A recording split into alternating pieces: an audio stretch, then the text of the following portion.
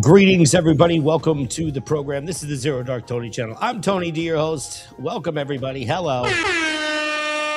We have some more breaking news to bring to you today. It's going to be a lot of fun. So, after rumors, reports, chaos, Benjamin Netanyahu has shown up again. Okay, so you're going to decide whether it's AI or not. You say he's in a room full of press people. We're going to see. All right. We're going to see. He is back in the game. So just as President Trump is doubling down on oil, pushing an energy dominance posture while the Iran war erupts across the Middle East. The stakes just went from dangerous to historic. Hit the like buckle. Hit that too. Hit the like button when you come in. So we are live, unfiltered. We're going to go through this Netanyahu thing, Trump and the oil situation. We have some Pentagon briefings to get to. It's going to be a busy day. We got a lot to get to. Wow, my mouth is marble today. We have a lot to get to. I'm so glad that you're all here joining me. So let's get to the Secretary of War here, Pete Hegseth, and General Raisin Kane giving you that briefing. Let's go.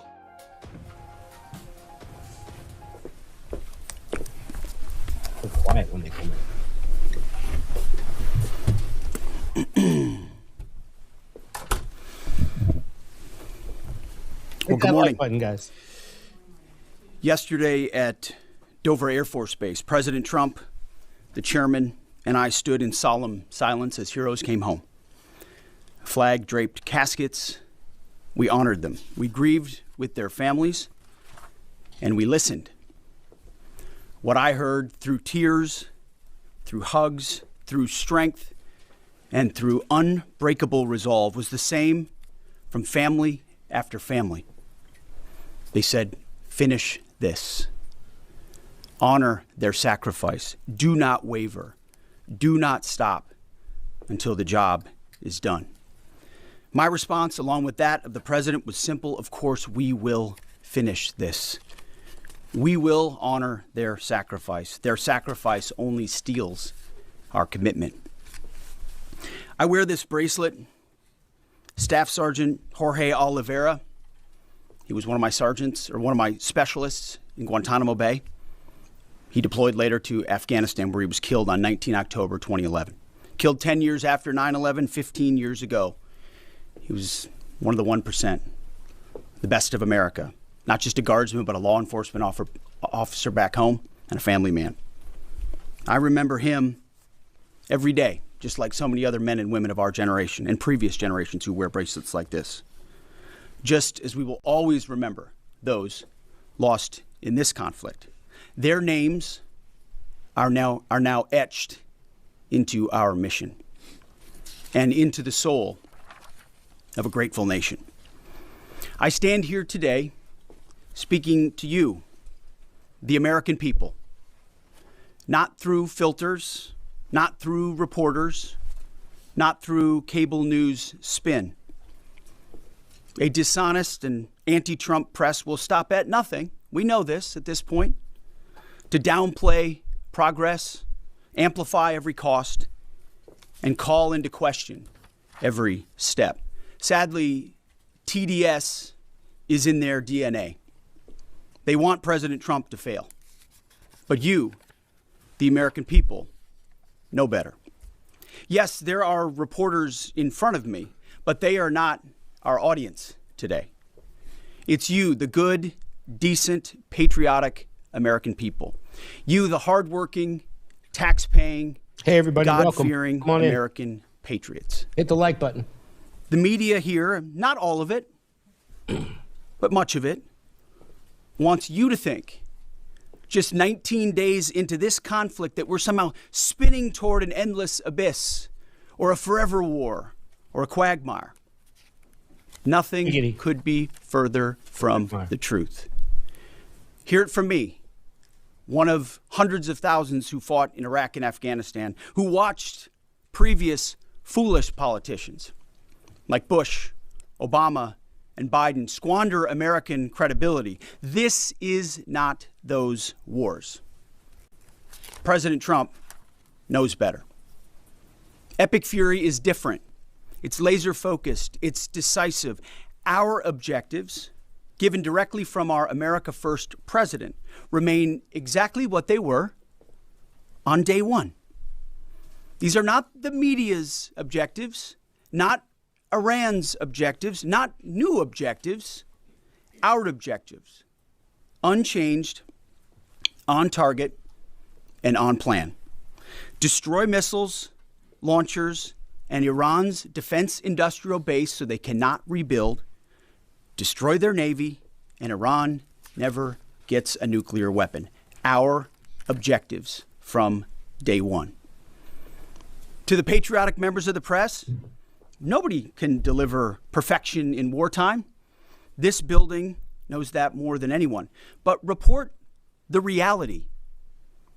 We're winning decisively and on our terms. Iran is a vast country, and just like Hamas and their tunnels, they've poured any aid, any economic development, humanitarian aid into tunnels and rockets. That's what they did with Hamas. Iran has funneled decades of state resources, not to their people, but into missiles and drones and proxies and buried facilities. But we are hunting them down methodically, ruthlessly, and overwhelmingly, like no other military in the world can do. And the results speak for themselves. To date, we've struck over 7,000 targets across Iran and its military infrastructure. That is not incremental. That is overwhelming force applied with precision. And again, today will be the largest strike package yet, just like yesterday was. As I've said from day one, our capabilities continue to build. Iran's continue to degrade. We're hunting and striking death and destruction from above. Iran's air defenses flattened. Iran's defense industrial base, the factories, the production lines that feed their missile and drone programs, being overwhelmingly destroyed. We've hit hundreds of their defense industrial bases directly. Damn. Their ability to manufacture new ballistic missiles has probably taken the hardest hit of all. Ballistic missile attacks against our forces, down 90% since the start of the conflict. Same with one-way attack UAVs. Think kamikaze drones, down 90%. Now, the Iranians will still shoot, we know that, but they would shoot a lot more if they could, but they can't. The last job anyone in the world wants right now? Senior leader for the IRGC or Besiege. Temp jobs, all of them. And to borrow a page from Admiral Ernest King in World War II, we've decided to share the ocean with Iran. We've given them the bottom half. We've damaged or sunk over 120 of their Navy ships, with battle damage assessments pending for many more.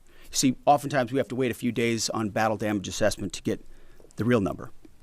Their surface fleet is no longer a factor. Their submarines, they once had 11, are gone. Their military ports are crippled. Iran has terrorized the United States and our interests for 47 years. Their core industries, not steel or agriculture or tourism, their core industries are state-sponsored terrorism, proxy militias, underground networks, ballistic missiles, and a violent, messianic, Islamist ideology chasing some sort of apocalyptic endgame. A regime like that, refusing to abandon its nuclear ambitions, is not just a regional problem. It's a direct threat to America, to freedom, and to civilization. What do you guys think of that? The world, the Middle East, our ungrateful allies in Europe, even segments of our own press should be saying one thing to President Trump. Thank you. Thank you for the courage to stop this terror state from holding the world hostage with missiles while building or attempting to build a nuclear bomb. Hit that like button for me, guys. Help me out with that algorithm. For doing the work of the free world. Appreciate it. Yesterday's ceremony reminded us why we fight. And everyone's opinions here are welcome. Put a 1 in the chat if you support Trump. Put a 2 in the chat if you don't. Everybody's welcome here. I appreciate you. Hit that like button. Not for nation building or democracy promotion, but to crush direct threats to America, Americans, and our interests. We fight to win, and we are winning on our terms, following our objectives.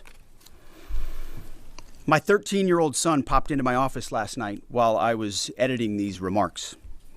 He asked about the war and the families I met at Dover. And I looked at him and I said, "They died for you, son, so that your generation doesn't have to deal with a nuclear Iran." It's the truth. And they did. So to the families who said, "Finish this," we will. And I say the same to every American who wants peace through strength. May Almighty God continue to bless our troops in this fight. And again, to the American people, please pray for them every day, on bended knee, with your family, in your schools, in your churches, in the name of Jesus Christ. To the troops, keep going, and Godspeed. Over to you, Mr. Chairman. Thank you, Mr. Secretary. Ladies and gentlemen, good morning, and thank you all for being here. I also had the honor yesterday, as the Secretary said, of traveling up to Dover with the President to welcome home our six fallen. It was an honor and a privilege for me to be there and to say thank you to their families. And I want to mention their names this morning. From the 6th Aerial Refueling Wing out of MacDill Air Force Base, Florida, but stationed as part of an active associate unit at Birmingham, Alabama, Major Alex Klenner, John Alex Klenner, Major Ariana Savino. She was posthumously promoted from captain to major, and Technical Sergeant Ashley Pruitt, the boom operator on that crew. From the 121st Aerial Refueling Ring, Ohio Air National Guard out of Rickenbacker Air National Guard Base in Columbus, Ohio, Captain Seth Koval, Captain Curtis Anks, and now Master Sergeant Tyler Simmons, who was also promoted in the boom operator on that crew. To a person and every family member I spoke with yesterday, they all shared that their family members loved serving. They loved being part of a great team and a crew, and they loved airplanes and aviation. Our nation's tanker crews really are unsung heroes, incredible warriors who put their lives on the line so we can continue to take the fight to an enemy. I've personally witnessed their courage and tenacity many times, from the morning of September 11th, where they answered my call for some help, to the skies over foreign countries where they've come forward out of their safe tanker track to give me gas when I simply could not leave a ground force that was engaged in a firefight. They've answered the call and come forward time and time and time again. I'm filled with incredible pride and gratitude for all that the tanker crews do, our pilots, our boom operators, and the maintainers. And to the families of our six fallen, know that we share your grief.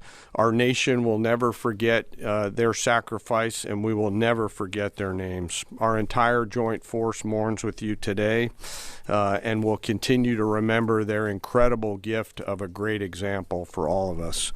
Now let me turn to an operations update.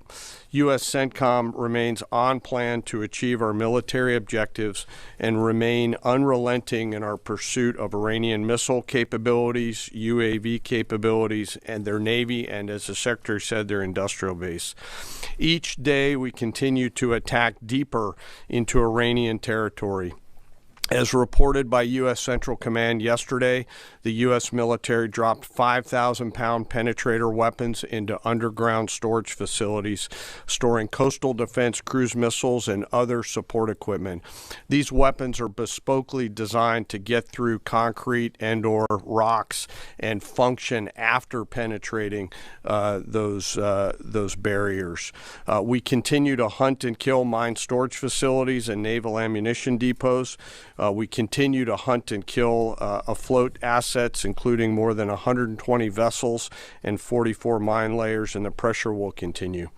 We're flying further to the east now and penetrating deeper into Iranian airspace to hunt and kill one-way attack garrisons, destroying Iran's ability to project power outside of its borders.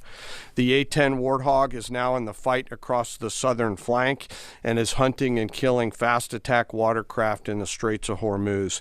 In addition, AH-64 Apaches have joined the fight on the southern flank, and they continue to work on the southern side, and that includes some of our allies who are using Apaches to handle one-way attack drones.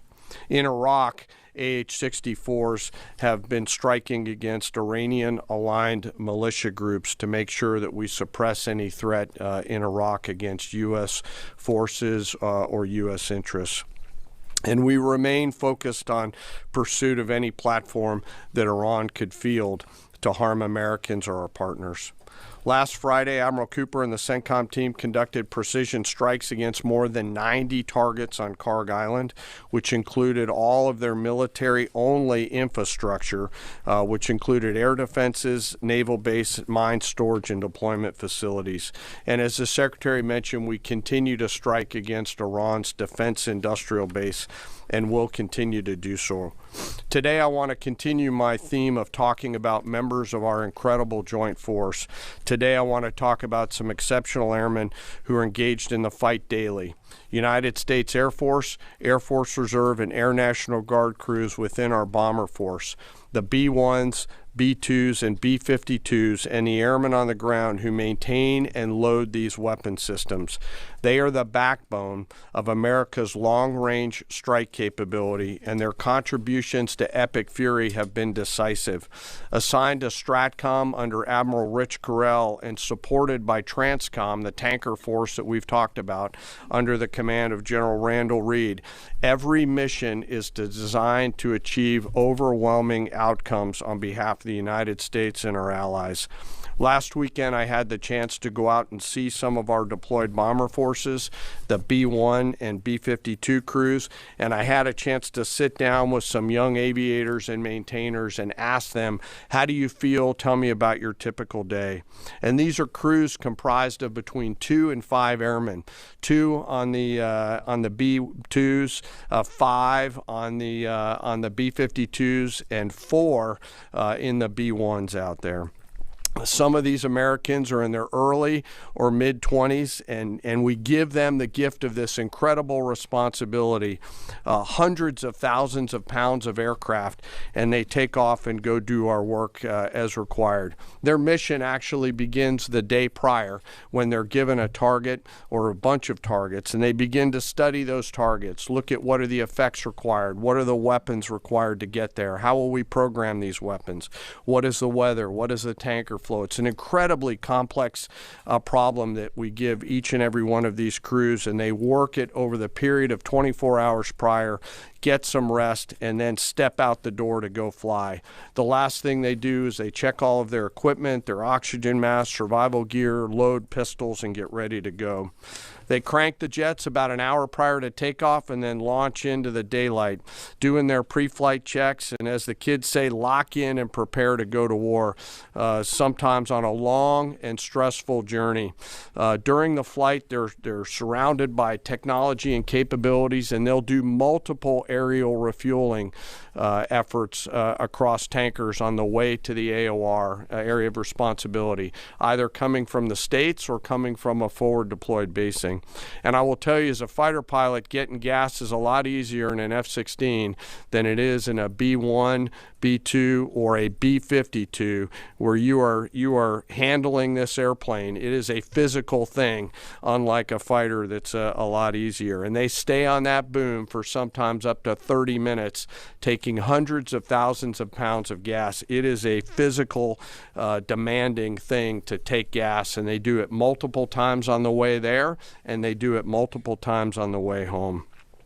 As they enter the operating area, they bring the entirety of America's joint force together to go do the things that we've tasked them to do, to put bombs on time, on target, with the proper effects. And I know they're feeling a range of emotions, but the thing the American people should take away from it is they're filled with a focus that is incredibly impressive. And they have fear, of course, but their bigger fear is, dear God, please don't let me screw this up. The warrior's prayer that we all all have in our souls. In the days of epic fury, they were shooting, as we've talked about in this room, a lot of standoff weapons. Now we've switched and rolled, as I mentioned last week, to stand-in weapons. And behind each and every one of them are incredible maintainers and weapons builders who go out there and make sure these aircraft and their weapon systems are ready to go. These airplanes are so big that they're not in hangars. They're out in the cold, out in the snow, out in the rain. The bombs are being built outside for protection and to make sure that it's safe, and they do it 24/7, 365. It's not comfortable work, but when you go spend just a minute with these incredibly young Americans who are so motivated, you cannot come away from that exchange not being hopeful for America's future. It is simply awesome. And we hand these Americans, young Americans, incredible and weighty responsibility, and they deliver every single time. Quietly, with professionalism and humility, doing the things that we ask them to do. In conclusion, we will continue major combat operations. As the Secretary said, we continue to get busier. I know the Secretary and I share that we're incredibly proud of 2.8 million members of our joint force. I am personally, and we are personally grateful for the tenacity and professionalism of the brave men and women who serve inside STRATCOM, CENTCOM, SPACECOM, CYBERCOM, TRANSCOM, and the rest of the joint force. And I'll close where I started. I ask today that we remember those 6 fallen that came home. They represent the best of our nation. For those families that are feeling the pain, know that we are with you and will remain with you. May we always prove worthy of their sacrifice. And I'll turn it back over to you, sir. All right, help me out with that like button so this gets out to more viewers. I appreciate you guys. Welcome. We are at the Pentagon. This is a Pentagon briefing with the Secretary of War, Pete Hegseth, and General Raisin Kane. So everybody gets to have their opinion. Just don't spam the chat. Everybody's welcome. No matter what you're for or against, this is an open forum. So speak your mind and hit that like button for me. Let's get it going. Take a couple questions. Thank you, Mr. Secretary. Thank you, Mr. Chairman. Given the updated degradation and strike target numbers you laid out, how close would you say we are towards achieving the president's objectives, and what is the end game of the operation without divulging any sensitive battle plans? Well, we wouldn't want to set a definitive time frame on that, but as we've said, we're on plan. So we're looking at those metrics very closely, relaying that to the president and the national security team, but feel confident that as again, we're more stand-in, means we're over the top, even further in, and we have even more of an exact sense of what we're striking and why, and even more dynamically, meaning because the intelligence improves, we're able to more quickly identify targets when they, let's say they come out of an underground facility where they've been hiding and able to strike it before it strikes or right after it shoots. But we're very much on plan, and that's why I want to speak to the American people here. You hear a lot of noise about widening or new missions or speculation about what we should or should not be doing. This is a clear set of objectives. The president has given us every capability we need to accomplish that. We've got the best in the world in uniform executing it on the ground. They believe in and are invested in this mission, and it will be at the president's choosing, ultimately, where we say, hey, we've achieved what we need to on behalf of the American people to ensure our security. So no time set on that, but we're very much on track. Absolutely. Yes, right here. Good morning, Mr. Secretary. David Zier, Real America's Voice News. What countries have been the most cooperative with us, including the Gulf states, as Europe hedges? And I also wanted to ask you, the internet blackouts by the regime, it's been shut down for weeks. Is the U.S. military playing a role in fighting against the regime, blocking VPN networks and satellites and other things? Is there a role for the U.S. military there? Obviously, on the allies and partners side, Israel from day one has been an incredible and capable partner, willing and able. There's nothing like capabilities and partners that are able to use them. The Gulf states have stepped up incredibly. In fact, Iran's sort of reckless attempt to strike civilian infrastructure and other things has brought countries who maybe would have not been as all in as they are today squarely into our orbit. And we're proud to be defending with them, standing with them, you name it. UAE, Qatar, Bahrain, Kuwait, Saudi Arabia, and others who have been right there. And we're grateful for that kind of support. As far as the internet, we're watching the regime try to tighten its grip as much as possible. And we're obviously taking countermeasures, many of which we can't talk about here, to ensure that messaging is delivered, not just to the Iranian people writ large, but to the right audiences, certain audiences that need to hear certain things about what their fate might look like or what their choices are. So even though that regime is trying really hard to ensure the world can't see, right? They want to put out fake AI-generated images, which, by the way, sometimes our press happens to fall for, like the Abraham Lincoln on fire and turning around. These AI-generated images are meant to make it look like something's happening when the exact opposite is. So they make up fake reports and fake images to lie to their own people to try to make it. But even then, their own people can barely receive a lot of those messages and communicate because of the blackout that they've imposed upon them. But we work around that for sure. Thank you, Mr. Secretary. General, overnight, Iran launched missiles across the Gulf. They managed to hit the Saudi oil refinery on the Red Sea. What does it mean that they have that capability now, 3 weeks into the war? And Mr. Secretary, you mentioned civilian infrastructure. Iran seems to be treating U.S. diplomatic outposts, embassies, consulates like they are legitimate hard targets in the region now. What is the Pentagon doing to, I guess, secure those assets, stop those attacks? Absolutely. Thanks for the question on the missile strikes. You know, as we said and have always said clearly, they came into this fight with a lot of weapons. This is why we continue to be as aggressive and assertive as we can against their ballistic missile capability, both their medium-range ballistic missile capability and their short-range missile capability. So we are continuing to hunt and find them and kill them, and we will continue to do so. So they still retain some capability. And we have layered defenses throughout the region that will allow us to protect those. And we're working with our partners across the Gulf region to help them improve any defensive capabilities that they may need. To that point on capabilities, you know, Iran is an energy-rich country, could be, should be. Instead, like so many other places driven by a radical ideology, they've spent that money instead of investing in their people. And that's why you had millions of Iranians protesting. Because they felt like their quality of life didn't match what it could be or should be. And what was the Iranian state? There's a reason we call Iran the #1 state sponsor of terrorism, because they took the money they make and they invest it in tunnels, and they invested in missiles, and they invested in launchers and UAVs, and we are destroying and degrading that in historic proportions. But it doesn't mean they won't still have some and try to hold people at issue, which is why we're fighting every single day to continue to compel. And you mentioned embassies and consulates. Unlike previous administrations, we are doubling and tripling down on ensuring that our people, regardless of their Department of War, Department of State, whatever they do, are secure in those facilities. And the best defense is a good offense. And so we're not afraid to go after and kill anybody, and we have a lot of them attempting to target our diplomatic facilities. Iran, you know, we're not surprised that they would indiscriminately target, and we're still seeing that. But Jerry. As part of the justification for the war against Iran, the White House has laid out in fairly comprehensive fashion that the Iranian regime's 47 years of terrorism aimed at the U.S., including pointing to the IRGC's provision of weapons and EFPs to help kill Americans in Iraq. The Pentagon in 2019 assessed Iran was responsible for the deaths of at least 603 service members in Iraq, but there hasn't been a similar public accounting by Iran's role helping the Taliban in Afghanistan. And that also hasn't been part of the White House's public argument.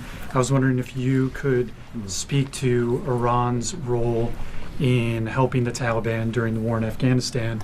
And Chairman, as you and the Secretary eloquently spoke about, 13 U.S. service members have been killed so far during Operation Epic Fury. I was wondering what lessons have been learned from those deaths, both from Iranian strikes, from an aircraft refueling accident. How are those lessons being applied to the current conflict? And how are those lessons going to be applied to a potential conflict in Welcome. Thank you. Well, thank you for the question. And it's true. In a town that can have a very short memory, President Trump does not. He remembers what this Iranian regime was founded on, what their declaration has been from the beginning: death to America, death to Israel. They've stated that. They've intended to, in every way, try to accomplish that, killing Americans in any theater they can, embassies for quite a long time. In Iraq, that was the deadliest weapon, was the EFP, the explosively formed penetrator. I was there when that tactic and technique started to emerge, and the realization was it wasn't just jihadis putting together 155 rounds daisy-chained. It was an entire state, a country with its apparatus able to mold steel in a way that was specifically designed to penetrate American armor and kill Americans. This was not, maybe we send them a couple of thoughts about how to build a bomb. This was Iran specifically passing technology and wherewithal and personnel into Iraq to kill Americans specifically. I know the number is said to be 600. A lot of us think it's higher than that, given the amount of capability they brought in. So they have been at war with us, whether we acknowledge it or not, for 47 years. The same goes in Afghanistan. Name the Islamist enemy, whether they are Sunni or Shia, because this is a Shia regime, Sunni or Shia, and Iran's been willing to harbor them as long as that group is willing to try to kill Americans. So the enemy of their enemy has been their friend as well in the Islamist world. So Iran, whether it's Iraq, whether it's Afghanistan, whether it's around the world, has been targeting Americans. And what they wanted in this context, and what President Trump would not tolerate, is a regime of that nature being closer and closer to nuclear capabilities, a capability they would have said they would want to use, and we ought to believe what our enemies say they would do if they got the most dangerous weapon in the world. So it's been across every theater that Iran's been a threat to America, and sometimes we have to remind folks of that, but thank goodness we have a commander-in-chief who, on behalf of this country, has internalized that and said, hey, we're going to do something about it. Jerry, I do want to talk about the lessons learned question because it's important to me. I won't share particular tactical lessons, and the KC-135 incident is under investigation. But I do want to talk about how I think about this and how we think about it. And this is something that I'm pretty passionate about. I believe the Joint Force has to be a very fast learning organization. Early, often, and always. And so in each case, both at the strategic, operational, and tactical level, we've charged the Joint Force to look at themselves and say, what was our plan? Well, first, did we have a plan, yes or no? The answer is always yes, because we plan for literally everything. Did we execute our plan, yes or no? If we did it work? If not, why not?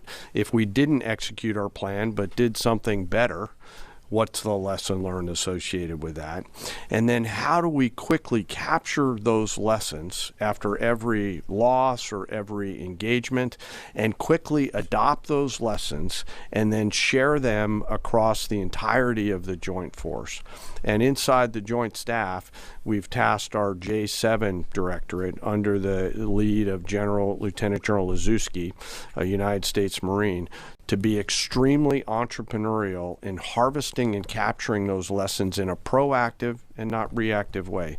In fact, we've got teammates from the J7 who are now spread out across the CENTCOM theater, both here in the States and forward, to ensure that in every opportunity we do not miss a chance to grab that lesson and quickly accelerate it into the practice that we adopt inside the Joint Force, so that if there's a loss or if there's something that we can learn from, that we learn it not only in the CENTCOM AOR, but we adapt it across all of the combatant commands, not just Indo-PACOM.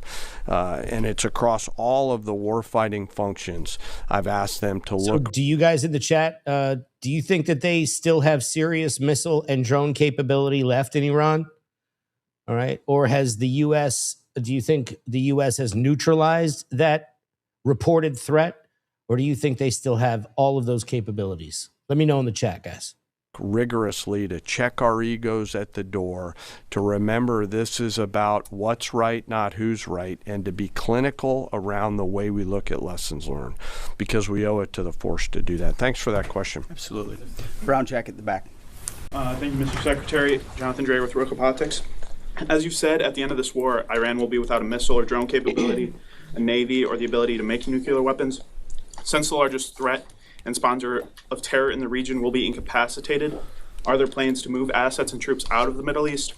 I guess in a perfect world, a year after the war has ended, What does the military presence in the Middle East look like He's a compared to little before nervous. the war? Well, I appreciate He the had a question. little dry mouth there. I He was a do little think when nervous, you I think. address a real threat He did a head great on, job. it Good creates job, new buddy. options on That the other can't be side. easy. Right? I think what President Trump refuses to do, which too often this town does, is just sit in the status quo. Oh, nobody can do about that. They've got too much capability. What if this happens? What if that happens? He instead says, what's in the interest of the American people?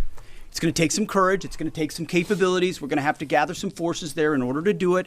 We're not going to tell people how many or how long or what we're willing to do or what we're not willing to do. But if you do that and do that decisively, then out the other end is a recognition that it opens the aperture of what's possible. I mean, President Trump did the same thing in creating an opportunity for the Abraham Accords. Now you've got a situation where a lot of those countries are coming alongside us, recognizing the threat of Iran. So I think our posture in the future will be based first and foremost on our own national security, power projection, the ability to defend our people and our interests. But no doubt, working alongside our partners, the president will look at what makes the most sense going forward. I appreciate that question. Yes, right here. War crime, is that the policy of the U.S. military Excuse me, now? I didn't. Thank you, Secretary. Next up, two questions for you. The Vice President has often emphasized that the goal of this war is to denuclearize Iran while also avoiding a larger quagmire. I know that you touched on this. I'd like you to expand on how do you do that? How do you denuclearize the country while also avoiding this, forever war? Larger quagmire. And then there was a report last night that the Pentagon asked the White House for $200 billion for Iran war supplemental. Can you confirm this, and can you explain why a package this large is necessary? Well, first of all, none of this would have been possible without Midnight Hammer. Hit the like without button. that audacious Thank mission you, with guys. very clear goals that did obliterate their ability to enrich and the capabilities they Help me have out in with those that facilities. algorithm. So it created the conditions for Iran to step forward and say, okay, you can reach out and touch us like that in our nuclear ambitions. You can see that we're still trying to do this. Let's make a deal. And President Trump put our two best folks on it, Steve and Jared, and they worked diligently, earnestly. I watched it to try to pursue that deal. And ultimately, I think the whole time Iran sort of said, well, we'll talk as we build more missiles and as we build more UAVs and we create this conventional umbrella so that if we chose to, we could try to reconstitute the program. And sort of naively thinking that President Trump wouldn't do something about it. And that's why, as Secretary Rubio has said, and I've said, it's the conventional umbrella that was growing and growing and growing that was meant to protect that nuclear capability. So you had to address both what happened with Midnight Hammer. Welcome, everybody. And what Come happened in, with come that in. As well. As far as $200 billion, I think that number could move, obviously. It takes money to kill bad guys. So we're going back to Congress and our folks there to ensure that we're properly funded for what's been done, for what we may have to do in the future, ensure that our ammunition is... I think that quote he just said is going to reach the headlines. It takes money to kill bad guys. He just said it. Everything's refilled, and not just refilled, but above and beyond. I mean, President Trump, as he said, rebuilt the military in his first term, didn't think he'd use it as dynamically in his second, but he had. So thank goodness he did that. And an investment like this is meant to say, hey, we'll replace anything that was spent. And now that we're reviving our defense industrial base and rebuilding the arsenal of freedom and cutting deals like our great deputy secretaries here is doing, long lead times on exquisite munitions, we're going to be refilled faster than anyone imagined. And Netanyahu coming up in just a couple minutes, guys. I think we're also still dealing with the environment that Joe Biden created, which was depleting those stockholds and not sending them to our own military, but to Ukraine, which is every time we reach back and look at any sort of a challenge we have, it goes back to, well, send it to Ukraine. Ultimately, we think this should be these munitions are better spent in our own interests at this point, and this kind of funding bill is going to ensure that we're properly funded going forward. We'll take one more right Thank here. you, sir. Thank you, Mr. Chairman. Jordan Conradson with the Gateway Pundit. So with the strike yesterday on South Par's gas field, if the U.S. didn't know about it or didn't approve of it, it kind of seems like a trend of Israel apparently pursuing their own objectives over U.S. objectives. I'm not sure if you agree with that, but the president has said he doesn't want to hit Iran's oil infrastructure right now. As you said, the U.S. avoided this on Park Island. Oil's nearing $120. Why are we helping Israel prosecute this war if they're going to pursue their own objectives? We hold the cards. We have objectives. Those objectives are clear. We have allies pursuing objectives as well. And the truth speaks for itself. I mean, President Trump was very clear about that. Iran has weaponized energy for decades. Israel clearly sent a warning, and POTUS has made it clear, very clear. Iran knows when you hit Karg Island and you hit military capabilities on Karg Island, which is the only thing we hit, we can hold anything at issue, anything. The United States military controls the fate of that country. The United States controls the fate of that country. Wow. Well, strike up the band because Bibi's back. This is reportedly in front of the world press. We're going to keep a close eye on this, and we're going to sort of figure out here what you guys think about it. If this is AI or is this Bibi? Bibi's back and you're gonna be in trouble. Hey now. Let's have a listen. Hey now, Bibi's back. Speaking in English. Welcome to the Foreign Press. First of all, I just want to say I'm alive and you're all witnesses. And now that I dispatched this piece of fake news, I want to give you an update on Operation Roaring Lion. Under President Trump's visionary leadership, got to see his hand. America and Israel are acting together in Iran with great determination and unprecedented strength. Operation Rising Lion is designed to remove the existential threats posed by the Ayatollah regime, the regime that has waged war against America and Israel and the people of Iran for 47 years.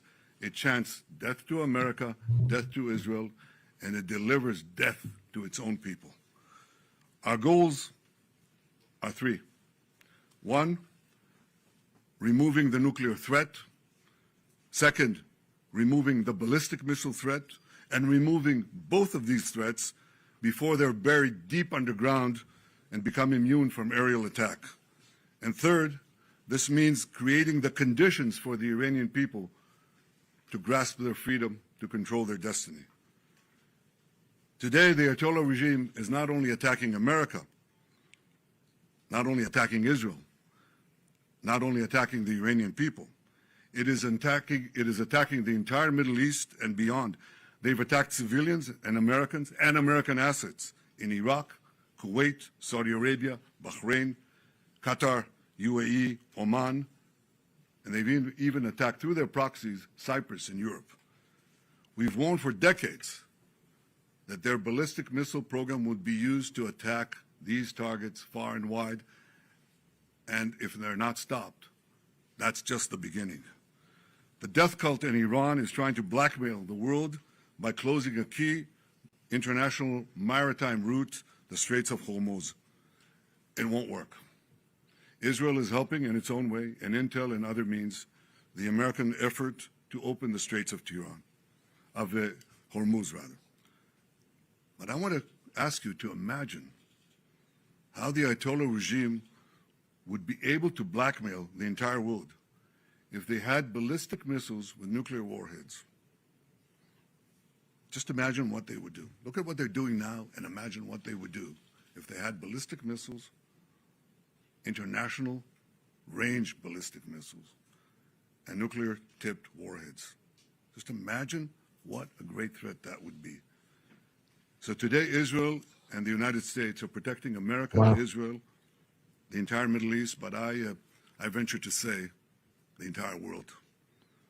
Despite the fake news that is unfortunately being spread since the start of the war 20 days ago, we are winning and Iran is being decimated. Iran's missile and drone arsenal is being massively today and will be destroyed. Hundreds of their launchers have been destroyed. Their stockpiles of missiles are being hit hard, and so are the industries that produce them. That's important. In Rising Line, we destroyed missiles and we destroyed a lot of the nuclear infrastructure. But what we're destroying now are the factories that produce the components to make these missiles and to make the nuclear weapons that they're trying to produce. We're wiping out their industrial base in a way that we didn't do before. Iran's air defenses have been rendered useless. Their navy is lying at the Like bottom and of the subscribe, sea. guys. Like and subscribe. We hit the other part of their navy in the Caspian Sea.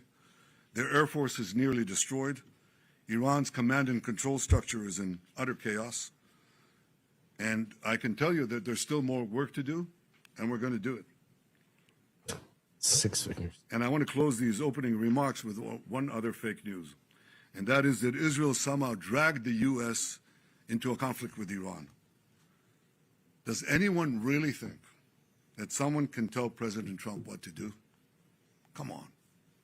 President Trump always makes his decisions Okay, on Bibi. what he thinks is good for America. Okay, Bibi. May I add, I think what is also good for future generations. In this case, those interests are absolutely clear, and so is the clarity of our achievements. Together in close coordination with President Trump, the close coordination between Let's see this. Put a 1 in the chat if you support Israel. Put a 2 in the chat if you do not support Israel. There's a cracking question for you guys. Put a 1 in the chat if you support Israel. 2 if you don't. Let's see who's in the room. America and Israel. And hit the like Our button. militaries, our intelligence services, we're achieving goals in lightning speed. But I want to say another word. It's been said that for 40 years, I've been saying that Iran is a danger to Israel and a danger to the world. That is true. You know who else said that? President Trump.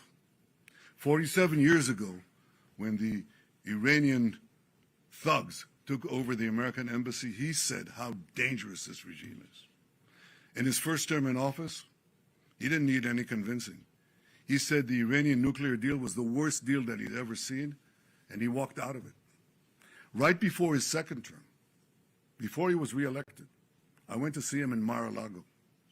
The first thing he said to me was, Bibi, we've got to make sure that Iran doesn't have nuclear weapons. He just spoke He about said that to himself me. in the third person. I didn't say it to him. He didn't need any convincing there either. Now, why did he say that? And also make sure you like and make sure you're subscribed to the channel. A lot of breaking news here. Because for more So than hit those notification bells for my horizontal videos. 4 decades, this regime, as I said in the beginning of my remarks, is chanting death to Israel, death to America. But they say Israel is only the small Satan standing in their way. The great Satan is the United States of America. And these ideological fanatics, these lunatics, define their raison d'etre, their reason for being, is wiping out Western civilization and America that leads it. They have claimed the lives, they've named Netanyahu. and wounded thousands of Americans in Iraq and Afghanistan. They killed the American Marines in Beirut. They bombed your embassies. They tried to assassinate the American president, Donald Trump, not once, but twice.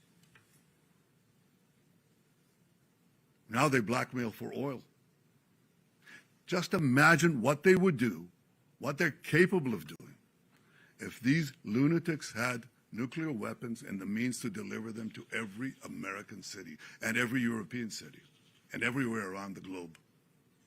This is a danger for the entire world. It's certainly a danger for Israel. It's certainly a danger for America.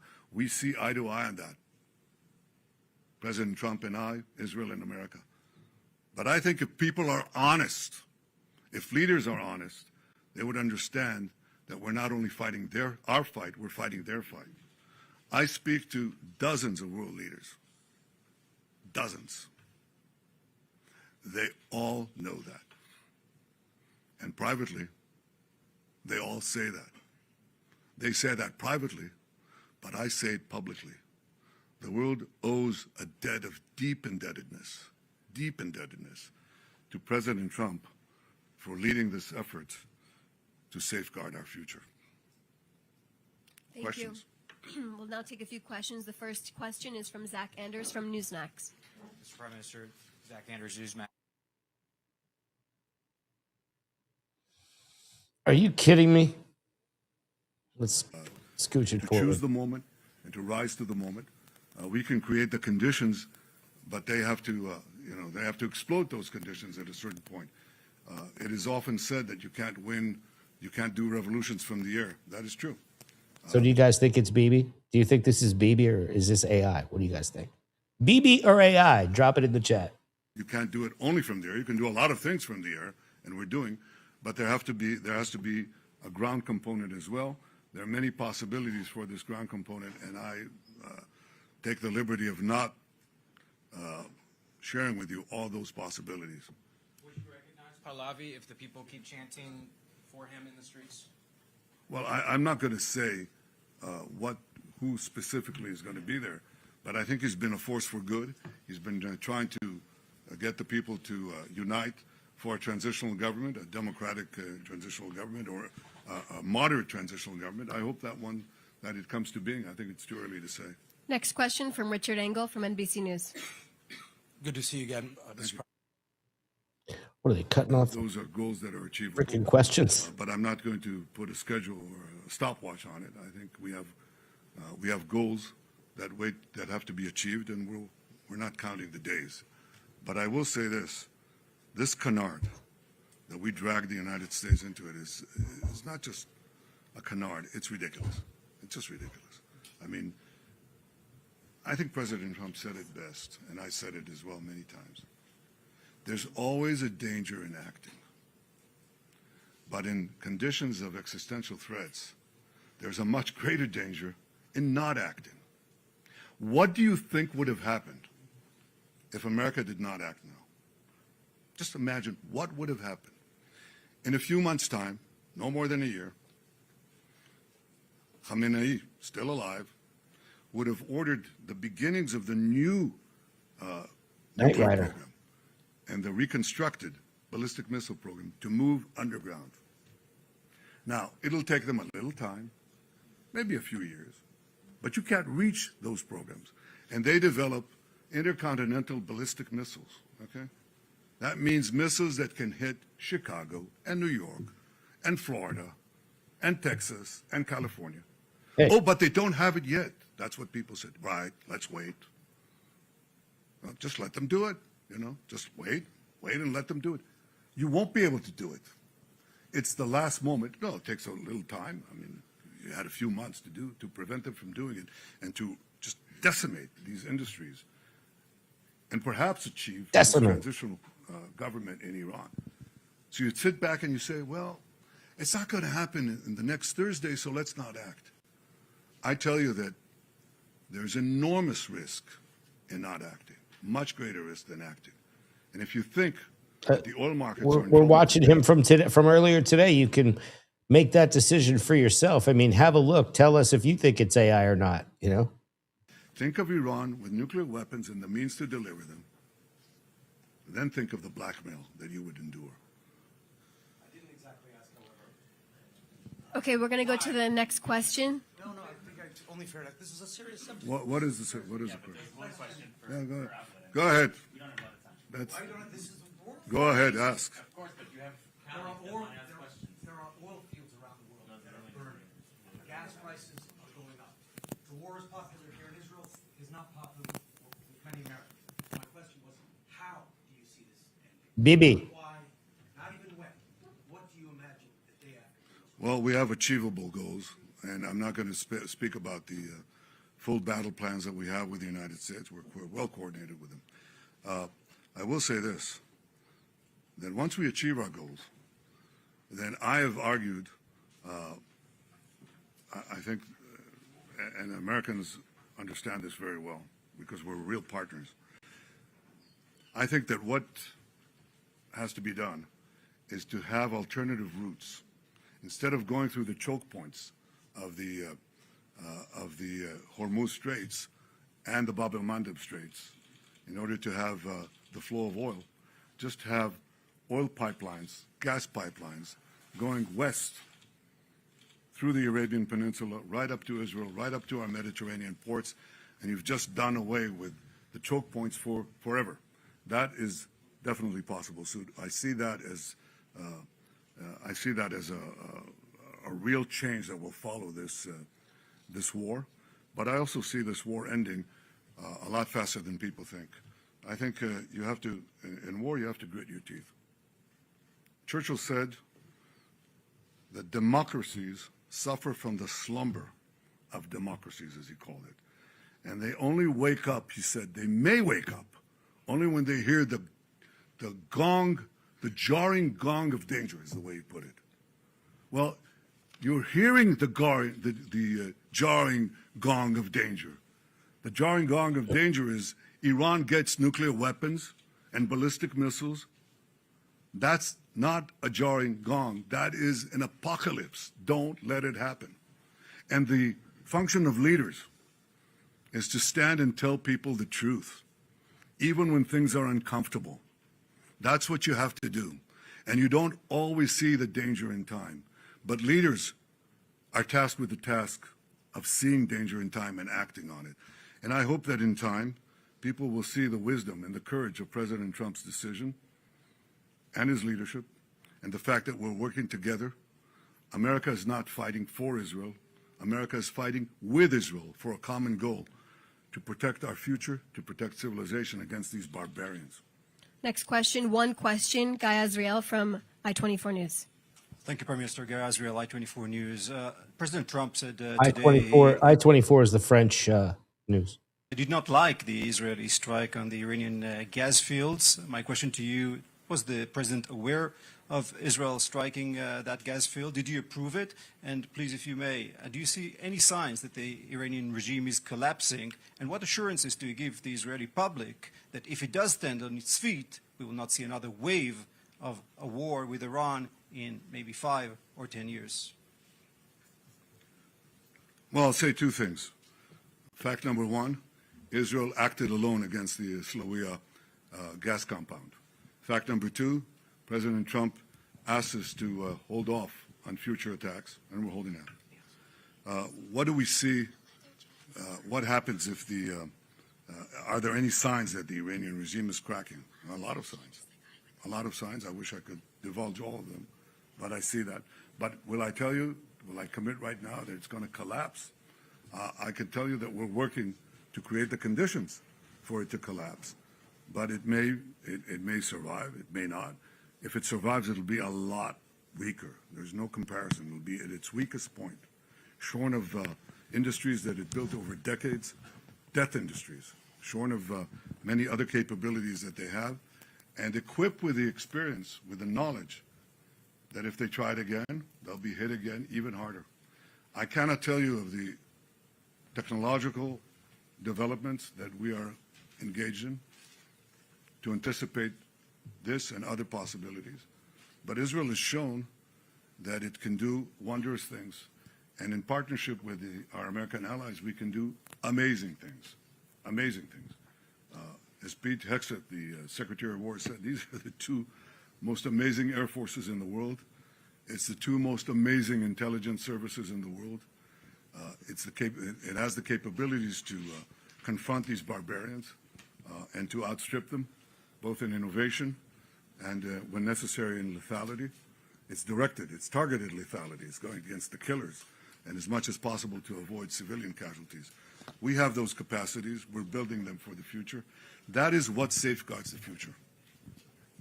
You know, if people want to be naive, that they don't see the kind of world we're living in. In this world, it's not enough to be moral. It's not enough to be just. It's not enough to be right, you know? One of the greatest writers of the 20th century, someone that I admire a lot, was the historian Will Durant. Now, he wrote many volumes. I read most of them.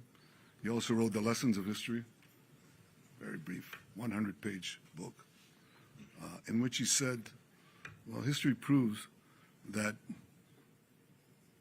unfortunately and unhappily, Jesus Christ has no advantage over Genghis Khan. Because if you are strong enough, ruthless enough, powerful enough, evil will overcome good. Aggression will overcome moderation. So you have no choice. If you look at the world as it is today, you have to be blind not to see that the democracies led by the United States have to reassert their will to defend themselves and to oppose their enemies in time while there's still time, before the jarring gong of danger wakes them up and wakes them up too late. This is where we are now. The fact that people don't see that, the fact that a lot of the news media are harking on a lot of fake news, but also a lot of short-sightedness, and do not see the historic period and the historic struggle that we are engaged in now, doesn't obviate these truths. We have to be strong. We have to be armed. We have to be more powerful than the barbarians, or they will not be merely at you the ain't gate, lying, they'll Mr. crash Med. our gates and I'm a destroy big us fan of as well. Tusi. That's what Israel is doing now with the United States. And I'm very proud of the fact that the Israeli people are standing strong, that the Israeli army is standing strong. We rose from October 7th. Our people, our soldiers, rose like lions. But in protecting ourselves and in joining with our great American friends, we're also protecting the entire world. Thank you. Next question, Tom Burridge from ABC News. Hi, Tom Sufi Burridge, ABC News. Easy, Prime Minister, easy on the mic, Tiger. given the escalation of attacks on U.S. allies across the Gulf, I'll pull that down given the a little bit. spiraling energy costs, the high costs in general, the U.S. service personnel killed in this war, many Americans are asking that question, whether you misled their government into starting this war, and for how long should Americans keep paying the price? Well, I misled no one, and I didn't have to convince President Trump about the need to prevent Iran from developing its nuclear program, putting it underground, and being able to launch nuclear-tipped missiles at the United States. He understood that. He explained it to me. I didn't explain it to him. And I think that our partnership is the only way to avoid this catastrophic development. The loss of servicemen is painful. Early on in my military service, a fellow soldier died in my arms. I lost a brother who fought terrorists, led the historic Entebbe rescue. The cost to bereaved families is enormous, and I sympathize and send the condolences of the people of Israel to these families and to the American people. Freedom is precious. It has its costs. But if you're not prepared to defend it, if you're not prepared to resist the tyrannies that are trying to arm themselves with the weapons of mass death, you will have no future. And therefore, we're doing what we can. As far as oil prices rising, spikes, you know what a spike is? You know what a spike is? It goes up and goes down. The Americans are working very hard, and we're trying to help them in every way that we can, to open the straits of Hormuz. And if they succeed, which I think they will, then oil prices will come down. But if you say, all right, I'm suffering right now, and people are, then I shouldn't do anything. I just succumb to the blackmail. Let Iran get on with it. Let them develop nuclear weapons and ballistic missiles to deliver them to New York and Los Angeles. You're going to be blackmailed in ways that you can't even imagine. I think what this war has done is unmask what Iran is. You know, we've said for years, look at these people. They're doing things that normal regimes do not do.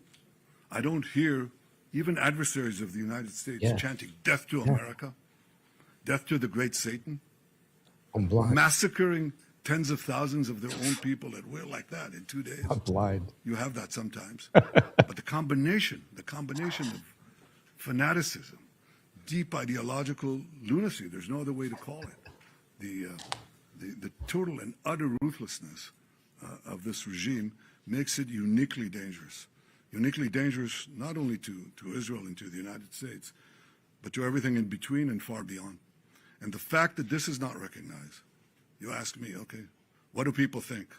What did they think in the 30s? What did they think in the 30s when you had a terrible, ruthless, killer regime led by a lunatic that took one country after the other, did it very sequentially? What did they say? They said what? They said, let's stay out of this. It's not our war. It's not our problem. Maybe it's only the Jews. Have we learned nothing, absolutely nothing in these 80 years? We cannot see the danger that lurks. It doesn't lurk. It's risen from the mud. It's right in our face. It's splattering blood right at us. I can't believe that we're clueless. We're not clueless. I talk to many American friends. They're not clueless. They understand this. Some don't. Some are adamantly opposed, but many are adopting a wait-and-see attitude. But I can tell you that I've spoken, as I said a minute ago, I've spoken to many, many leaders. We're talking about dozens and dozens of leaders. And they all say the same thing. I understand it. Some of them come out and say it. They're bold. And some of them say, I don't know, I wish, I understand it, but some of my people don't, or my news media are against me and so on. I was glad to see. Thank you, Daisy, for the 30 jewels. Thank you so much.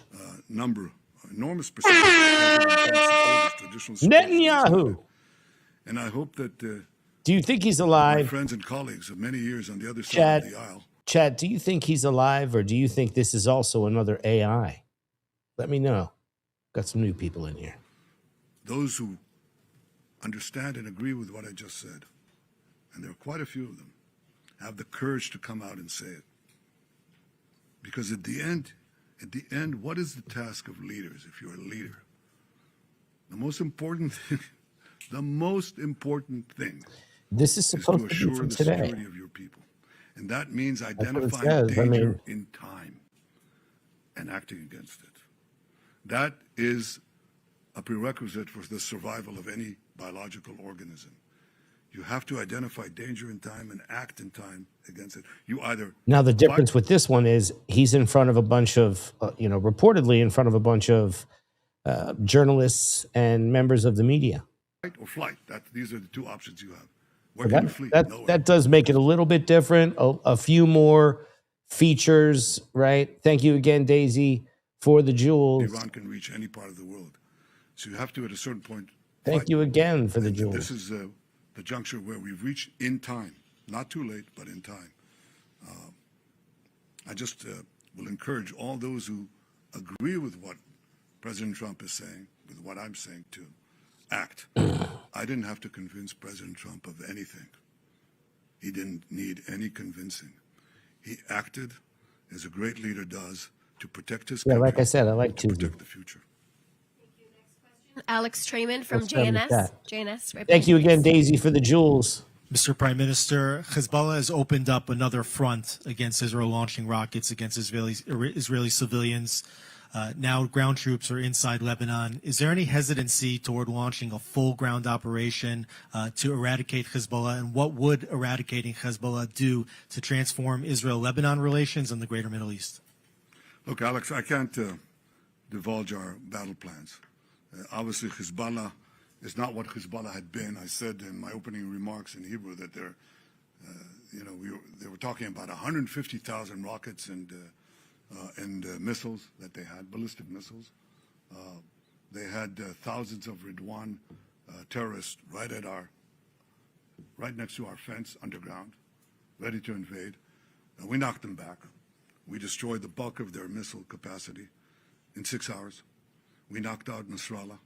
We destroyed all the Hamas, or rather all the Ridwan infrastructure right next to our border. We now have a security corridor, a security zone that is there that prevents this kind of invasion. And we have plans for the future. Obviously, our number one effort is geared towards Iran. If the regime goes, you know that Hezbollah goes. But in any case, we're devising our plans in such a way that we could remove this threat as well. Thank you. Final question from Jeremy Diamond at CNN. Mr. Prime Minister, Jeremy Diamond, CNN. Nice to see you. You've assassinated Iran's supreme leader and dozens of other senior Iranian officials. The result of that so far has been the appointment of a Like new and supreme subscribe, leader guys. considered Like and to be even subscribe. more hardline than his father. The Iranian regime is not showing any signs of collapse as of now. So I wonder, what do you say to those who say that killing those individuals is in fact empowering the hardliners in Iran? And are you confident that your strategy will still lead to regime change? And then secondly, if I may, you've also indicated today that you made a commitment to President Trump not to strike these oil and gas facilities in the future.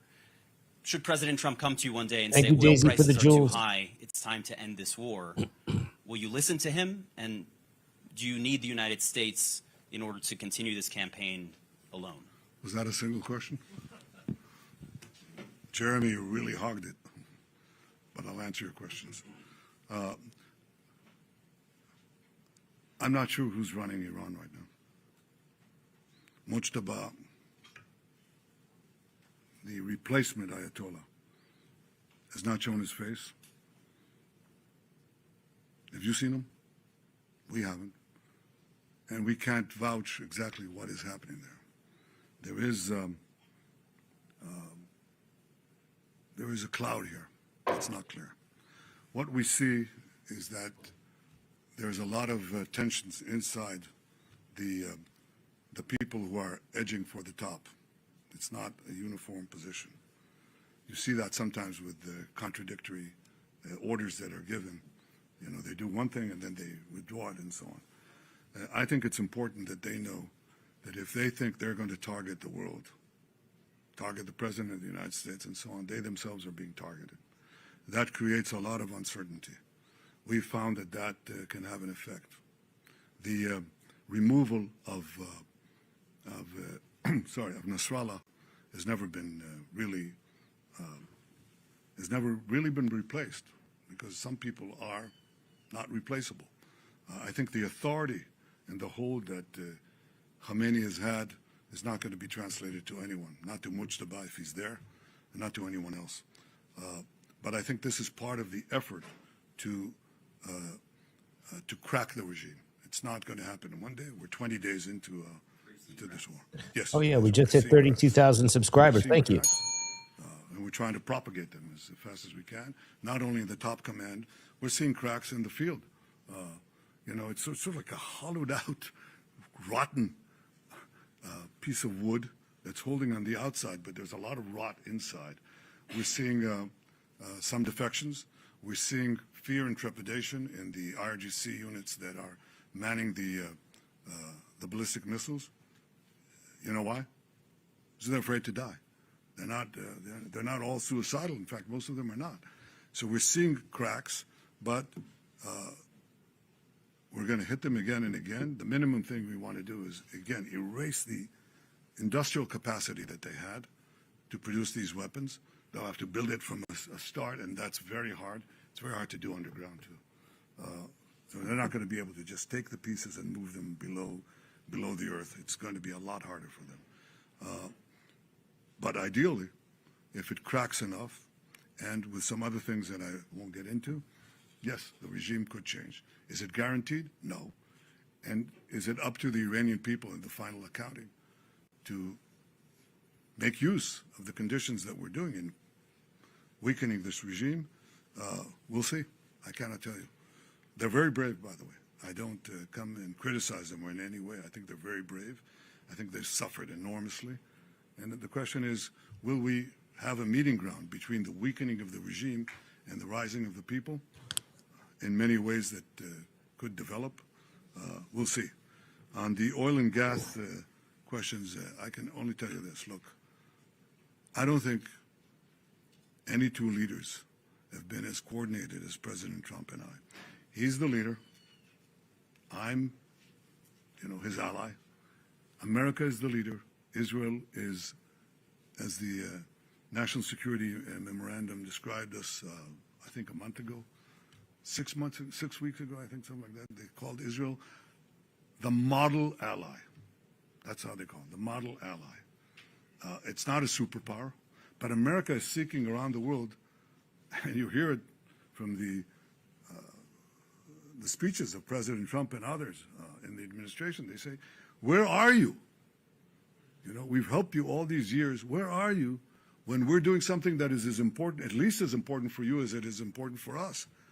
And yet one country is there, and against all the vilifications that are leveled at Israel, Israel is sponging off America and all that. No, it's not. It's not.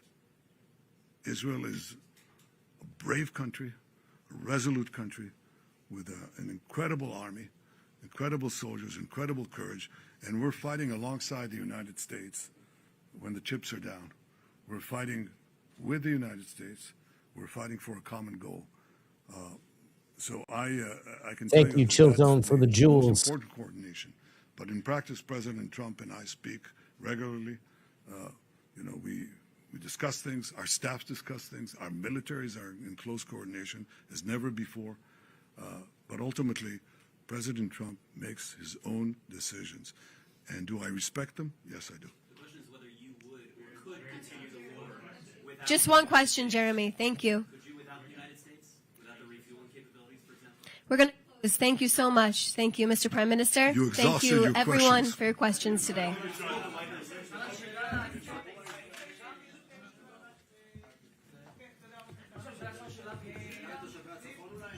Thank you, everyone. תושבי הצפון הם גיבורים. תושבי הצפון עומדים כרגע במעמסה הקשה. כל אזרחי ישראל עומדים במעמסה קשה. אבל הם עומדים במעמסה קשה במיוחד. Thank you, Blackish, זמן ההתראה שלהם הוא הכי קצר. for the jewels. ואנחנו מתכוונים לעזור להם בכל דרך, אבל בסוף העזרה הכי גדולה זה להרחיק ולהסיר את האיום, ואנחנו לא נוותר על זה. Thank you so much. ואנחנו לא We're נוותר going to על be זה. concluding now. תודה Thank רבה you, לכם. Mr. Prime Minister. Thank you. All right. Well, there was Netanyahu. We're going to jump over here. There was something kind of special going on today with the Senate Intelligence Committee, and Tulsi Gabbard, the head of the FBI, the head of the CIA, they're all here. And, this is the big leagues. Let's have a listen. From now to resync a rebuilt Navy and rebomb rebuilt missile launchers. Is this going to be an every 9-month thing, or is it going to be annual? The very core purpose of the intelligence community is to answer these questions for the president, for us, and for the American people. Right now, as we watch the dignified transfer of lost American patriots at Dover, as we watch gasoline approach $5 a gallon, as we watch our allies mocking us on the world stage. Hey, what are the gas prices where you are, guys? Let me know. Let me know where you are and where you're watching from, but let me know what your gas prices are. I'm curious. We need to know. Were those questions asked? I'm in LA. We're already over $5 a gallon in certain places. Fast approaching $6. How did you answer them for the President of the United States? And did he listen? I understand that the administration may come to the Congress to ask for funding of $200 billion for this war. As you answered those questions for us today, I'd ask you to remember that old saying, if you want me there for the landing, make sure I'm there at the takeoff. Thank you, Mr. Chairman. I yield back. Thank the gentleman for his comments. Before I turn it over to Director Gabbard, I would like to thank General Hartman for nearly 4 decades of service. I know you're retiring, I think, tomorrow.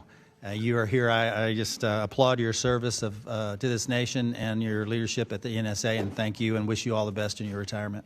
Thank you, Chairman. I think tomorrow as well. All right. Thank you. Director Gabbard, you're recognized. Thank you very much. Good morning, Chairman Crawford, Ranking Member Himes, members. I'm here today to present the 2026 Annual Threat Assessment and joined by my colleagues, the directors of the CIA, the DIA, FBI, and NSA. This briefing is being provided in accordance with ODNI's statutory responsibility.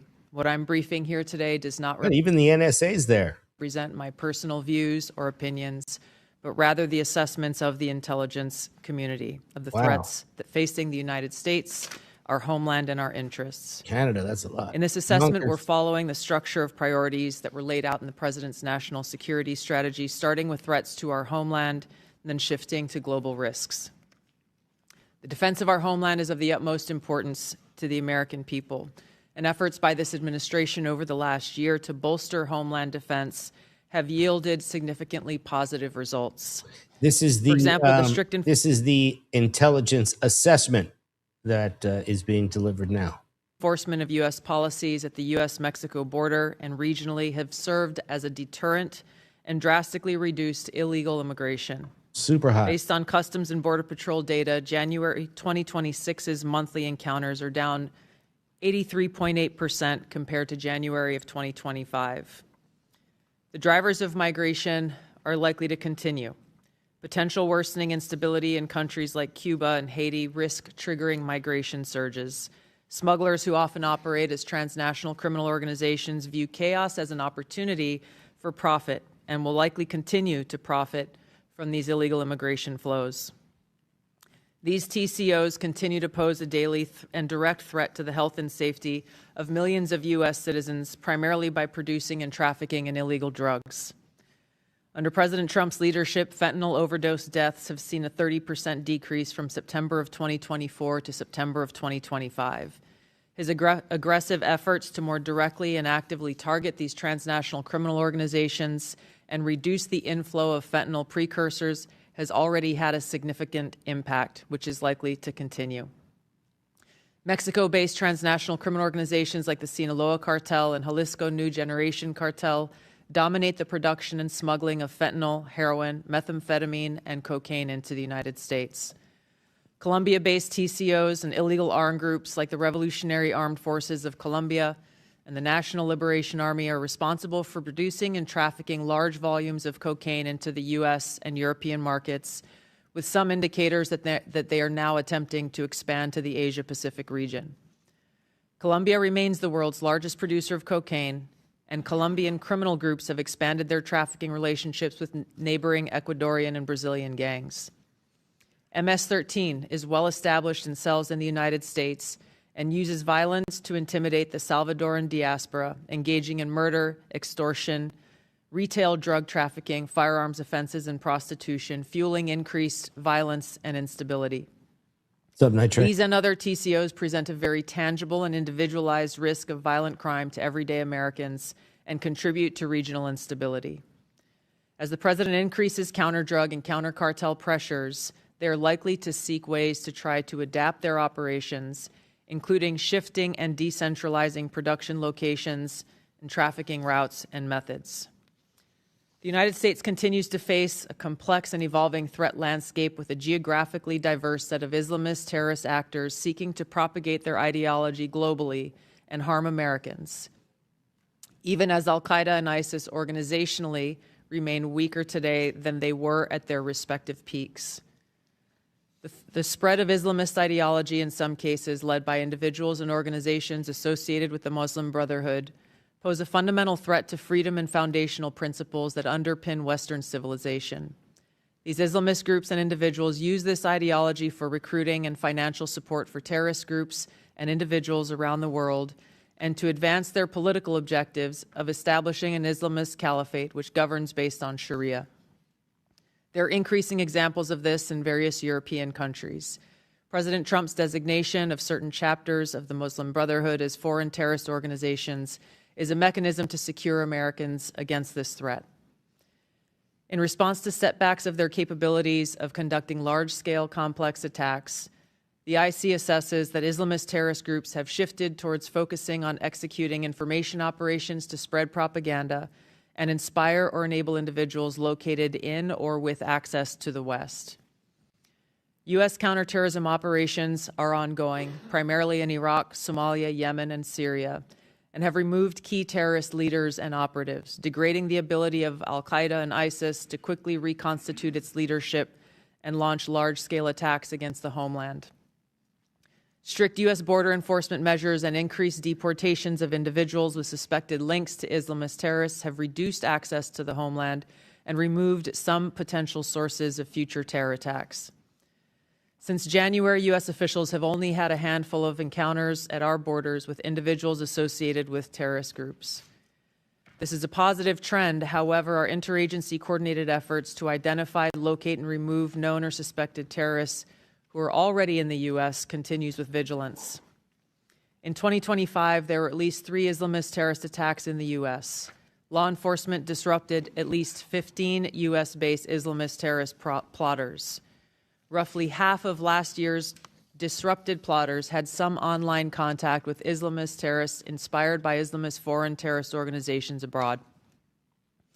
Al-Qaeda and ISIS pose the biggest threat to U.S. interests overseas in parts of Africa, the Middle East, and South Asia, where these groups operate. In the Middle East, AQAP in Yemen, ISIS-K in South Asia, and ISIS in Syria are among the most likely groups conducting external plotting. ISIS in Syria specifically is likely seeking to rebuild its ranks, expand support networks, and solicit funds by re-engaging with and recruiting from the likely hundreds of ISIS detainees and thousands of ISIS-linked women and children who escaped or were released from prisons and displaced persons camps.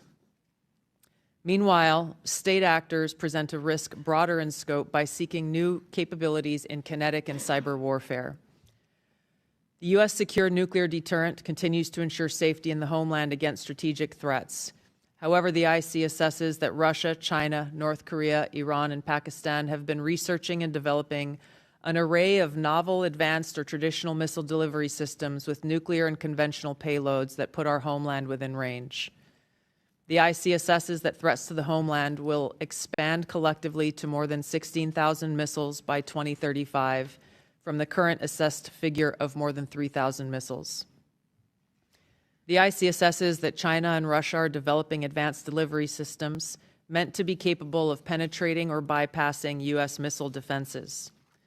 North Korea's ICBMs can already reach U.S. soil. The IC assesses that it is committed to expanding its nuclear arsenal. Pakistan's long-range ballistic missile development potentially could include ICBMs with range capable of striking the homeland. The IC assesses that Iran has previously demonstrated space launch and other technology it could use to begin to develop a militarily viable ICBM before 2035, should Tehran attempt to pursue the capability. However, these assessments will be observed and updated as the full impact of Operation Epic Fury's devastating strikes on Iran's missile production facilities, stockpiles, and launch capabilities is determined.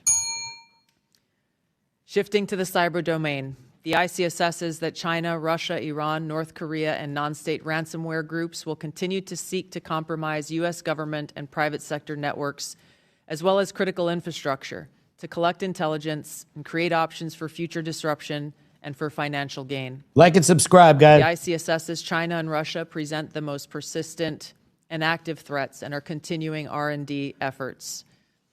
North Korea's cyber program is sophisticated and agile. In 2025 alone, North Korea's cryptocurrency heist probably stole $2 billion, which is helping to fund the regime, including further development of its strategic weapons program. It's a lot of money. Financially or ideologically motivated non-state actors are becoming more bold, with ransomware groups shifting to faster, high-volume attacks that are harder to identify and mitigate. Innovation in the field of artificial intelligence will likely accelerate the threats in the cyber domain.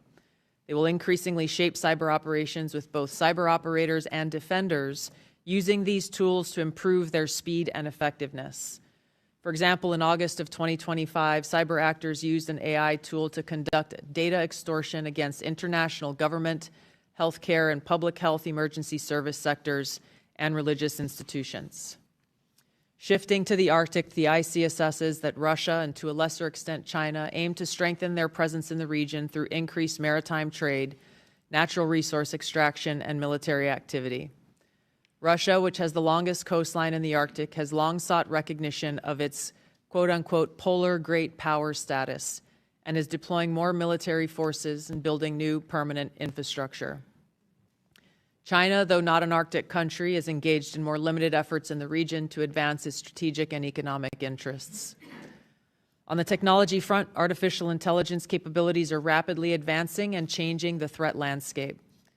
As this is a defining technology that enables computers and machines to simulate human learning, comprehension, problem-solving, creativity, and autonomy, it'll be critical to ensure that humans remain in control of how AI is used and of the machines that may threaten to autonomously violate the interests of the American people across all domains.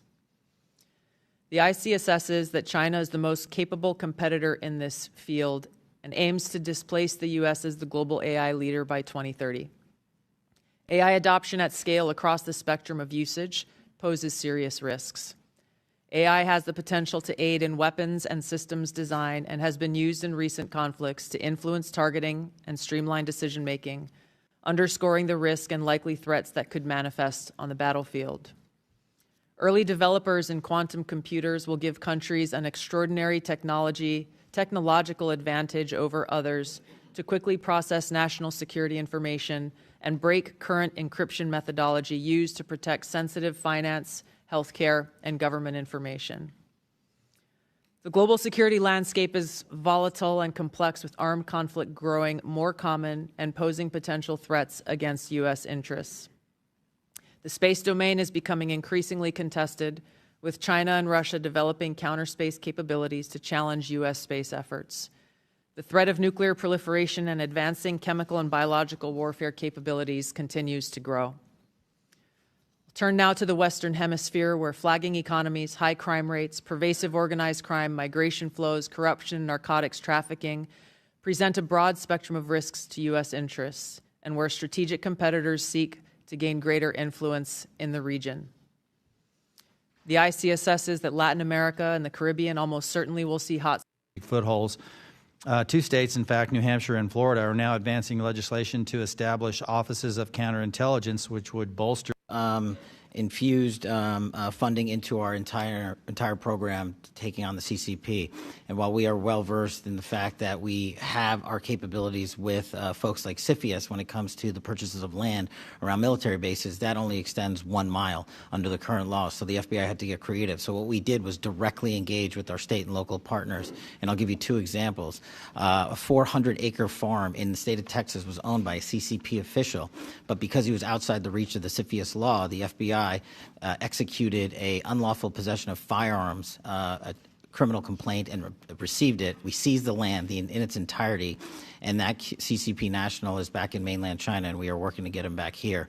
In another example, off the coast of Louisiana, we worked with Governor Landry's team on drilling sites off the coast of Louisiana because, again, they were outside the whole of CFIUS in the 1 mile radius.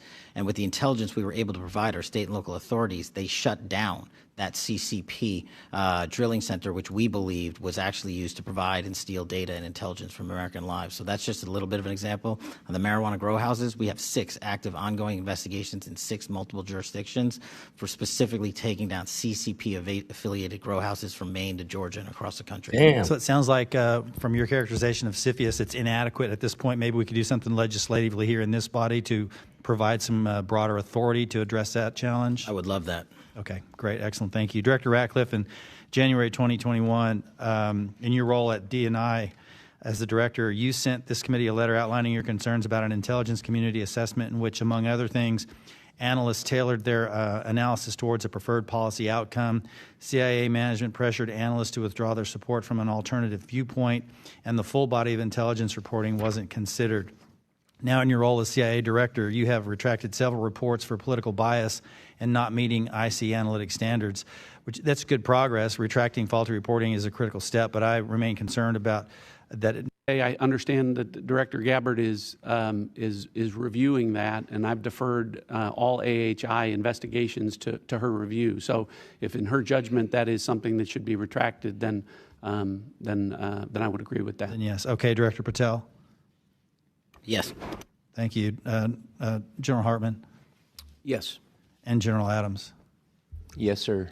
Thank you. I appreciate that. Thank you all for your responses. I'm going to recognize the ranking member for 5 minutes. Thank you, Chairman. Director Gabbard, as was well covered yesterday in January, you were present at the execution of an FBI warrant at the Fulton County, Georgia election office at the direction of the president and to all appearances in connection with the president's false claims about the 2020 election. Subscribe, the unsealed affidavit submitted by the FBI made zero reference to foreign powers or outside interference. I don't want to relitigate the reasons why you were there, but I do want to know whether as a result of your visit there is credible intelligence in your possession pointing to foreign interference in Georgia in the 2020 election. Thank you for the question, Ranking Member. As you know, over each of the previous elections, there is an ongoing effort by different foreign entities. Ma'am, it's a very specific question. Is there intelligence in your possession relative to foreign interference in the 2020 elections? Very simple, straightforward question. We are continuing to look at previous attempts to interfere in our elections and any ongoing threats that may exist for the upcoming elections. Okay, but can I assume that the answer to my question is no, that you have no specific intelligence related to foreign meddling in the Georgia election? We are continuing to look into this matter. Okay. Director, the ODNI has confirmed on the record that your office took custody of voting machines from Puerto Rico last May.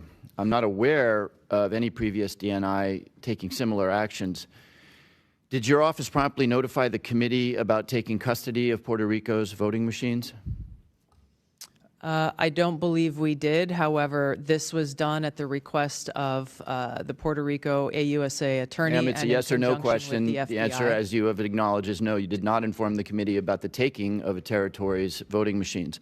Is there a specific foreign threat? And I've read the reporting that you were looking for possible foreign threats, but is there a specific foreign threat that drove you to take this action? There were questions about whether or not there were vulnerabilities that a threat could have taken advantage of, and that was the purpose for their requesting us to look into those vulnerabilities. Where are those voting machines now? I believe they are held in a secure facility at ODNI. Have you or other ODNI officials taken any other state or territory's voting equipment into custody? Not to my knowledge. Should we rate Tulsi Gabbard? Rate Tulsi Gabbard 1 to 10. 1 to 10. Give me a rating. You look at her. What do you think? 1 to 10 for Tulsi Gabbard. Let's rate her in the chat. We're doing it different here. Knowledge. I want to turn in the subject of elections to a paradoxical thing. You will all be aware that the U.S. government is apparently going to grind to a halt. The president is going to sign no more bills. The Senate will spend 2 weeks apparently debating the SAVE Act. The SAVE Act, of course, would make illegal foreigners voting in U.S. elections, which is already illegal. So we are to do no more business because of apparently the existential threat to our democracy associated with foreigners voting in our elections.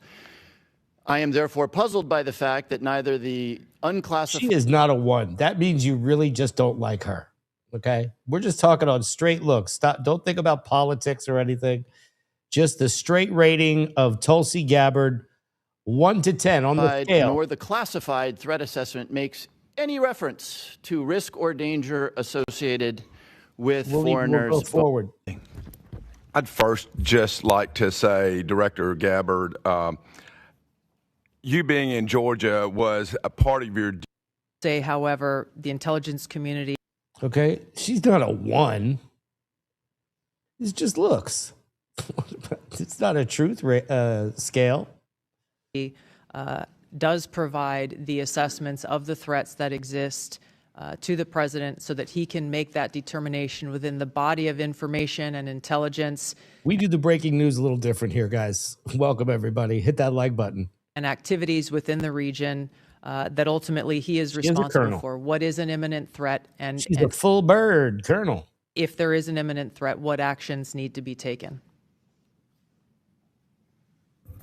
Congressman, as the DNI said, there's a body of intelligence that we'll be able to cover in the classified portion of this hearing that reflects that does reflect that in the likely event of a conflict between Iran and Israel, that the U.S. would be immediately attacked, regardless of whether the United States stayed out of that conflict. Shifting gears to Ranking Member Himes' point, let me read to you from the 2025 Annual Threat Assessment under your watch last year. Quote, Moscow's malign influence activities will continue for the foreseeable future and will almost certainly increase in sophistication and volume.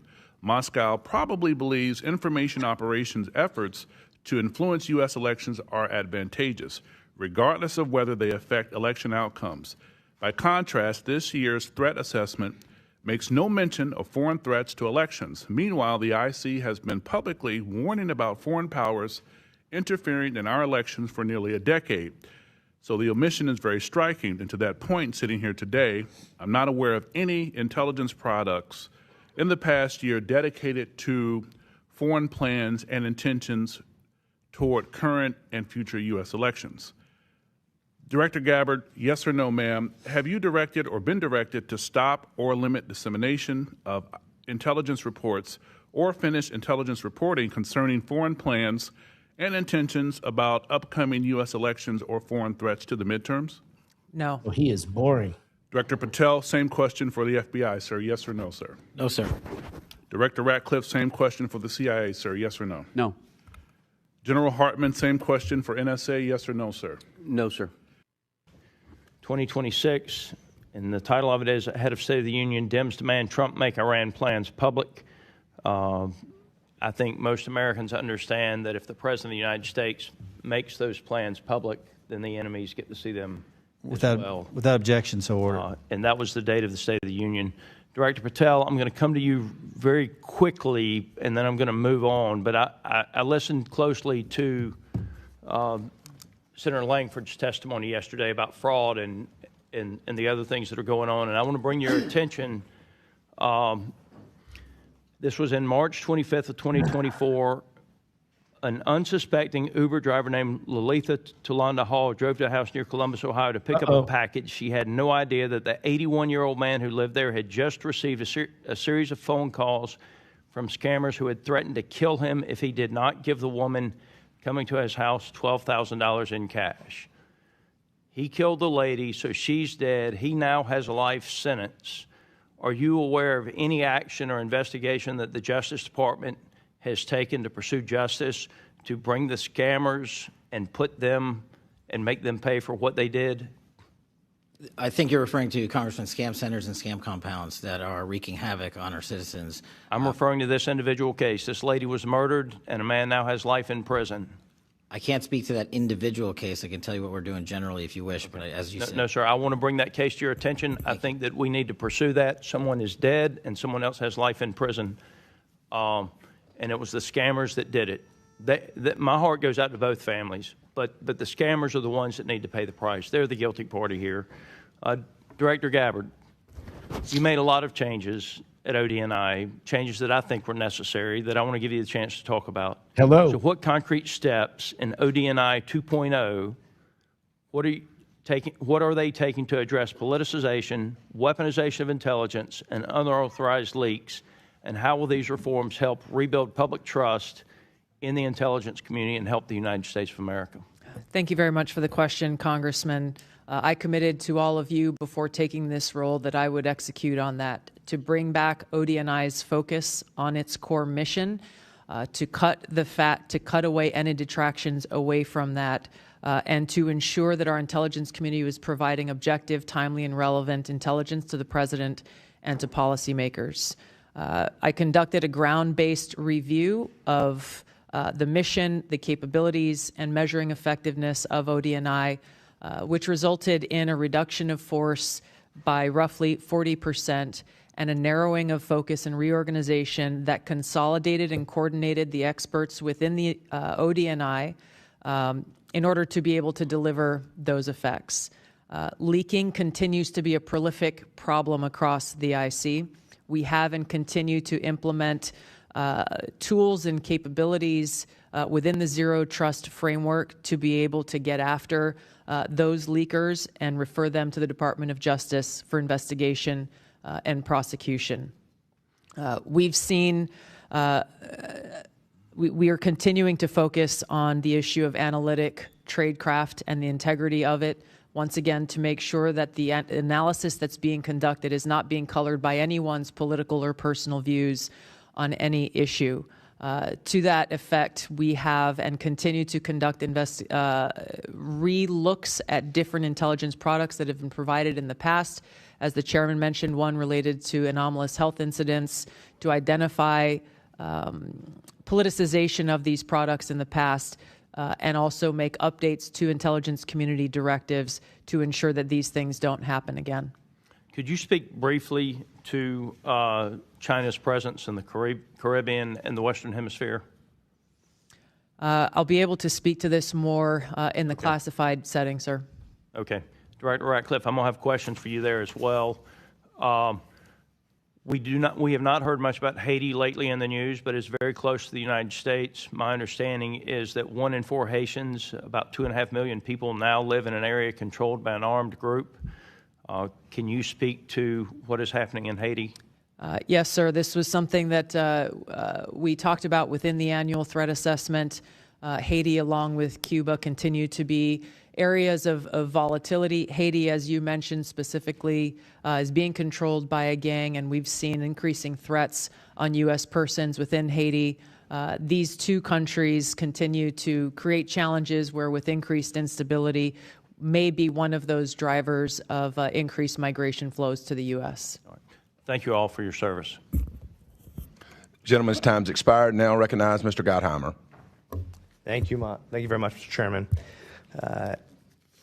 If I can start by talking about something I was disappointed in from the administration about comments made by members of the administration that Israel drew the United States into conflict with Iran, seeming to buy conspiracy theories that scapegoat Israel, while dismissing that Iran poses a persistent threat to America and our service members and diplomats in the region. While the president then clarified this is not the case and that America entered into a joint operations with our ally under our own accord, many still seem confused about what precipitated this conflict and the threat Iran posed to us directly. So if I could ask Director Radcliffe just a couple questions, yes or no, if that's okay with you. Is the Iranian regime committed to America's destruction, in your opinion? Yes. Does the Iranian regime have American blood on their hands since its founding in 1979? Yes. Has Iran plotted assassination attempts against Americans on American soil? Yes. Was Iran developing a nuclear weapon prior to our military action last June? And did Iran remain committed to developing a nuclear weapon in the lead up to this conflict? Yes, so I want to clarify on that because there's been much talk about a fatwa against the development of a nuclear weapon. Can you come back to that 1 second? Let me finish yeah, these, you and that's bet. okay? If left unchecked, do you think Iran would have the ability to develop missiles capable of reaching the United States? Yes. Did Israel force the U.S.'s hand and make us take action, as some have claimed? No. Director Gabbard, do you agree with the CIA just This is Senator John Gottheimer. All right, he's from New Jersey. He is from Jersey. He is a Democrat. Director assessment on that last question in Yes. particular? Great. Do you want to go back to that point you want to make? Yeah, much has been made by some about a fatwa against the development of nuclear weapons. Notwithstanding the fatwa, what we know, and the intelligence community is in agreement on this, is that Iran possesses at least 440 kilograms of uranium enriched to weapons grade 60%, which doesn't have a civilian use. The only use for Thank you so much for the gifted memberships, Erica. that would be the development of nuclear weapons. Thank you, Director. Director Gabbard, I want to raise serious concerns about your recent hiring of Dan Caldwell, a strict critic of U.S. foreign policy in the Middle East, who's argued that U.S. forces in the Middle East are, quote, more of a burden than a benefit. I don't like his posture. Has claimed that Iran's nuclear program He does needs not to get pose a those risk to shoulders back a little bit, you know? America, despite the IC's assessment to the contrary. Dan has also said that our relationship with Israel has no benefit to American national security. This follows the resignation of Joe Kent this week, a senior ally of yours who is a conspiracy theorizing white supremacist with a tattoo panzer referring to Nazi tanks. He has made known his backwards opinions of Israel in his resignation letter, scapegoating them for U.S. intervention in Iran and Iraq. Director, what role do you anticipate Mr. Caldwell playing in shaping intelligence assessments or internal discussions related to Iran and Israel? And can you guarantee to this committee that no individuals in your leadership are undermining the objectivity of intelligence at this critical moment? I mean, yeah, pretty much everything that they say is written out, you know? Sir, my understanding is one of my elements sought to hire Dan Caldwell months ago for a purely administrative role that would not have any position over the intelligence analysis or assessments on any topic. Thank you. Director, as you know, the Iranian regime has been responsible for the deaths that we've talked about of scores of Americans since coming to power in '79. Iran and its terror proxies must be crushed. I've been clear on that point in the last weeks and throughout my time in Congress. I supported the decisive action taken on February 28th to remove key regime leaders and degrade Iran's ballistic missile and naval capabilities. However, I think it's really important the administration make its goals clear to Congress and to the American people. Director, were you... We're going to cut to some other spots here. General Hartman, what efforts are underway at NSA to bolster intelligence collection and threat detection in coordination with other federal agencies to target adversary cyber operations? Congressman, thanks. Significant effort to really focus our cybersecurity director, working very closely with Director Patel and our Cybersecurity Collaboration Center, which has thousands of analyst-to-analyst relationships with private organizations across the country. We need more work, not just from an offensive standpoint, but working across government and certainly working across private industry. And we're both dedicated and resourced to doing that, Congressman. Thank you for what you do. Yield back. Gentleman yields. Mr. Quigley. Thank you. Lightning round, please. General, I understand tomorrow is your last day before retirement. Yes, Congressman. I can think of better ways to finish things for you, but we appreciate jump to I this work guy. with my colleagues across the spectrum here to give me advance warning so that we can reinforce. Was it 2 days, 3 days, a month? Whoa. It was sometime before that, sir. Sometime before that. So you had not. With that knowledge, why did you fire at least a dozen agents in Counterintelligence Unit 12 that specializes in Iran counterintelligence, which makes us much less secure and safe with this war going on from Iranian attacks potentially against our country? As I said earlier, Congressman, I don't work on timelines when these terminations occur. There are internal investigations conducted by the careers at the FBI that highlight unethical or inappropriate conduct, and it's up to me to make the decision. But our Iran Threats Mission Center has never been more resourced, as I've highlighted, a 43% increase in counter-espionage arrests from Iran alone, and 360 ongoing terrorism investigations with Iran-affiliated And individuals. the people you fired, those 12 people, they were experts on Iran, were they not? I don't believe so. They worked in counterintelligence, did they not?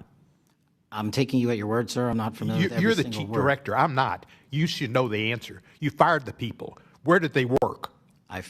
People were terminated for violating their ethical obligations and the high standards. Was that the we ethical have. violations that they dealt with the case of the classified documents that were found at the bathroom in Mar-a-Lago, was that the ethical issue? As I said earlier, all those matters are pending litigation, so I'm not going to comment on them. Director Gabbard, are you familiar with CI-12? I'm not, Congressman. Okay. Let me ask you this question. In the intelligence community's unclassified annual threat assessment from last year, it said, quote, Iran's large conventional forces are capable of inflicting substantial damage to an attacker, executing regional strikes, and disrupting shipping, particularly energy supplies to the Strait of Hormuz. It seems the IC was entirely correct in its assessment about Iranian retaliation in the Strait. Did the IC's assessment about the Iranian capabilities in the Straits of Hormuz change in the past year? No, Congressman. Does Iran still have the capability to threaten shipping in the Straits of Hormuz with missiles, mines, and small boats? Their capabilities have been largely degraded, but yes, they still have means to threaten passage through the Strait of Hormuz. And how long can they keep the strait closed? Based on current events, I'd have to get an updated assessment from the intelligence community on that. Did you have an analysis of the impact of a war on global supply chains and the price of oil and gas? Congressman Cohen is from Tennessee, this fella right here. I believe that Democrat. assessment may have come from the Department of Treasury or Energy. Hit the like button, guys. Like and subscribe. It came from their element within Department of Energy or Energy. Do you know if the president was briefed on those assessments? I believe so, but I can't confirm.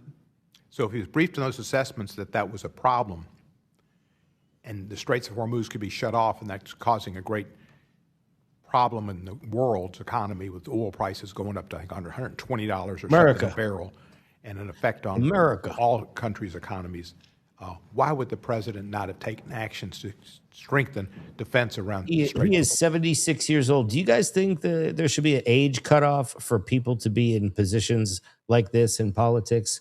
What do you think it is? I think 76 is a little long in the tooth, if you want my opinion. What do you guys think in the chat? Hormuz. All I can say is that the president ultimately is responsible for making the decisions based on the totality of information and intelligence that he has available to him. 65 and cut it. The intelligence that he has available to him, that's a scary thought. 65. I think that's a good number. What do you guys think? 65? Does the IC know where Iran's enriched uranium is?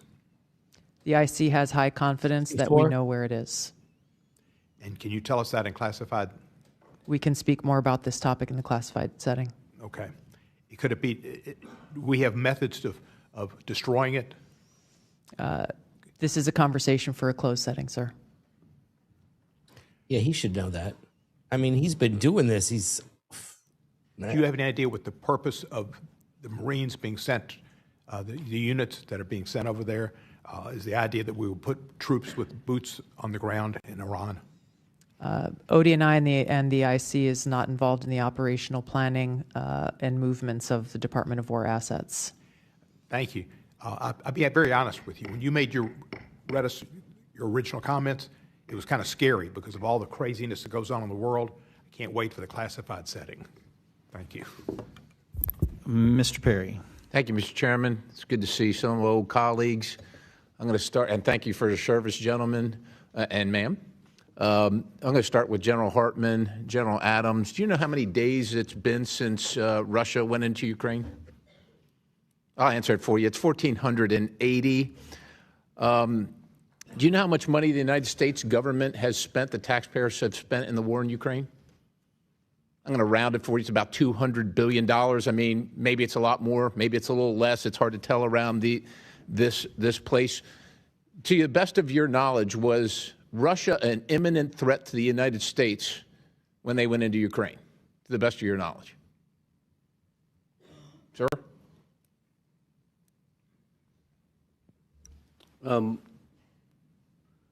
Congressman, I wasn't in this position. I understand. When that decision was made. I'm saying to the best of your knowledge, I know it goes back 1,480 days, but... So certainly I don't think it was in the best interest of the United States for was Russia an imminent threat is what I'm asking. Not my decision to make or advice to provide. Okay. How about you, General Adams? General Hartman, I was in a different... This gentleman is a Republican from Pennsylvania. His name is Scott Gordon Perry, this congressman right here, 63 years old, born in San Diego. Position 4 years ago, to make that assessment. Yeah. Are you? I guess can I ask you to clarify? Are you saying was Russia going to attack the United States? This guy right here is actually a retired Army National Guard Brigadier General, which is pretty interesting. 1,580 days ago? Not to my knowledge. Yeah. All right. You recall who the president was at that time? Gentlemen? Eisenhower. I'll help you out. It was President Biden. Do you know who the Speaker of the House was at that time? The name Ms. Pelosi ring a bell? Do you recall this Congress declaring war in Russia and Ukraine 1,480 days ago, or any time between then and now? I don't either. Do you know, gentlemen, how many American service members have been killed or maimed attributed to Iran, the IRGC, their proxies, et cetera, roughly? Any idea? Could we say probably 1,000 killed, if not 10,000, over 10,000 killed and maimed? Probably a reasonable assessment. You know how many uniformed service members have been killed by Russia in the last 1,480 days? American uniformed service personnel? I'm just asking. I don't know of any, but do you know of any? It just seems to me that there's almost like a political narrative being constructed here, and I just want to, point out this. It seems like a bit of an irony. I'm going to go jump here. What specific actions has ODNI taken to disrupt these criminal cartels and networks and stop the fentanyl poisoning and murdering U.S. citizens? Thank you for the question, Congressman. We've taken several actions to be able to get after this threat that the president made a priority. Number one being making historic shifts in intelligence collection towards addressing this threat. I believe it is the biggest shift in intelligence capabilities that we've ever seen, or certainly in a long time. The integration and cooperation between our National Counterterrorism Center with the DEA and other Department of Homeland Security elements is also unprecedented. We have taken and coordinated the collection of individuals, known and suspected terrorists, known and suspected cartel members, leaders, and inputted that into the TIDE system, which has radically increased and improved our ability to identify those who are cartel and gang members trying to enter our country and those who may already be in our country. National Counterterrorism Center has been working again in coordination with our interagency partners to get after the financial. This live stream just hit 500,000 views, guys. Thank you so much. Hit that like button. Networks that these cartels and gangs rely upon to be able to continue to fund. As Director Patel has spoken about, we have national counterterrorism elements that sit within the Joint Terrorism Task Forces and support the interagency efforts to continue to get after this threat very effectively. Thank you. Director Patel, Mr. Cohen was asking you about a recent firing of counter-espionage agents with Iranian expertise.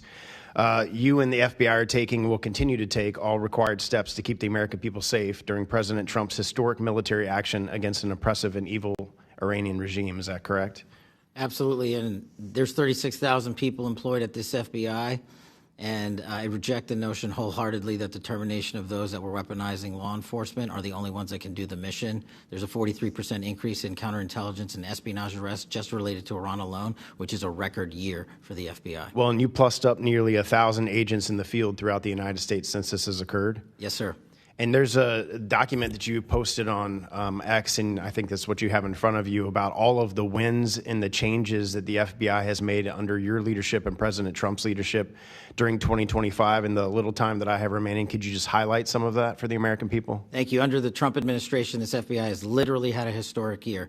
We have 112% increase in violent offenders arrested last year alone, a 20% decrease in homicides, 20% decrease in robberies. We have disrupted 1,800 criminal gangs. That's a 210% increase.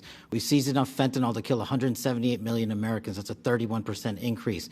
We have gone after the most vulnerable in our society, protecting children, a 490% increase in arrests on those that prey on our children online. We have located, found, and identified 6,200 missing kids. That's a 30% increase. We have dismantled and taken down 1,700 child predators. That's a 17% increase. And those that wish to traffic our young American citizens and women, 300 human traffickers have been arrested. That's a 15% increase. And seven of the FBI's top 10 most wanted fugitives in the world have been apprehended in the last 13 months. To put that into perspective, there was 4 in the prior 4 years. So this FBI under President Trump is fully stocked to get after every single fight we have, and these are just some of the statistics. So I thank you for letting me highlight those. Thank you. My time's expired. Mr. Crenshaw.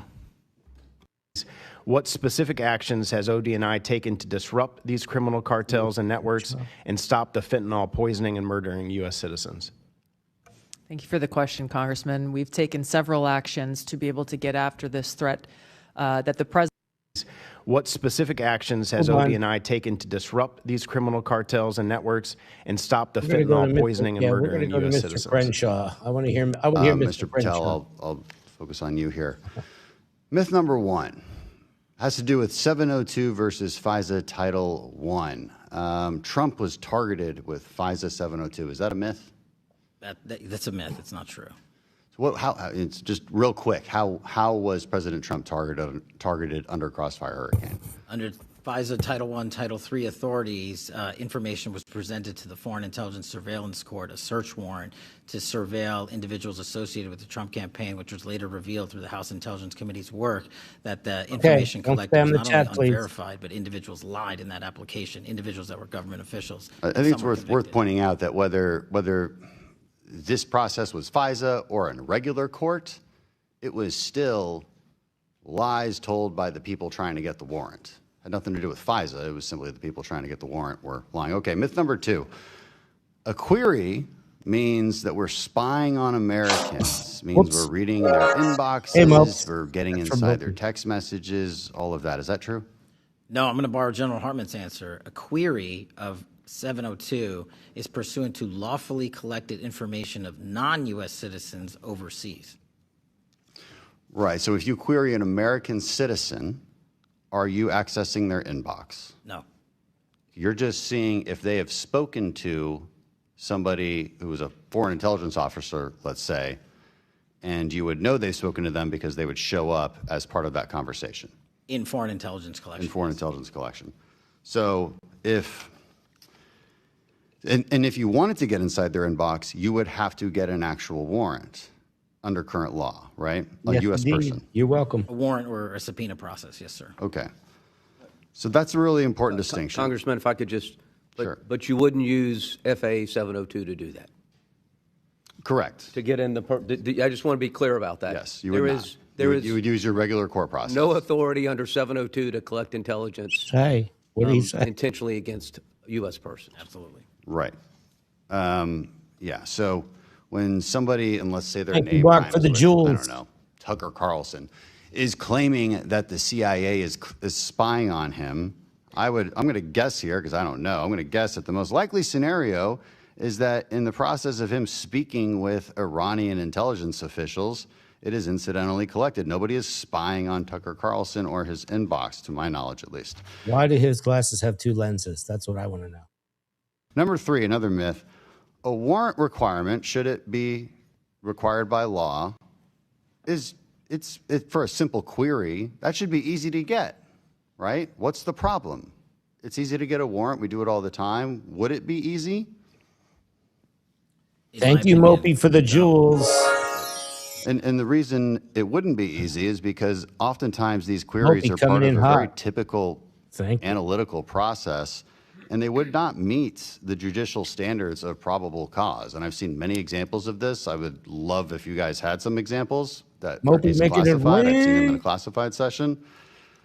So I guess my point is, and now that we've debunked these myths, is you put that warrant process on a simple query, you're taking away our analysts' ability to connect the dots from the outside actors, which we can collect on. They have no constitutional protections.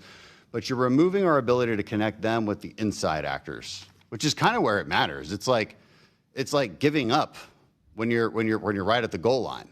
That makes zero sense to do, and that's exactly what this would do. I've already heard Director Radcliffe's answer on this, but 18 months clean reauthorization. Does that? I don't know where that number came from, but would you rather have it longer? As Director Radcliffe said, I'd like. I'm your huckleberry. Okay, me too. We went over that really quickly and well. I yield back. Thank you. Mr. Hill. Thank you, Chairman. Thank you, panel, for being with us this morning. And let me start with Director Gabbard. You've heard from Mr. Stubbe. You've heard from Admiral Jackson. You've heard from Ms. Tenney, all this aspect of who we've encountered at our borders, north and south. And during the Biden administration, with the open border that has been overly discussed today at length, there's this known and suspected terrorists, and I want to congratulate the Trump administration for getting, I think, 1,300 people identified out of the country under your 13 months, so congratulations on that. But for 3 years, in both classified and unclassified sessions here, I've raised this issue that we don't have the data and we don't track it in a fused way, meaning Border Patrol, TSA, FBI and follow-up, DOJ and prosecutions. And we don't really have that at our fingertips for oversight purposes. And I asked you at last year's Worldwide Threats, would you commit to helping us achieve, as the ODNI, that fused data? You agreed, but it was only 3 days ago I got that commitment from you in writing. Oh, I'm aware. So let me ask you again. Yep. Can you help drive that process across the bureaucracy to get that regularly provided to the intelligence committees? Sir, thank you for the follow-up on that. We have continued to work to improve that consolidated use of systems that will better help us identify who is in our country, who are known or suspected terrorists, to include those who are members or leaders of cartels and gangs and drug traffickers. And we're continuing to pursue that, particularly with the Department of State and their screening and vetting practices, as well as the Department of Homeland Security's. I will say that there has been a drastic improvement in our own screening and vetting systems, and that coordination is occurring, but there are still some silos that need to be broken down. Also, in follow-up to the discussion today, I heard my friend from California, Mr. Barra, assert that President Trump's action in epic fury was unconstitutional. Do you think it was unconstitutional, the decision taken by the president? That's a legal question, sir, that I believe has been asked and answered by the White House counsel. But don't you think in Article 2, Power under the War Powers Act, the president has the right to defend American interest, allied interest? He does. And he can do that for 60 days. And did the president and you consult with the Gang of Eight in Congress before the president took military operations? My understanding is the Secretary of State fulfilled that responsibility. Yeah, I think that's clear. I don't recall President Obama, for example, declaring war for 7 months of operations in Libya. So I think there's a lot of hypocrisy here as we try to defend American interests. Mr. Klein asked you about and made a good comment, I thought, about, and he talked to Director Patel about this, on this issue of Winter Shield and doing a better job of coordinating offensive and defensive cyber here in the homeland. And I think that's another place, Director, where I think you should play an outsized role to coordinate, again, this issue of all operations. I'm very concerned that we don't have a fused, I'm going to use that word again, civil defense posture on cyber defense because we're too but also in some cases challenges for folks who choose not to work with the U.S. government. I agree. I sit on the CISA, subcommittee here, and I'm very concerned about it. And I think our whole committee's been concerned about the assessment we have on offensive cyber, so we look forward to that. Sir, thank you for the follow-up on that. We have continued to work to improve that consolidated use of systems that will better help us identify who is in our country, who are known or suspected terrorists, to include those who are members or leaders of cartels and gangs and drug traffickers. Oh my! And we're continuing to pursue that, particularly with the Department of State and their screening and vetting practices, as well as the Department of Homeland Security's. I will say that there has been a drastic improvement in our own screening and vetting systems, and that coordination is occurring. So we're going to see probably some more from these hearings with the Senate Intel Committee. This is Trump threatens to massively blow up world's largest gas field in Iran. So let's hear what that is all about now. Welcome back to Live Now from Fox. I'm Shauna Kalafi, and we are continuing to track the latest developments out of the Middle East. We have a live look right now in Beirut as the sun is rising there on Thursday morning there locally. And we are also following Israel's strikes. They are now saying they eliminated Iran's intelligence minister, the third top official killed in the past 2 days. Iran now retaliating, targeting Israel with additional strikes. Fox's Mike Tobin has the latest from Tel Aviv. Hundreds of mourners fill the streets of Tehran for the funeral of top Iranian security leader Ali Larijani. They shout death to America and death to Israel as Israel continues to target the regime's remaining leadership. Iran confirms its intelligence minister, Esmail Khatib, was killed in an overnight strike, and Israel promises more. Israel's policy is clear and unequivocal. No one in Iran has immunity. Everyone is a target. Iran also drawing blood, but civilian blood. Fire burns in the aftermath of overnight missile strikes that hit residential areas near Tel Aviv. The common weapon in recent days is the cluster bomb. It opens midair and rains down dozens of bomblets, which get past air defenses and into neighborhoods. A strike near Tel Aviv injured several and killed a couple in their 70s. That is one of the evidences of this harsh reality that we have here. Actually dealing with it every day and every night. Sleeping is a privilege. Iran also followed through on threats to attack other Gulf states' oil infrastructure. After an Israeli airstrike on the world's largest gas field, Qatar says its main gas facility was hit by Iranian missiles. Qatar condemned the strikes as a threat to global energy security and a direct threat to its national security. Meanwhile, members of Iran's national women's soccer team returned home after some of the players sought asylum while playing in Australia. 6 players and a staff member were initially granted humanitarian visas, but only 2 players remain behind. With Iran promising to fire on the oil infrastructure of its Gulf neighbors, Saudi Arabia says it intercepted 5 drones They did a Moscow on the Hudson reverse Uno card toward its energy facilities. 4 ballistic missiles launched toward Riyadh. In Tel Aviv, Israel, Mike Tobin, Fox News.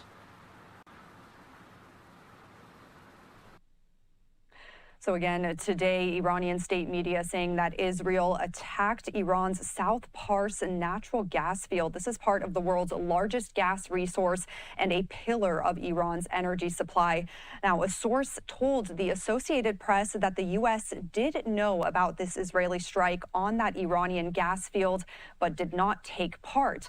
However, President Trump putting out this statement tonight on Truth Social, saying that the U.S. did not know about it. He said, quote, Israel, out of anger for what has taken place in the Middle East, has violently lashed out at a major facility known as South Pars gas field in Iran.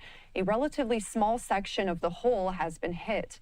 The United States knew nothing about this particular attack, and the country of Qatar was in no way, shape, or form involved with it, nor did it have any idea that it was going to happen. Unfortunately, Iran did not know this or any of the pertinent facts pertaining to the South Pars attack, and unjustifiably and unfairly attacked a portion of Qatar's LNG gas facility. No more attacks will be made by Israel pertaining to this extremely important and valuable South Pars field, unless Iran unwisely decides to attack a very innocent, in this case, Qatar, in which instance the United States of America, with or without the help or consent of Israel, will massively blow up the entirety of South Pars gas field. With or without the help or consent of Israel, will massively blow up the entirety of the South Pars gas field. At an amount of strength and power that Iran has never seen or witnessed before. I do not want to authorize this level of violence and destruction because of the long-term implications it will have on the future of Iran. But if Qatar's LNG is attacked again, I will not hesitate to do so. Thank you for. Wow, that's serious. That is serious. We are going to jump to a meeting that was hosted by President Trump with the Prime Minister of Japan here. This is Sanae Takaichi. She is the Prime Minister, and he's going to answer some questions and talk about Iran for a little bit. But this is from the White House. Let's go. Tremendous election in a record-setting fashion, so you have something in common. And I was very proud and honored to endorse the Prime Minister because of the fact that I felt she was really good. I thought she did a fantastic job. I respect her a lot, so I gave her an endorsement. And she had the most successful election, in my opinion, in the history of Japan, won by the most ever. So we have a very popular, powerful woman, and she's a great woman. We have a very fine relationship, and we're going to be talking about trade and many other things, and it's an honor to have you. Thank you very much. 皆様ありがとうございます。本日は非常に特別な方にいらしていただいております。歴史的な選挙の圧勝ということで、私と共通するものがあると思います。私たちは素晴らしい絆を持っておりまして、だからこそ私の方からも応援のメッセージを出させていただきました。素晴らしい人であり、私も心から尊敬している方です。日本の歴史上最も素晴らしい選挙で圧勝したということで、人気の高い女性であり、すごい方だと私も思っております。本日に関しては貿易その他の課題について多く話をする予定です。Thank you, Donald, for inviting me to the White House today. Thank you. My visit is timely. So, given the current situation, so. Oh, please, yes, okay. absolutely. You have a very good interpreter. Yeah. Who I've known for, Your friend. who I've known for a long time. With Shinzo, Your right? friend. 今中東情勢も含めて、それから世界中の安全保障環境が非常に厳しい状況にあります。Right now, situations in the Middle East and also the entire world, we are actually experiencing a very severe security environment. そして世界経済もかなり厳しい影響を受けつつあります。And also the global economy is now about to experience a huge hit because of this development. でも私は世界の繁栄とそして、平和に、貢献できる、世界中に、平和と繁栄をもたらせるのはドナルドだけだと思っています。But even against that backdrop, I firmly believe that it is only you, Donald, who can achieve peace across the world. そのために私は、諸外国に働きかけて、しっかりと応援をしたいと思っています。And to do so, I am ready to reach out to many of the partners in the international community to achieve our objective together. 今日私はそれを伝えに来ました。So today I came here at the White House to directly convey this message to you. そしてイランに関してはもう核兵器の開発、これは許されてはならないことですから、日本も働きかけをしてきました。And speaking of the situation in Iran, Iran's development of nuclear weapons must never be allowed. And that is why we, Japan, have been urging them and also reaching out to other partners in the world. そして我が国は周辺国に対する攻撃、ホルムズ海峡の実質的な閉鎖についてもこれは非難をし、そして茂木外務大臣からもイランの外務大臣に対してそれをやめるように申し入れをしてきました。In addition, Japan condemns Iran's actions such as attacking the neighboring region and also the de facto or effective closure of the Strait of Hormuz. As a matter of fact, my fellow minister, Minister Motegi, Foreign Minister Motegi, also had the direct exchange with the Iranian foreign minister and urged Iran to stop such activities. Condemn. You'll let me know. You'll let me know. それでとにかく今中東だけじゃなくてインド太平洋の安全保障環境も大変厳しい中にあります。そんな中でドナルドが日本に深い信頼を寄せてくれて、で揺るぎない同盟にコミットメントしてくれていることに感謝をいたしております。And also the security environment in the Indo-Pacific region is also becoming increasingly severe. Donald, you have shown deep trust in Japan and also the unwavering commitment to the Japan-US alliance. Once again, thank you very much for that. 今日は日本とアメリカが共に強く豊かになっていくための話し合いをしたいと思っています。And today, I look forward to having a discussion on how we can cooperate to make our two nations, both Japan and the United States, stronger and more prosperous. それから世界のエネルギーマーケットを落ち着かせるための提案も持ってまいりました。And I also brought specific proposals to calm down the global energy market. この後主に経済安全保障、重要鉱物ですとかエネルギーに関する協力、そしてお互いに強い経済を作るための成長のための話し合い、経済成長のための話し合いをしたいと思っています。Thank you, Donald. So today, I really look forward to having our discussion, particularly focusing on our collaboration in economic security in the important areas such as energy and rare earth minerals. And also, subscribe, guys. I appreciate you being here. Thank you. How we can make our two economies stronger moving forward. Thank you very much. Well, thank you very much, and you're doing a great job. Again, congratulations on the biggest win. Great job in the history of Japan. That's not bad. That's a pretty long history. That's a large nation with a great reputation. But it's a tremendous victory. Congratulations to everybody. Very proud of you. Very proud of you. We've become friends, and I'm very proud of the job you've done. It's not easy. Any questions, please? Mr. President, are you fully satisfied with the level of support that you're getting from Japan on Iran, including around minesweepers? Well, we're going to be speaking about it today. Go ahead, you can go. 日本から飛来艇などの支援に関して、その点について今の状況に満足していらっしゃいますか? We're going to be speaking about it today.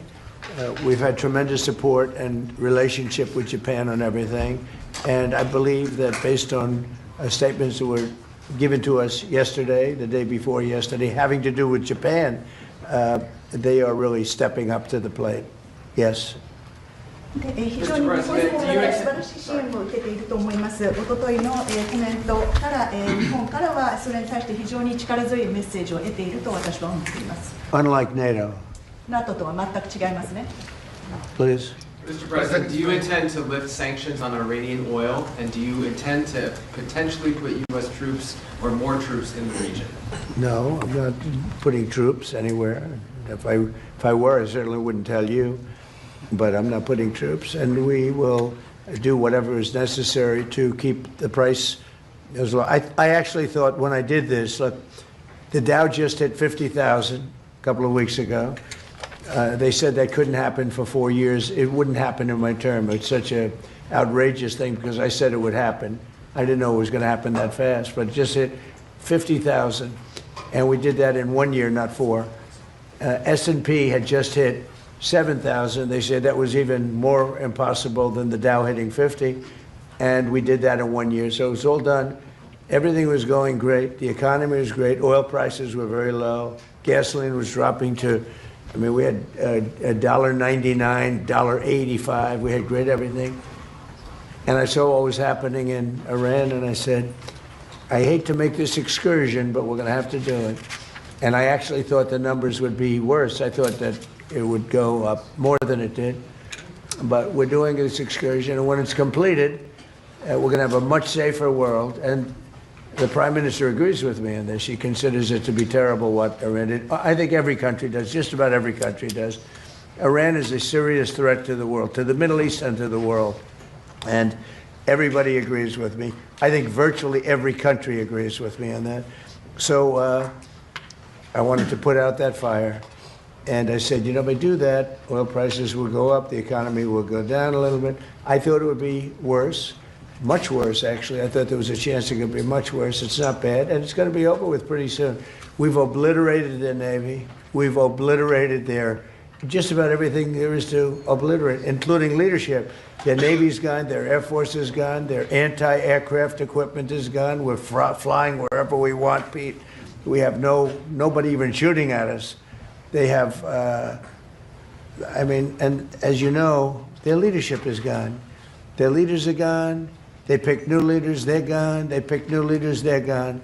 And now they're looking for new leaders again. Now they're looking for new leaders again. We can take out the island if anytime we want. I call it the little oil island that sits there, so totally unprotected. And we've taken out everything but the pipes. We left the pipes because to rebuild the pipes would take years for them to do.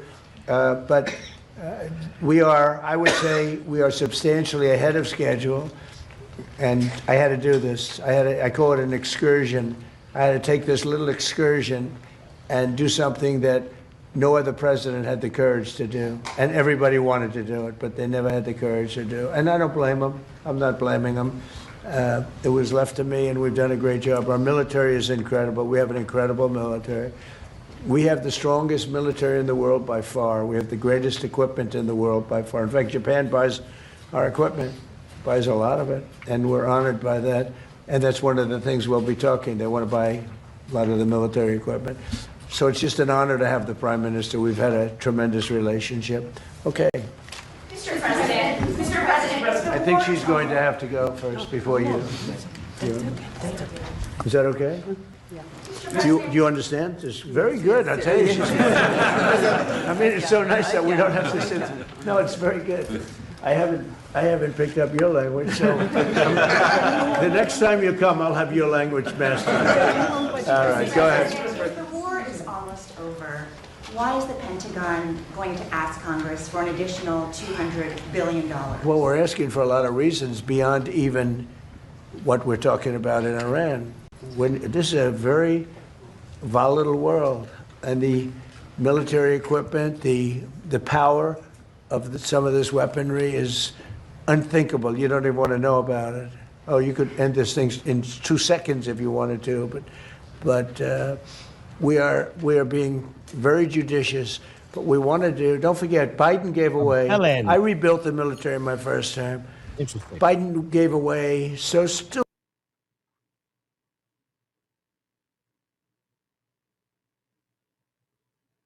but munitions in particular. At the high end, we have a lot, but we're preserving it. We don't really need it. But we're building, our manufacturers of military equipment are building at a level they've never seen before, they've never done before. Pete's in charge of it with all of us, really. But Pete's been very strong on it. The general and Pete, myself, the whole group. And Raytheon is building 4 factories. Lockheed is building 5 or 6 factories, and they're building them fast because we had a very tough meeting with them. They were going out and buying back stock for $51 billion in one case. They spent $51 billion buying back stock. Now they're not allowed to do that. And they are now building a tremendous, there's never been anything like it, what's taking place right now. So we're in very good shape, but we want to be in the best shape we've ever been in. We were that, when I rebuilt the military, we were in great shape, and then Biden blew it, and he didn't do anything. He didn't do anything. And if you listen to the Democrats, they don't even want to have a military. Now you see how important it is. But we have the strongest military in the world. We have the best equipment. We make by far the best equipment. The other night, they had 114 rockets shot at a certain location. And out of 100 highly sophisticated rockets, out of 114 sophisticated rockets, every single one of them was shot down with our equipment, all our equipment. It's amazing, actually, how good it is. So we want to be sure, and it's a small price to pay to make sure that we stay tippy-top. Mr. President, That's a technical term. Tippy-top. Mr. President, you said... Mr. President, the Treasury Secretary this morning said there were defections among Iranian leadership. Are you aware of that, and is there anybody the U.S. can work with as a leader going forward? Well, we have a man named the Treasury Secretary here, so maybe he wants to discuss it. Does anybody know? Do you know who he is? Central Casting. Yeah, so Ed, we are seeing the defections at all levels as they're starting to sense what's going on with the regime. It doesn't get reported here in the U.S. very well, but we are trouncing them from the air, and the regime will probably collapse within itself. At Treasury, we've seen where they've wired their money out of the country. We're coming for that. We're going to get it back to the Iranian people. Are you seeing defections? Is Israel... There's a lot of military defections also. You have a lot of military defections in Iran. I don't blame them. Thank you, Mr. President. Have you talked to Prime Minister Netanyahu about attacking the oil and gas fields? Yeah, I did. I told him don't do that, and he won't do that. We didn't discuss. We do. We're independent. We get along great. It's coordinated, but on occasion he'll do something, and if I don't like it, and so we're not doing that anymore. And the last one, if I could, the Fed chairman told me yesterday that he plans to stay until a new Fed chairman is confirmed, and he also plans to stay on the board until the investigation of the Federal Reserve is done. Well, he's under investigation because he's building a building for hundreds of billions of dollars more than it's supposed to cost. The building you see over there is under budget and ahead of schedule. That's the ballroom. The ballroom is a much bigger building. It's a much more complex building than what he's doing, and it's at a fraction of the cost. Something is going on, whether it's contractors. That's what I do best in the world. I build great buildings. I've always done it, and I build them under budget and ahead of schedule. They could have $4 billion. This is a renovation job for $4 billion. And if you look at the building, it's not even, I don't know if Kevin Warsh is ever going to be able to move into it. It's been under construction for years. It's the most expensive building ever built. Now, I know it's gross incompetent because I happen to think he's grossly incompetent. Today, certainly you should be lowering interest rates, all right? Certainly, who would not lower them? But he's stubborn, and he's got Trump derangement syndrome. But a lot of people have that, it's not a curable disease. But he's also building, he should be lowering rates immediately. But he won't do that because he's a stubborn, incompetent person, and that's a bad thing. When you're stubborn and incompetent, I think it's the worst combination. And he's also not a smart person. But he's building a complex over there that's under his jurisdiction. He started it, and it's out of control. It's billions of dollars for a little building. I could have done that building and made it beautiful for $25 million. $25 million, and it would have been beautiful. Look what I've done at the White House, fixing it up, and I mean, the place was in bad shape. You see the floors and everything. It was in bad shape. I could have made that building beautiful for $25 million. They're spending $4 billion. All right, so there is criminality. Maybe it's with the contractor, but because I know more about contractors than any human being maybe that's ever lived. But that contractor is a very rich man. Whoever the contractor is, and we know, but whoever the contractor is an extremely rich man.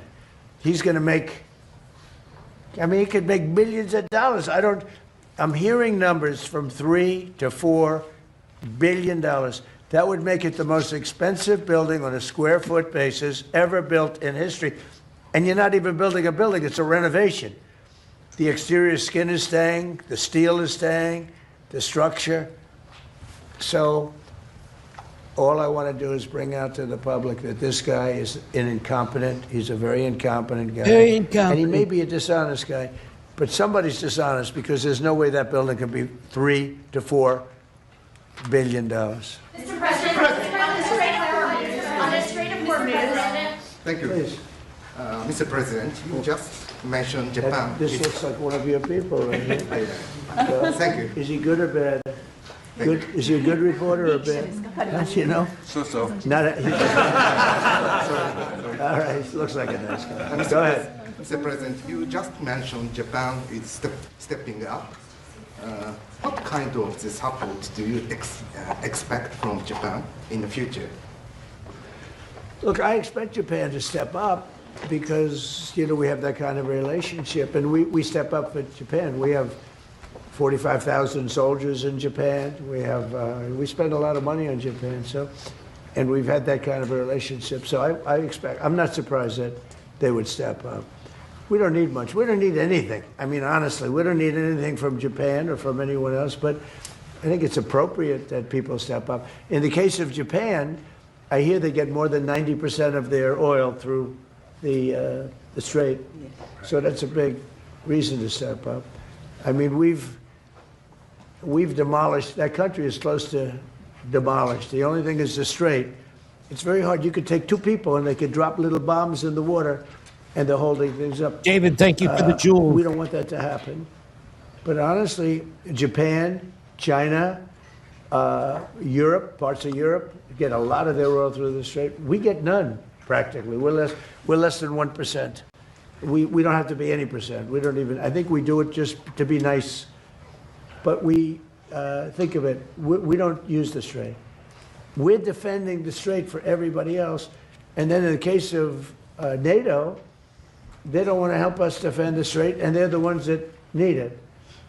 But now they're getting much nicer because they're seeing my attitude. They're getting much nicer. But it's, as far as I'm concerned, it's too late. You know, UK wants to send aircraft carriers now before the war.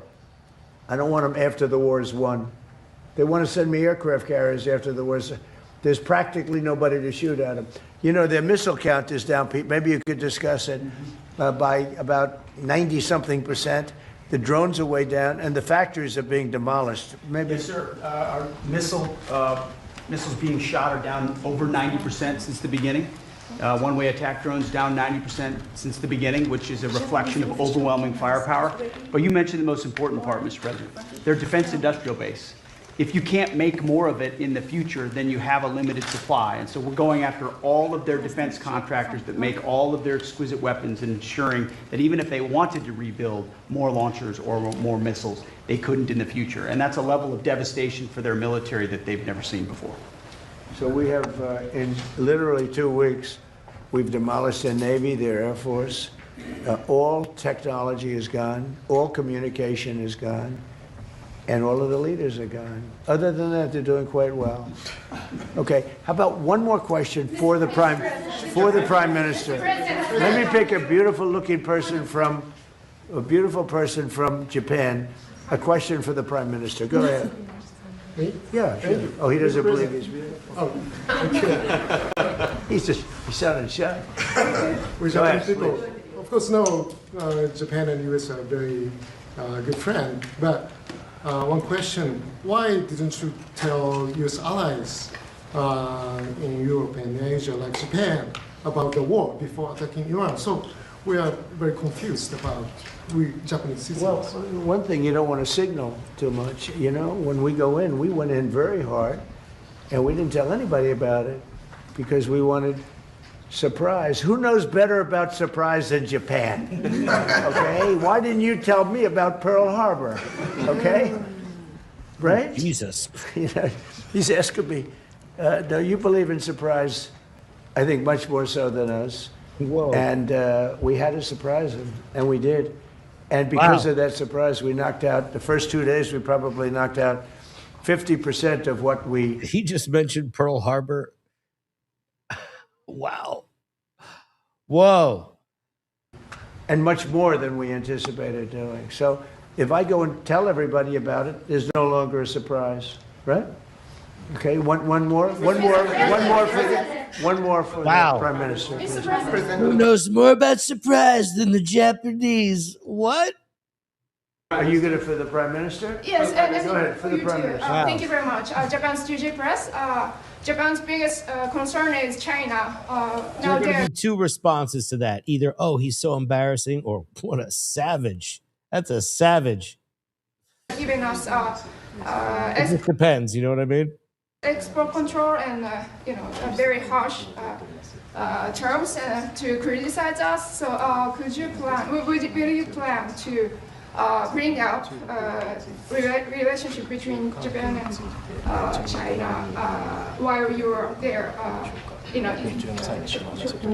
Well, I'll be going to China very quickly, but I think I'd really like to have the Prime Minister talk about China because I know they have a little bit of an edgy Japanese lady's like, I'm not Chinese, bro.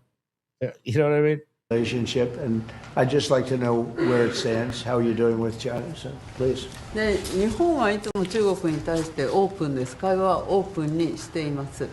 それから冷静に対応しています。でとにかく米中関係も含めてですね、これが地域の安定、それから世界のサプライチェーン、これに貢献するものであることを願っています。日本は常にオープンです。So first of all, Japan has been consistently open to dialogue with China. And also, second, we have been addressing our relations with China in a calm manner. And also speaking of the US-China relationship, my sincere hope is that the relationship will be something conducive for regional security and also ensuring the global supply chain in the world. Once again, I would like to reiterate that Japan has been consistently open to dialogue with China. And I think we're going to have a great trip. The trip has been postponed for about a month and a half. It's been reset, and we look forward to it. And I'll be speaking Japan's praises when I'm Hit the like in button. China with President Xi. But we're going to have some good talks today. And I think mostly about trade, because they want to do a lot of trade. They're a tremendous purchaser of our energy, our oil, gas from, in particular, Alaska. Because Alaska, believe it or not, is very close. It's much closer than any other source. It seems a little cold compared to, but it's just a short trip. So that's something that we will talk after the press corps leaves. We'll be discussing trade, and a lot of the talk will be about energy. Thank you very much, everybody.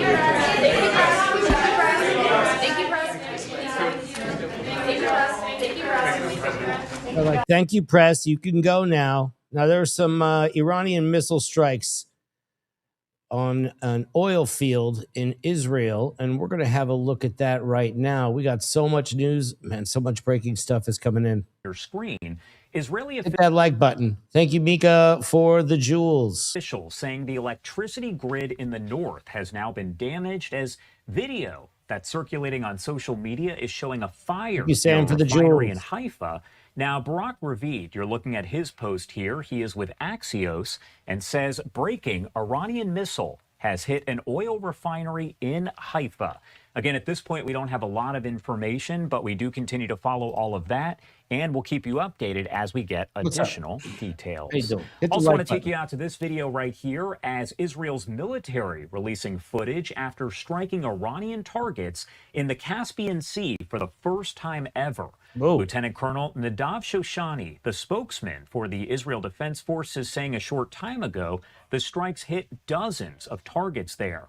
He says that includes Iranian naval vessels, including missile ships, support vessels, and guard ships, a port command center where Iranian Navy forces controlled naval operations, and central infrastructure used for vessel repair and maintenance. Again, this is video there provided by the IDF, and it shows the explosions as those strikes were underway.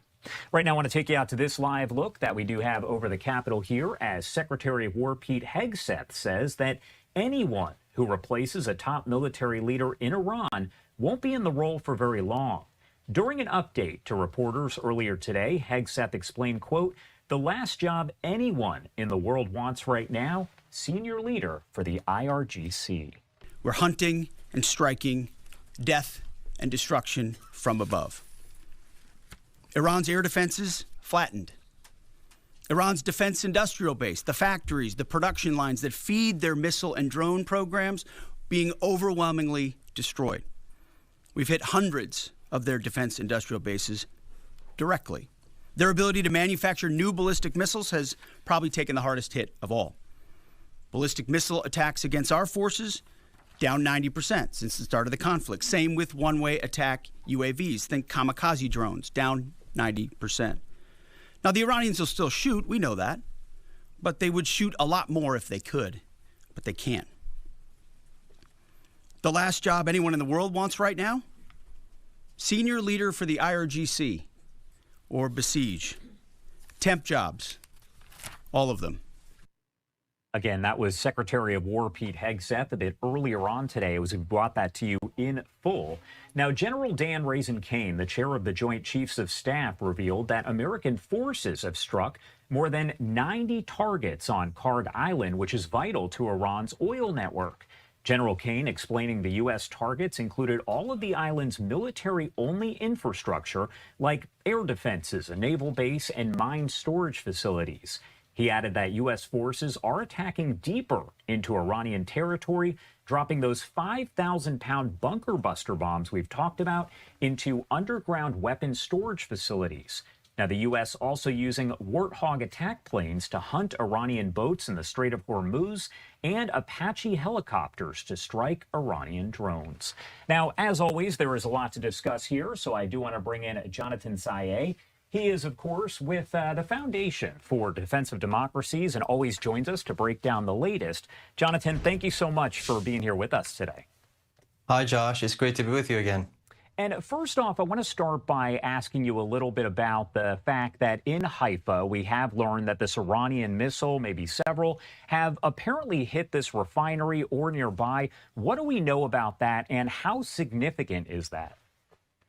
It is quite significant, and this attack comes after reported strikes against Iran's energy infrastructure. And now we know for the longest time that attack in itself was a retaliatory measure, given that the Islamic Republic has been specifically focused on taking out different energy installations throughout the Persian Gulf. So that was really a response to that. In addition to that, Tehran has been again blocking the Strait of Hormuz.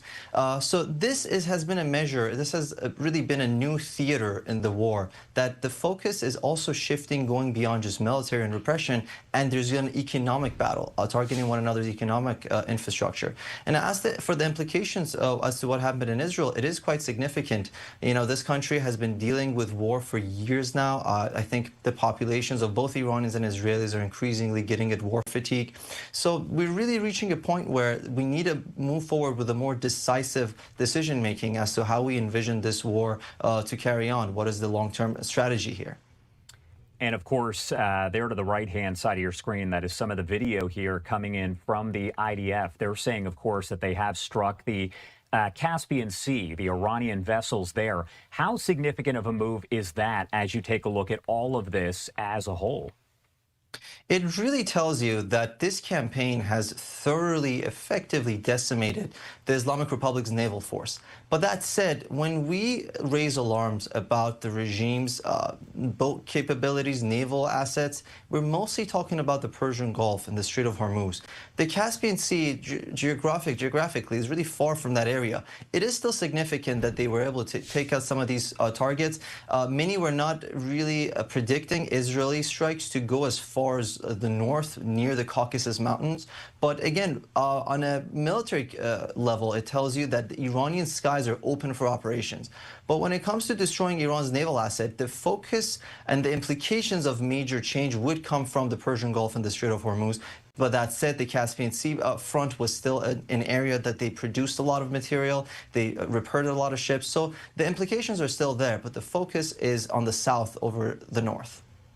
I want to talk a little bit about the U.S. side and Operation Epic Fury, because we heard from Pete Hegseth, the Secretary of War, earlier today. And what you're looking at on your screen is just some of the video coming in out of CENTCOM. Wow. But what do you make of Secretary Hegseth saying the U.S. is launching the, quote, largest strike package yet as all of this continues to escalate? Each time, I mean, how many missiles are there? Jesus. We hear almost that it's getting more and more intense. It has certainly been one of the most extensive campaigns. The targets are as high as 8,000 so far, and the war has gone on for over 2 weeks, on just under a month. It's quite extensive. But I think what really stood out about what Pete Hegseth said was the phrase, death from above. It is similar to what we heard in Libya of leading from behind. Ultimately, the idea here is that the United States so far has not really signaled using ground forces. There's been some messages, there's been some unconfirmed reports of perhaps deploying Marines to Khark Island. So far, we haven't seen that. And what Hegseth really hinted at was the fact that the operations have really been from above and destroying the military capabilities. But for systemic change and for us to ensure that there's going to be a government in Tehran that is not going to pursue this Islamist ideology, the death from above is not always going to be applicable. It really comes down to ground operations. And that's something Israel has been leading. Hyperlocal strikes against specific squads and repression apparatus. So that is really, I think the next phase of the war would be decided based on how much this campaign is going to advance into Iranian streets. And again, there are a lot of questions about what happens next here. We know that Iran has been launching missiles not just at Israel alongside Hezbollah, but also at several other countries there, the Gulf Arab countries. Now, President Trump has kind of explained that Qatar is kind of a red line. Can you explain for folks out there maybe why that is? Because Qatar hosts our CENTCOM, effectively. When it comes to strategic importance of the country, Qatar has been crucial. But that said, Doha is far from a reliable ally. There's numerous geopolitical issues that Washington and Doha do not agree on, Muslim Brotherhood being one of them, supporting Hamas being crucial to that. And prior to this conflict, we have to keep in mind, Qatar was instrumental in preventing an attack against the Islamic Republic. So it's not like they're even adversarial against the regime in Tehran either. The Qatar has for long sought to preserve the regime. They collaborate on numerous fronts, money laundering, terror financing. There might be competitors, but they're definitely far from rivals. As to the implications of attacking Qatar, I think many of us were surprised. We were not expecting the Islamic Republic to go after the only Persian Gulf country that is remotely close to being a partner to Tehran. Given the cooperation that I just noted, it was striking. And I think what's really notable is to see how Qatar's Al Jazeera language media has shifted its language about Tehran. They were first more or less portraying the Islamic Republic as the victim, but once those attacks happened against Qatar, all of a sudden they're changing their rhetoric and really labeling the regime for what it is. So as to what this means for the regime in Tehran is very clear. They thought by regionalizing the war, they're going to inflict more political cost and end it sooner, whereas what we're seeing is that they're being portrayed as the aggressor in this context, and they are turning neutral states against them. Are there any question or questions that you might have as somebody who's following this so closely? We know there are a lot of unknowns and a lot of questions. Anything that comes to your mind that you hope maybe we will get the answer to at some point soon? You're right to point out there are quite a few developments that we're tracking. I think what I'm particularly interested in is how this campaign aims to follow through with its promises of aiding the Iranian people. We have to remember on February 28th, the president clearly stated that he was the only U.S. president willing to provide help to the Iranian people. And at the end, he closed that and concluded that statement by saying, let's see how you react, addressing the Iranian people. So he is very well aware that ultimately comes down to We're going to jump over to, what is it? Margie Taylor Greene. All right. She was on the other day and got interviewed about this. Always an interesting character, no matter what side you're on. Let's have a listen. Iran is now taunting President Trump for asking American allies for help in the Strait of Hormuz. Iran's foreign minister said of the U.S., quote, they carried out large-scale attacks and again repeated the demand for unconditional surrender. Today, they are turning to other countries for help. He also argued the Strait of Hormuz is, quote, only closed to our enemies. Joining us now to discuss this and more is former Republican Congresswoman Marjorie Taylor Greene of Georgia. Thanks for coming on, Congresswoman. So we all know you were a longtime loyal supporter of President Trump, but you broke with him in part because you felt he was too focused on foreign affairs rather than the America First promises he made on the campaign trail. As we enter day 17 of the Iran war, do you believe the president's voters can trust him? Well, just to be clear, the president broke with me over the Epstein files. So that always has to be said. He called me a traitor because I stood with women who were raped when they were 14 and 16. But I do completely disagree where the president has led the country. You know what? It makes absolutely no sense, Pamela, going into midterm elections. Let's remove Donald Trump out of it. Let's just put any president in there. Why would an American president lead his political party into the midterms, waging a full-scale major war, completely unprovoked on Iran, on behalf of Israel? And that's the way most Americans see it. They see this is for Israel, not for America. Why would an American president do that, which is forcing gas prices to hike right here going into spring break, where families are going to be driving out of town, going into summer, declaring and waging a major full-scale war that seems to have no end in sight, that is not de-escalating, it's escalating every single day. And it just doesn't make sense. And the American people did not vote for this. This is not what we campaigned for, Pamela. I went to, I can't even tell you, countless rallies all over the country for President Trump, campaigning for him and Republicans because we wanted to win. And we said on every single rally stage, no more foreign wars, no more regime change. It's time to put America first. And this is a complete betrayal of those campaign promises. So is that what you're hearing on the ground in Georgia, where obviously there are a lot of Trump supporters where you are? Are you hearing from them that they believe President Trump is doing this on behalf of Israel? Bring us there. It's actually very split, and it's split along generational lines. Many of the older Americans from the baby boomer generation that watch Fox News all day long very much believe the talking points on Fox News, and they've spent decades of their lives convinced that fighting these wars is the right thing to do. But the younger generations, I'm Gen X, millennials, and Gen Z are very much against this war. Thank you, Jeremy, for the jewels. And so when you talk to people on the ground, that's how it comes across. It's very generational, and the younger generations are completely against it. We want world peace. We want good trade. We want a great economy. We want to lower inflation, lower the cost of housing, and younger generations want to be able to afford their American lives, and they don't want their taxpayer dollars shipped off to. And you can fill in any foreign country. We'll take Israel out of it. They don't want their money sent overseas. And you know what? They're right for saying this. This is absolutely absurd, and it's 100% a betrayal to what MAGA was supposed to be when we voted in 2024, and it's turned into some perverted, deranged version of MAGA now that nobody wants. And a lot of people are just like, this doesn't make sense. And I'll go further, Pamela. We love our military, and God bless the men and women serving, and we love their families, and we do not want to see flag-draped coffins coming home in a war that does nothing for our own homeland. And then I want to add on something else. How insulting is it to Americans that the GOP can't even fund Homeland Security right now, our own government that protects our own homeland, while they're waging some war like 6,800 miles away in a country that none of us have ever been to, against a foreign people that none of us know, killing many of these people, even to the point of killing their children. It's just absolutely absurd. I want to follow up with you on what you just said.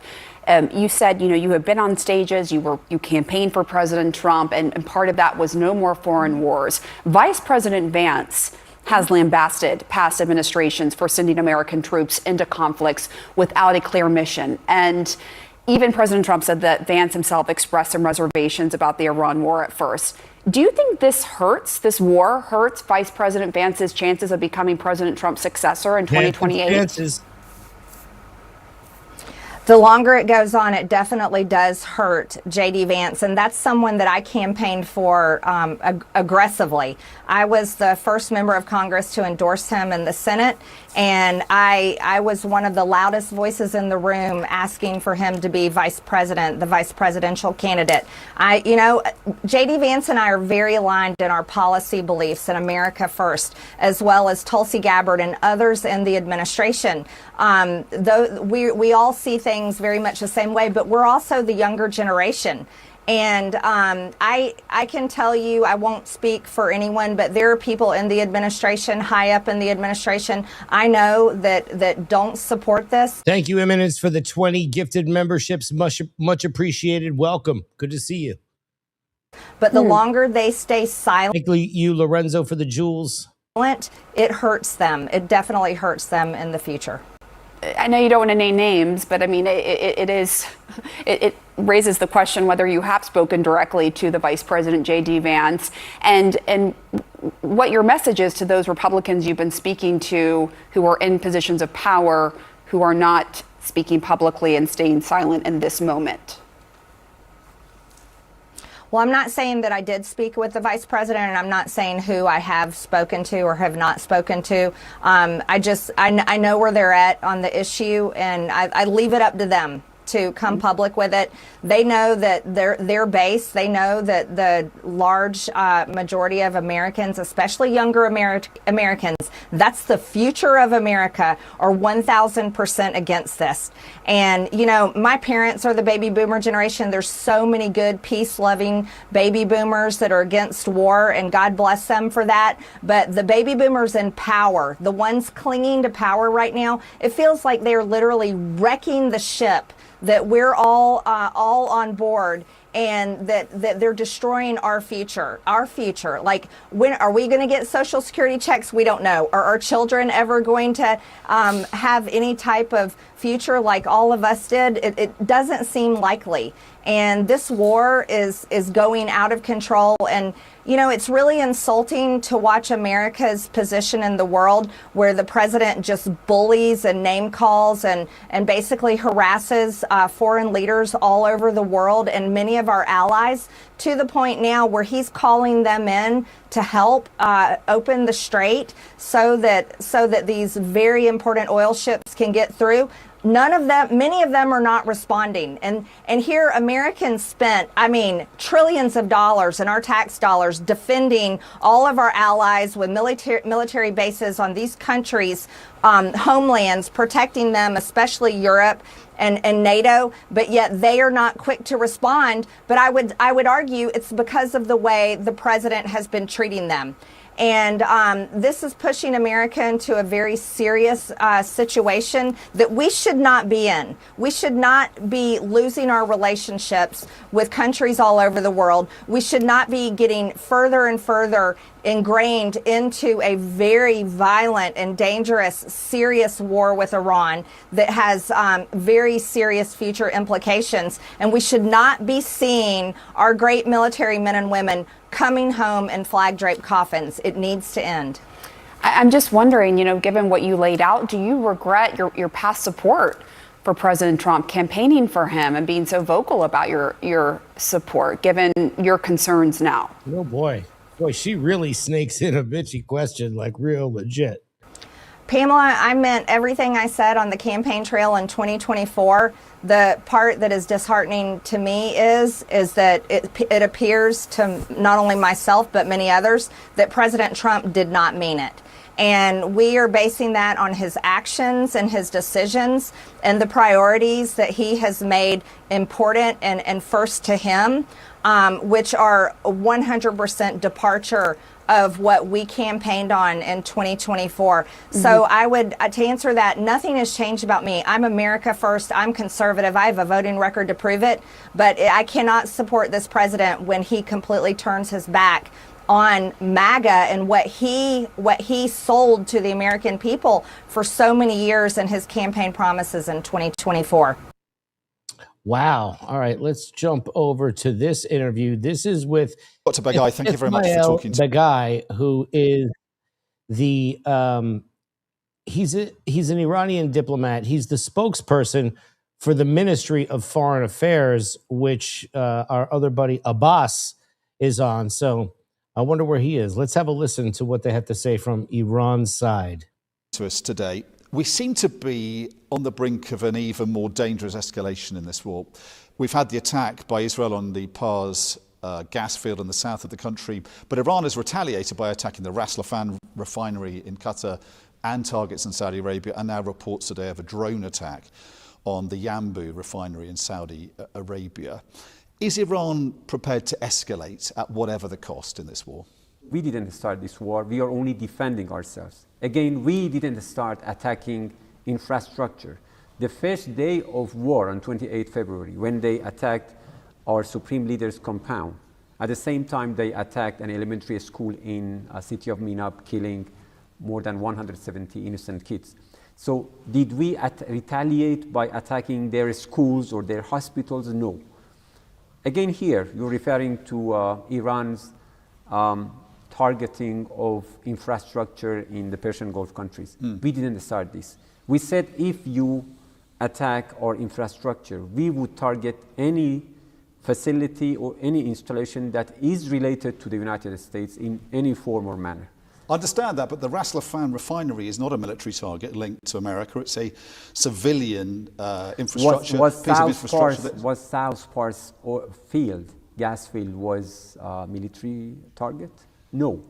And that was targeted by Israel. But you're saying you're not targeting American, you're only targeting American-linked military targets. Can you really believe it, that it was done by Israel without coordination with the United States? No one can believe it. But in response, you've retaliated by attacking an oil refinery, targets in Saudi Arabia, and now reports of a drone attack, possibly by an ally of yours, the Houthis in Saudi Arabia. The impression to the world is that you are prepared to up the ante, whatever is thrown at you. Is that fair? Are you prepared to escalate this at whatever the cost to the global economy and people far beyond this region? I agree that people far beyond this region are paying the cost of an imposed war by the United States and Israel against Iran. So we should not be blamed for what we had no choice in starting that. The United States and Israel have to be held accountable for this war, for the whole cost they have imposed on the region and beyond. Asking Iran, as the victim state, to exercise restraint would literally mean that give up and let the aggressors kill your citizens and attack your infrastructures and territories. So you're not prepared to exercise restraint, and you are prepared to escalate, whatever the cost really for people around the world economically? Again, this is not our fault. This is an imposed war. Do you have any doubt that this war was started by the United States and Israel? And we are defending ourselves. Do you expect Iran to sit idly in the face of this barbaric act of aggression? No responsible state would remain silent in the face of this act of aggression. We have inherent right to defend our people, and that's what we are doing. I suppose the danger, though, is that your regional allies, your neighbours across the Gulf, their patience appears to be wearing thin. They are now coming as close as we've heard them yet to talking about taking military action against you. Now, if that leads to a regional war, that is arguably what Israel wants. And your critics will say this is a trap the Israelis are laying for you, and you are taking the bait. You see, that's the point. We have no doubt that Israel wants to make sure that there would be unending wars in the region. They want to make this region unstable and insecure. That's for sure. That's what they have been doing for the past decades, and especially for the past 2.5 years. They conducted this harrowing genocide in Gaza, then attacking more than 7 countries of the region. Look what they are doing in Lebanon, for instance. Nominally, there is a ceasefire in Lebanon, guaranteed by the guarantors.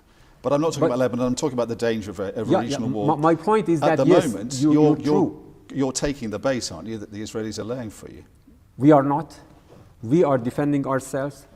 Look, the reality is that, and this is our complaint, we are really unhappy about the countries of the region allowing the United States use their territory, their installations, their assets to attack Iran. And that's a fact. They have been using military bases that are scattered around us in the Persian Gulf countries to conduct and to support their military aggression against Iran. And this is against international law. This is against the principle of good neighborliness among the states. So they have to make their mind. They should not allow the United States and Israel abuse their airspace, their assets and their military bases to conduct military aggression against Iran. So while they continue doing that, they're going to continue being attacked by Iran, and that could lead to further escalation. Is that what you're kind of saying? I'm sorry to feel so, because you see, you cannot expect a country that is under military aggression to exercise restraint. You have to direct your call to those aggressors. They started this aggression. They have to stop. It sounds, though, to people listening, therefore, that Iran is prepared to escalate at whatever the cost. And we've heard from your colleagues saying this is not the time for diplomacy, this is the time to defend Iran. But I think people listening are desperate to hear there's some kind of progress. Is there any kind of olive branch you can offer to your enemies to say there is something you can talk about, a way out of this crisis before it engulfs the whole region and possibly further beyond? Do you think it would be really realistic to offer olive branch to those who want to behead you? They are killing our elites. They are targeting our leaders. So we are facing a combination of acts of terrorism and acts of aggression and terrorism. And this is unprecedented. Hit the like button. So this killing spree has to stop. They have killed so many people across Iran. So you cannot expect the country that is defending itself against this barbaric act of aggression to show olive branch to those who knows no boundary in targeting your country. We're hearing from the Americans the possibility, growing talk of boots on the ground, of some kind of invasion. And the American president is asking for billions of dollars from the US Congress to continue this campaign.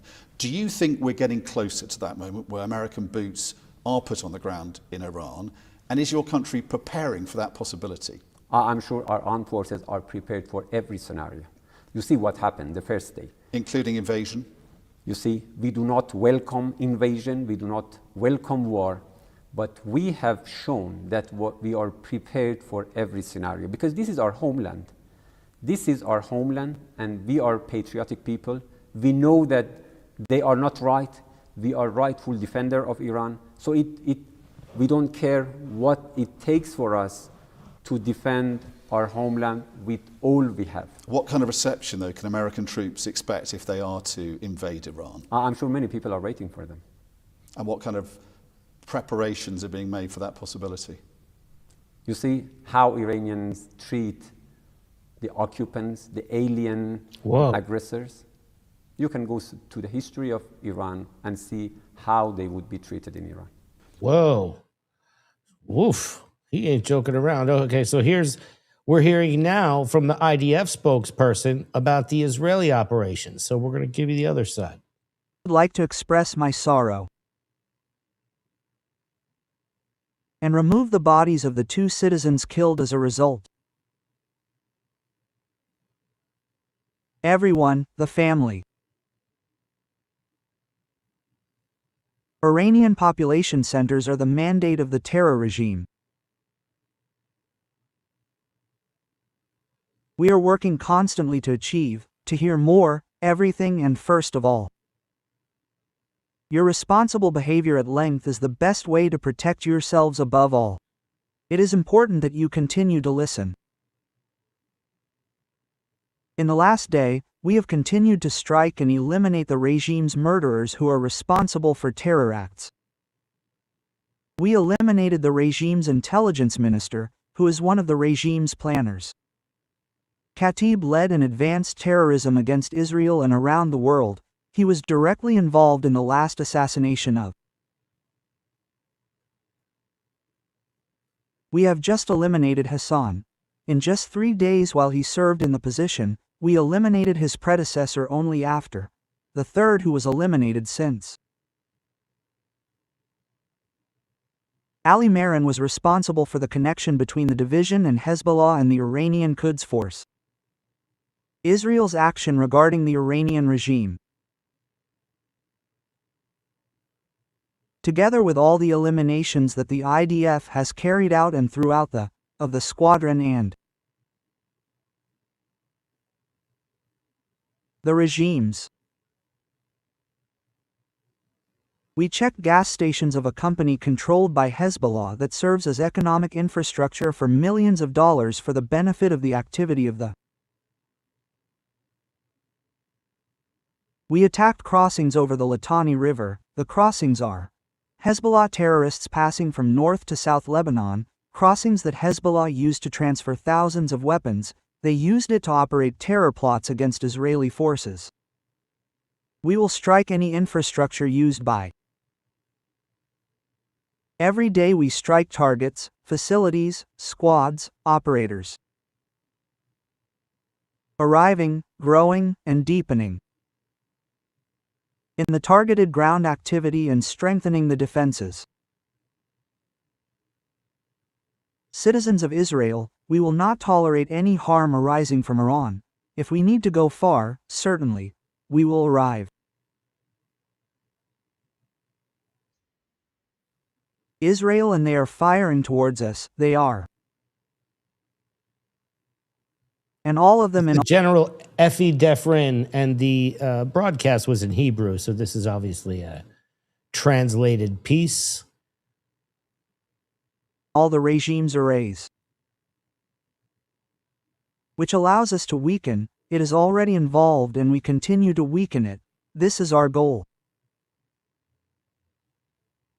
Step according to plan, all IDF soldiers in active duty, also tens of thousands of reservists who were drafted for this campaign, will not stop until the tasks we set are completed. The days over Israel, I will be here.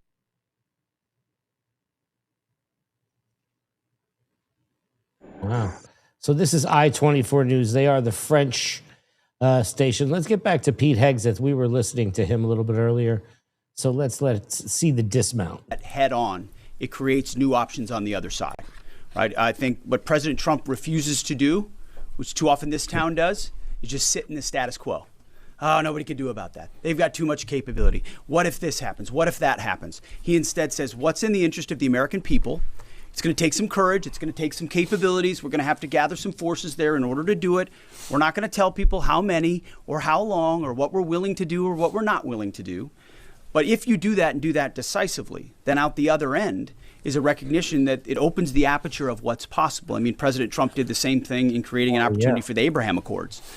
Now you've got a situation where a lot of those countries are coming alongside us, recognizing the threat of Iran. So I think our posture in the future will be based first and foremost on our own national security, power projection, the ability to defend our people and our interests.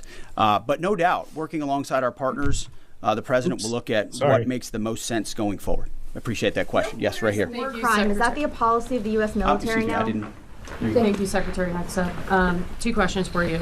The Vice President has often emphasized that the goal of this war is to denuclearize Iran while also avoiding a larger quagmire.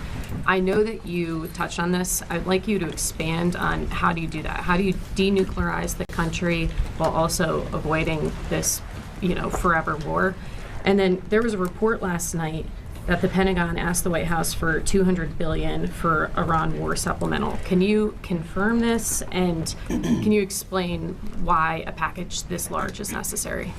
Well, first of all, none of this would have been possible without Midnight Hammer, without that audacious mission with very clear goals that did obliterate their ability to enrich and the capabilities they have in those facilities. So it created the conditions for Iran to step forward and say, okay, you can reach out and touch us like that in our nuclear ambitions. You can see that we're still trying to do this. Let's make a deal. And President Trump put our two best folks on it, Steve and Jared, and they worked diligently, earnestly. I watched it to try to pursue that deal. And ultimately, I think the whole time Iran sort of said, well, we'll talk as we build more missiles and as we build more UAVs and we create this conventional umbrella so that if we chose to, we could try to reconstitute the program. And sort of naively thinking that President Trump wouldn't do something about it. And that's why, as Secretary Rubio has said, and I've said, it's the conventional umbrella that was growing and growing and growing that was meant to protect that nuclear capability. So you had to address both what happened with Midnight Hammer and what happened with that as well. As far as $200 billion, I think that number could move, obviously.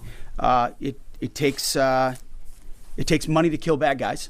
So we're going back to Congress and our folks there to ensure that we're properly funded for what's been done, for what we may have to do in the future, ensure that our ammunition everything's refilled, and not just refilled, but above and beyond. I mean, President Trump, as he said, rebuilt the military in his first term, didn't think he'd use it as dynamically in his second, but he had. So thank goodness he did that. And an investment like this is meant to say, hey, we'll replace anything that was spent. And now that we're reviving our defense industrial base and rebuilding the arsenal of freedom and cutting deals like our great deputy secretaries here is doing, long lead times on exquisite munitions, we're going to be refilled faster than anyone imagined. And I think, we're also still dealing with the environment that Joe Biden created, which was depleting those stockholds and not sending them to our own military, but to Ukraine, which is every time we reach back and look at any sort of a challenge we have, it goes back to, well, send it to Ukraine. Ultimately, we think this should be these munitions are better spent in our own interests at this point, and this kind of funding bill is going to ensure that we're properly funded going forward. We'll take one more right here. Thank you, sir. Thank you, Mr. Chairman. Jordan Conradson with the Gateway Pundit. So with the strike yesterday on South Pars gas field, if the U.S. didn't know about it or didn't approve of it, it kind of seems like a trend of Israel apparently pursuing their own objectives over U.S. objectives. I'm not sure if you agree with that, but the president has said he doesn't want to hit Iran's oil infrastructure right now. As you said, the U.S. avoided this on Park Island. Oil's nearing $120. Why are we helping Israel prosecute this war if they're going to pursue their own objectives? We hold the cards. We have objectives. Those objectives are clear. We have allies pursuing objectives as well. And the truth speaks for itself. I mean, President Trump was very clear about that. Iran has weaponized energy for decades. Israel clearly sent a warning. He's got his talking points right down there in front of him. And POTUS has made it clear, very clear. Iran knows when you hit Karg Island and you hit military capabilities on Karg Island, which is the only thing we hit, we can hold anything at issue, anything. The United States military controls the fate of that country. Iran has the ability to make the right choices. It should not, going forward, target Arab allies, Arab countries, trying to create pain, the pain that they created themselves. Thank you all very much. All right, so that was Pete Hegseth. Now, I want to show you something, all right, you guys, because earlier, while we were watching this press conference, Pete Hegseth said, it takes money to kill bad guys. And I said, oh, this is going to be a headline. This is going to be a headline. Well, guess what? Sky News from Australia already got it and already started running that quote. They got this from 46 minutes ago. Let me show you this. I told you that would be the big quote, right? It takes money to kill bad guys. Woo. Nailed it. All right, let's listen. As if this war wasn't worrying enough, it is now escalating again dramatically. Massive explosions in Saudi Arabia followed others at a major gas plant in Qatar. That's crazy. Hit by Iran after Israel did this, an unprecedented strike on an Iranian gas field causing substantial damage.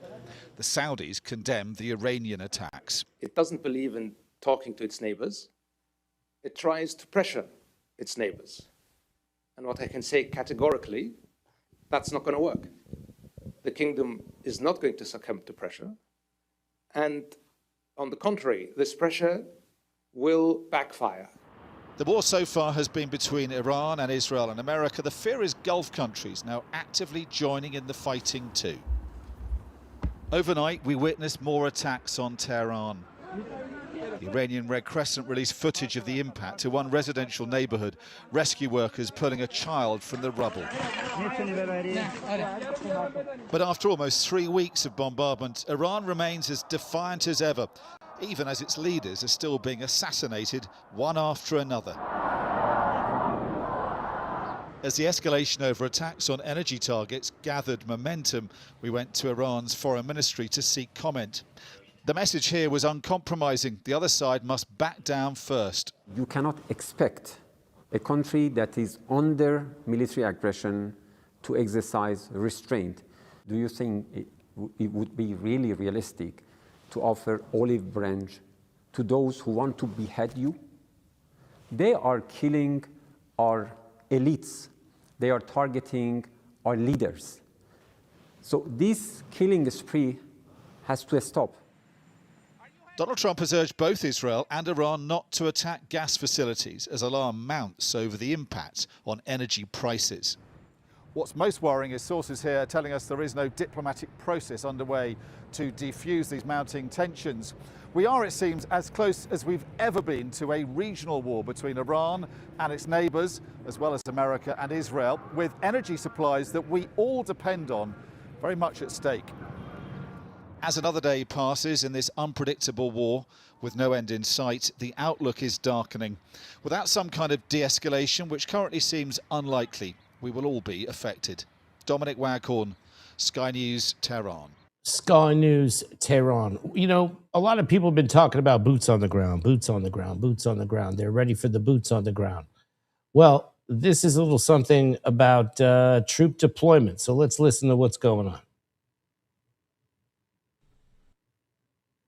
I'm Austin Westfall. Reuters' Phil Stewart with this, saying the Trump administration is considering deploying thousands of additional troops to the Middle East as the military prepares options for the possible next phase of the Iran war. Hit the like button, One guys. option, Reuters Thank you for says, joining me. securing the Strait of Hormuz includes deploying troops to Iranian shores. This is something that we're going to have to track as the days go on here. Retired Marine Intelligence Officer, National Security Analyst, and the host of the Strat podcast, Hal Kempfer, here to discuss what might the U.S. be pursuing with these discussions, Hal? Well, I'm kind of looking at this. I don't want to jump to conclusions. Okay, everybody's saying, "Oh my gosh, it's going to be a replay of OIF or Desert Storm. We're going to have troops doing this stuff." What it might be is we're looking at what comes after. If there is a regime change, how do we secure certain areas, certain facilities? There's a lot of things that have to happen. We have to go in there and we'd have to look at any site that had nuclear weapons. Obviously, we'd want to reduce any site that had ballistic missiles, drones, anything along that line. And there really can't replace the fact that at that point, we'd want to have boots on the ground, so to speak. We'd want folks that are literally going down to those tunnels, those underground facilities, seeing what they had and really dealing with it, whether it's be destroying it or confiscating it or whatever it is. And so that's very possible. Now, as far as shores go, that's a big issue, and that's kind of implying the Strait of Hormuz and looking at, what if, and if there's regime change, we may want to put troops ashore over in, someplace like, I would say, like Bandar Abbas or something like that. We may consider that, but I wouldn't say to, go storming ashore and take it by force, but obviously to be an occupation force there, provide a certain measure of security, and deal with other latent anti-ship capabilities that rogue elements may have hidden up in the hills and along the shoreline. So that might be something that they're thinking of later on. That's a distinct possibility. And then again, it also could be we're just looking at rotating some folks out that have been over there for a long time too. You know, sometimes these things get kind of rolling. It's like, oh my gosh, we're going to deploy all these troops, and you find out, well, there happens to be a couple of units that have been over there for 6 months or 8 months. It's time for them to rotate back home. So rather than being a huge plus up, it's actually more of a routine rotation of troops. Another story breaking in the last couple hours here. The Washington Post says that the Pentagon, Hal, is asking the White House to approve a more than $200 billion request to Congress to fund the war in Iran. If the first 6 days of the war, I was looking, the first 6 days of the war cost $11 billion, Hal. Mm-hmm. So if 6 days of war cost $11 billion, what does a $200 billion request tell us? Well, obviously that tells you we're going to be there for a while. Part of it too is it's $200 billion earmarked for the war in Iran. But as you know, we've used a lot of high value, high cost, I would say low density weapons like air defense missiles, Patriot missiles, things like that. These cost a lot of money. We've also used a lot of other air assets. We've been putting a lot of drones into that area. We've been doing a lot of different things. So what I'm thinking is that when they're talking about that, they're talking about $200 billion earmarked for the war on Iran or the war in Iran, but also to replenish our war reserves and plus up our war reserves should something else happen somewhere else. And that somewhere else I'm looking at is China right now, which where there's a lot of activity. Just kicked up big time Sunday. There has been a lull in provocative air activity by the People's Republic of China around Taiwan. And now Sunday, we started to see this big surge of activity. We're not quite sure why there was a lull. We're not quite sure why they surged again. But we do know that China is certainly looking very closely at what's happening in the Persian Gulf. They've for years and years and years, they've been talking about they want to repatriate Taiwan, which includes militarily repatriating Taiwan to the PRC. And repatriation is another way of saying invasion. And that's it might push up their timeline if they think that the U.S. is unable to respond to whatever they do in the Pacific. So, Hal, we've been talking about the Strait of Hormuz so often, and we've been talking about oil prices just about every step of this war. Today, we heard that the South Pars gas field was struck. It's the largest gas field in the world, and it was struck earlier today, and the Qataris are saying that it was the Israelis that struck this oil field. The AP says the United States knew Israel wanted to hit the gas field, but did not take part in it. Why would the U.S. want to be hands-off with striking something like that? Well, it's escalating the war to a new dimension. Obviously, if you're hitting the gas fields, Yeah. you're hitting the oil facilities, now you're kind of punishing Iran as a nation, because even if there's regime change, the new regime is going to have to figure out ways to pay for things, and they want to sell gas and oil. And so when you take that out, there's a feeling that that's a little bit punitive on Iran as a nation. We're never in charge before, and those new people in charge are replacing people who were there a very long time. So very difficult to establish yourself quickly in an organization that's not used to having a lot of change like that. And it causes a lot of we have an eliminated here. Eliminated the Minister of Intelligence, Iranian terrorist regime, Ismail Khatib, appointed Minister of Intelligence by Supreme Leader Ali Khamenei in 2021 after holding several key positions in the IRGC, oversaw the Iranian Ministry of Intelligence, the Iranian regime's primary intelligence organization and a key organization behind the regime's repression and terror, played a significant role in directing arrests and the killing of protesters during the recent internal protests in Iran and during the hijab protests of 2022 and 2023. So you ain't gonna see him no more. Disruption, difficulties with decision making, working with other organizations, And so that's what they're doing. And they're going right down the list. You know, they took down, obviously with Basij, they took out their commander, Soleimani. That was a huge one, obviously. And we don't know what the status is of the supreme leader, Mustafa Khomeini. That's a big question. Nobody's seen from him. Nobody's heard from him. Only thing we have is something that was attributed to him that was read on television, which may or may not have been actually authored by him. That's a big question. So, you know, you just kind of keep working your way down the list. You know, Laranjani, who'd been there forever, you know, who was kind of the you know, basically the decision maker, if you will, in light of all the changes that had taken place there. And he's gone. So to take out, you know, to take out the Minister of Intelligence, particularly, you know, Khatib in this way, it just further puts the regime in disarray. Taking out the leaders themselves is one part of a decapitation campaign, but how important is the psychological piece of it, Hal? Are they trying to make Iran's leadership focus on survival rather than operations? Oh, yeah. Yeah, they want them to go to ground. In fact, if they go to underground and they turn off all the comms and nobody can talk to them, that really helps. You know, that is an old trick, but you basically, you get them so fearful of their own survival that eventually they lose command and control because they're doing everything they can just to avoid being detected and targeted. So that's a strategy, and it works very well. You saw what happened. I mean, it worked extremely well with Hezbollah over in Lebanon. You know, they were afraid that their cell phones are being monitored by Israel, which is a reasonable suspicion. And so they went to those pagers that they had, and Israel brilliantly infiltrated those exploding pagers across the leadership cadre, the managerial cadre, the leadership cadre of Hezbollah. So when all these pagers blew up, didn't just kill all the people that had, or injure or kill these people, it took them out of action, which took out a huge area.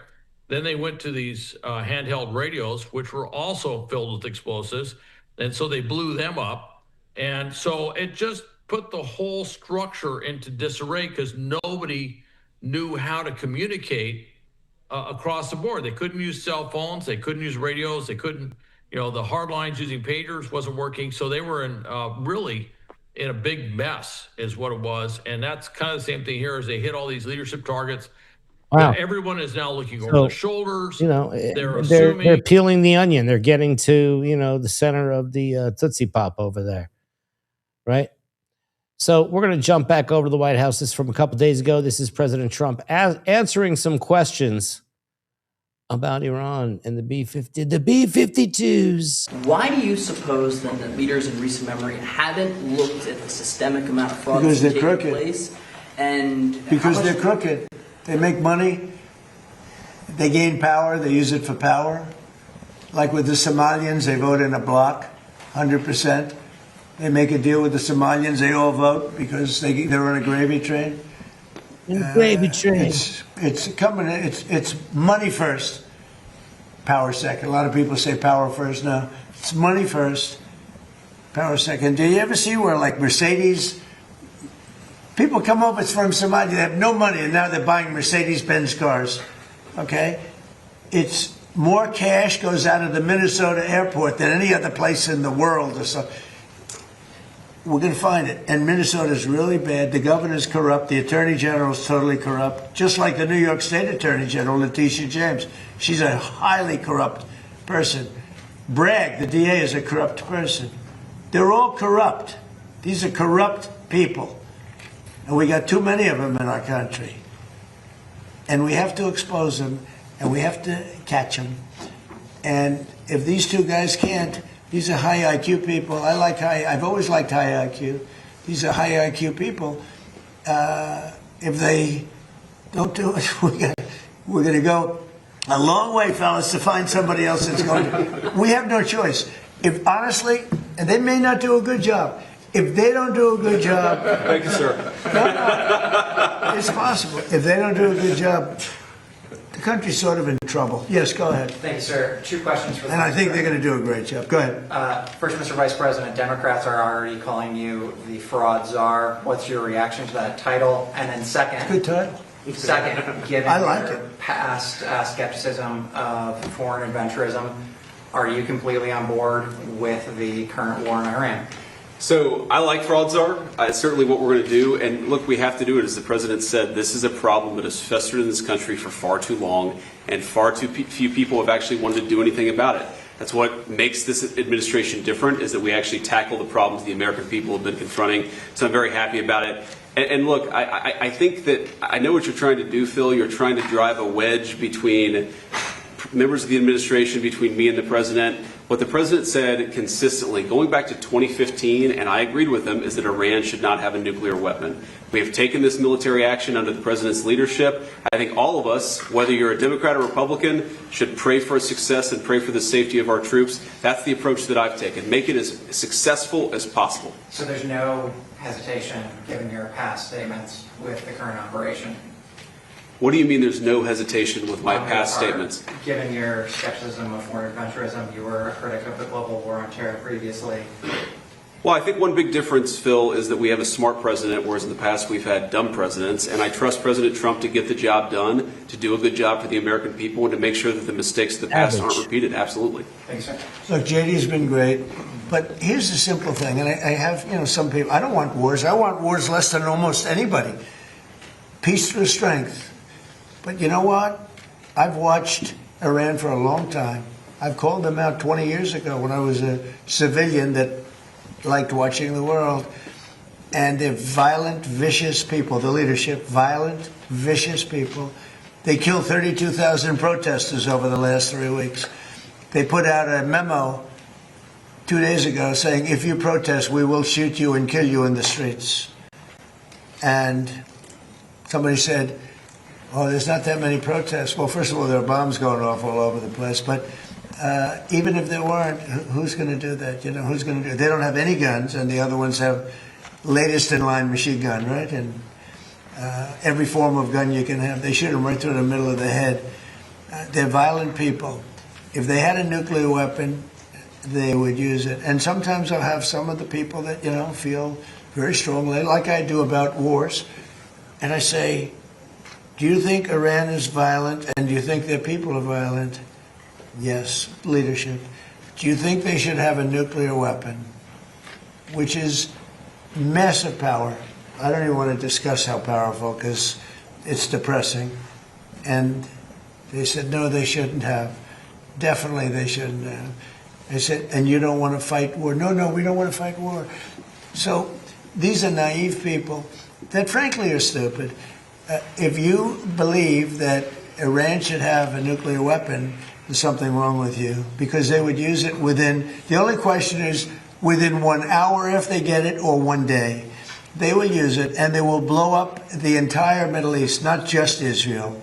They'll start with Israel, but they will blow up. And you got to see that when they unexpectedly started sending missiles to every country within 1,000 miles of them. I mean, they're blowing up countries that were neighbors, not necessarily some friends. They actually were blowing up some friends. They were blowing up the people that handle their accounts. They're sending thousands of missiles into countries that didn't expect to be in the war because they wanted to take over the Middle East. And if I didn't terminate Barack Hussein Obama's horrible Iran nuclear deal, which I did in my first term, one of the dumbest deals, perhaps the dumbest deal because of the danger involved, you would have had them have a nuclear weapon 3 years ago, maybe 4 years ago. They would have used it, blown up the Middle East, and they would have then come. Hit the like button. We're almost at 1,000 likes, guys. Hit that like button for me. After us. And if these gorgeous B-2 bombers, give me that bomber, Andrews. Let me just hug that little sucker. Give me that bomber over there. Thank you. Know immediately which one.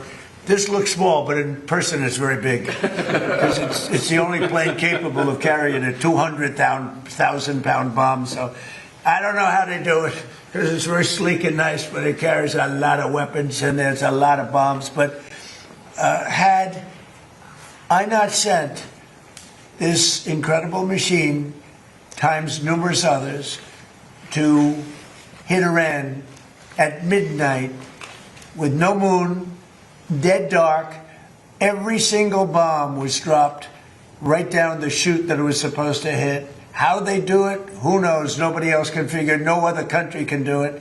No other country has our military or even close. And I think we've probably proven. By the way, this live stream just hit 750,000 views. That's 750,000 views. So thank you guys. Hell yeah. That with Venezuela and now with because we have done a number on Iran. But if I didn't do that, if I didn't decimate, I call it their nuclear. Hit the like button. Dust. They would have had a nuclear weapon within 1 month after that bombing took place, and they would have used it on first Israel and then the Middle East. And you know that because all of those missiles that were launched against their neighbors were set long ago, long before they knew that. Long ago, and far away like Star Wars.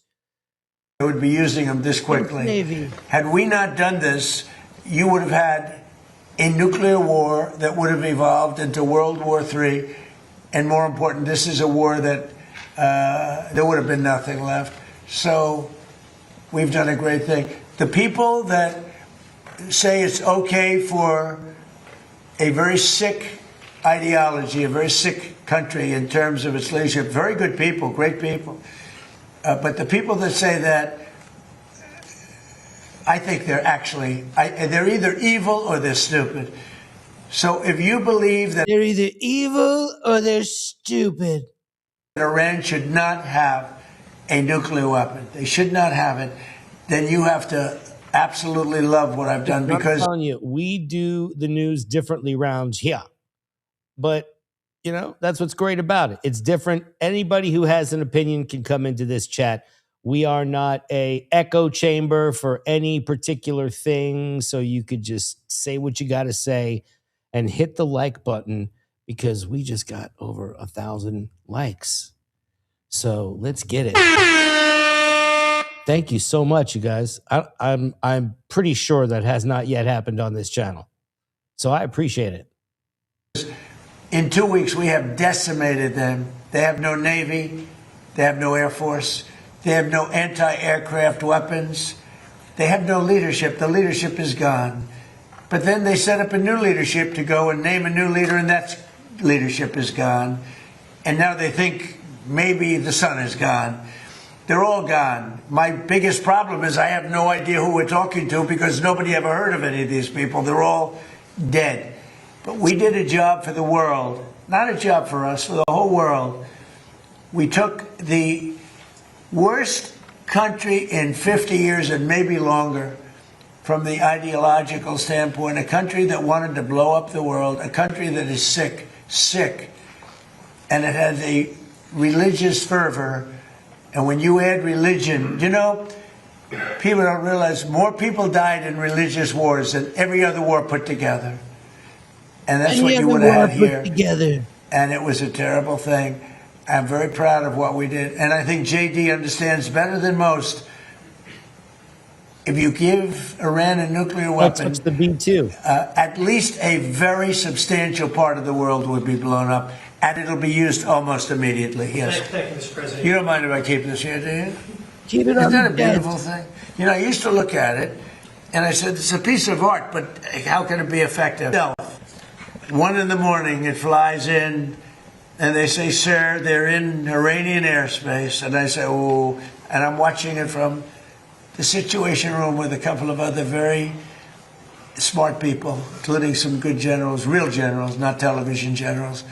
And all of a sudden you see that dive, they start diving, and sure, and you see him, 30,000, 20,000. Boy, I said, that was a lot. They went down fast to aim it.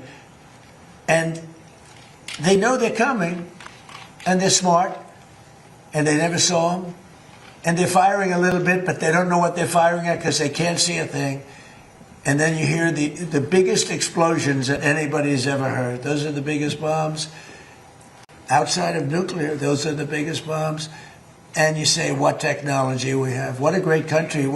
I built it, largely, I built it during my first term. I built it. I didn't know I'd have to use it this much in my second term. But we had an incompetent president. We had an incompetent administration. And if that group of people in any form, whether it's Kamala, him, it doesn't matter, would have had another 4 years, we would have had no country left. Yeah, please. Thank you, Mr. President. You say you're doing a job for the rest of the world. In your conversations with your counterparts, are they thanking you? What are their conversations like when you talk about this military conflict that's taking place in Iran? Well, they should be thanking me because many of them get 90%. China, as an example, should be thanking us, but I don't expect to thank you, but they should be thanking us. Japan gets 95%, China 91%. Many of the countries, South Korea gets a tremendous percentage of their oil and therefore their energy from the Straits, or as they call it, the Strait. And they should be not only thanking us, they should be helping us. What does surprise me is that they're not eager to help. There are a couple. We'll be announcing some names soon. There are some that really were right up front. I would announce their name now, other than maybe they prefer it not being announced for whatever reason. I will say this: it's a lot easier to get people today than it was 2 weeks ago. 2 weeks ago, before we destroyed before we obliterated the country, before we took out, because they're down to about 8% of their missiles. They're down to a small portion of their drones. And we've demolished many of their factories where they make the missiles and the drones, and the rest are all following. Our military has been amazing. We hit Karg Island, took out every single thing in Karg Island except one thing. We left the pipes, because if we take out the pipes, it takes a long time to build them. And at some point, something is going to happen that's positive with respect to those pipes. But there are some countries that greatly disappointed me. And, I'm the one that got them to pay from 2% to 5% of GDP, NATO. And I get along great with those countries in NATO, but I always said, the problem with NATO is we'll always be there for them, but they'll never be there for us. And when I hear the UK, which was sort of considered the Rolls-Royce of allies, right? When you say they were the oldest and they were going to be there. And I say it would be really helpful if you'd send over a couple of ships, and if you have some minesweepers, which they do, it'd be very helpful. And the Prime Minister is a nice man. I think he's a very nice guy. He says, well, I'd like to ask my team. I said, you don't have to worry about a team. You don't have a team. You're the Prime Minister. You can make a decision. Well, I have to speak to my people. I said, you don't have to speak to anybody. So it was very disappointing. And then after we obliterated them and destroyed their military, the whole thing, and it became a much safer zone, he said, we're going to send over 2 aircraft carriers. I said, I don't want them anymore. I don't want them after we win. I want them before we start. I don't need your aircraft carriers after we've already won. So, those things are very disappointing. And you have to remember, we have 45,000 troops in Japan. We have 45,000 troops in South Korea. We have 45,000, 50,000 troops in Germany. We defend all these countries. And then, do you have any minesweepers? And they say, well, would it be possible for us not to get involved? I've been saying it for a long time. This is the greatest thing to come out of this. We spend trillions and trillions of dollars on NATO to defend other countries. And I always said, but if it ever comes time to defend us, they're not going to be there. Many of them would not be there. And we're going to have to start thinking more wisely in this country. Some have been very good. 1 or 2 have been great. I'll tell you who the great ones are at the right time. But there have been some that were right up there, Peter. They were right up there. They wanted to do it so much. Go ahead, Peter. Thank you. You were talking about Iran a couple times today and what they did after Epic Fury began. You said they hit Qatar, Saudi Arabia, UAE, Bahrain, Kuwait. Nobody expected that. We were shocked. Are you surprised that nobody briefed you ahead of time that might be their retaliation? Nobody. No. The greatest experts. Nobody thought they were going to hit. They were, I wouldn't say friendly countries. They were like neutral. They lived with them for years. Peter, they were going to take over the Middle East. They were going to knock out Israel with their nuclear weapon. But after we knocked out their nuclear potential weapon, they started building missiles, thousands and thousands of missiles. And they were going to do it with missiles while they developed. These are sick people. While they developed nuclear, somehow they were going to start at a different site, because that site was, you saw the site, the mountain. They were going to go into a certain area, which we know exactly where it is, and they were going to do that. And it's incredible what we've done. I tell you, the job we've done. Do you know, if I didn't terminate Barack Hussein Obama's Iran nuclear deal, you would right now, well, Israel would be gone. It would be incinerated, and probably the Middle East likewise. And remember, they have all of those missiles. And I heard they were sending missiles to UAE. I said, that's strange. You know, UAE is like the banker for Iran. They're like the banker. Qatar, their neighbors, they got along okay. Saudi Arabia. All of a sudden, Kuwait is getting hit. Bahrain is getting, all these countries are getting hit. There was no expert that would say that was going to happen. It's not a question of like, gee, should you have known? And if we did know, big deal. I mean, we have to do what we have to do. But we hit them so hard like nobody's ever been hit. We hit them very hard. And we've extinguished most of their missiles. We've extinguished most of their drones. We've extinguished most of the places where the missiles and the drones are built. We've fully extinguished 2 layers of leadership and probably a third, if you believe some stories. So we only have one thing, to have a little choke point, and they've used it very well for years, but it doesn't work. But I think this, if some of these countries that we've been good to for years, and maybe more important than that, some of these countries that get 90% and 95% of their energy from Hormuz, the Strait. Hormuz, a famous, wonderful, beautiful place, but you wouldn't want to be necessarily sailing a boat there right now. I would not. Okay, you know why? Not because of them, because of us. Because we've taken out their entire Navy. We've taken out every one of their drone, they call it a drone layer, a mine layer. There's specific boats that are meant to put mines on. How would you like to have a nation that has 22 boats where their sole function, they're very different looking boats. You wouldn't want one for your family. They're not pretty. Their sole function is to lift a mine into the water and drop it a certain number of feet down. But they had 22 of them. We've taken out all of them. But you can probably drop them off on the boats. So we don't even know. By the way, we don't know that any mines have even been dropped. But the thought that they would scares people that have billion-dollar ships. Yeah. Please. Thank you, President Trump. I'd like to ask the Vice President about his plans to go after possible fraud in California and New York. We know, of course, about Minnesota. And President Trump, first, could I ask you, you said earlier today that the new Supreme Leader, Mujtaba Khomeini, you don't know if he's dead or alive. There are a couple of interesting reports about him today. There's one report that he just narrowly escaped death in the first airstrikes by stepping out into his garden. There's another report that he may actually be gay despite leading a theocracy that hangs gay people.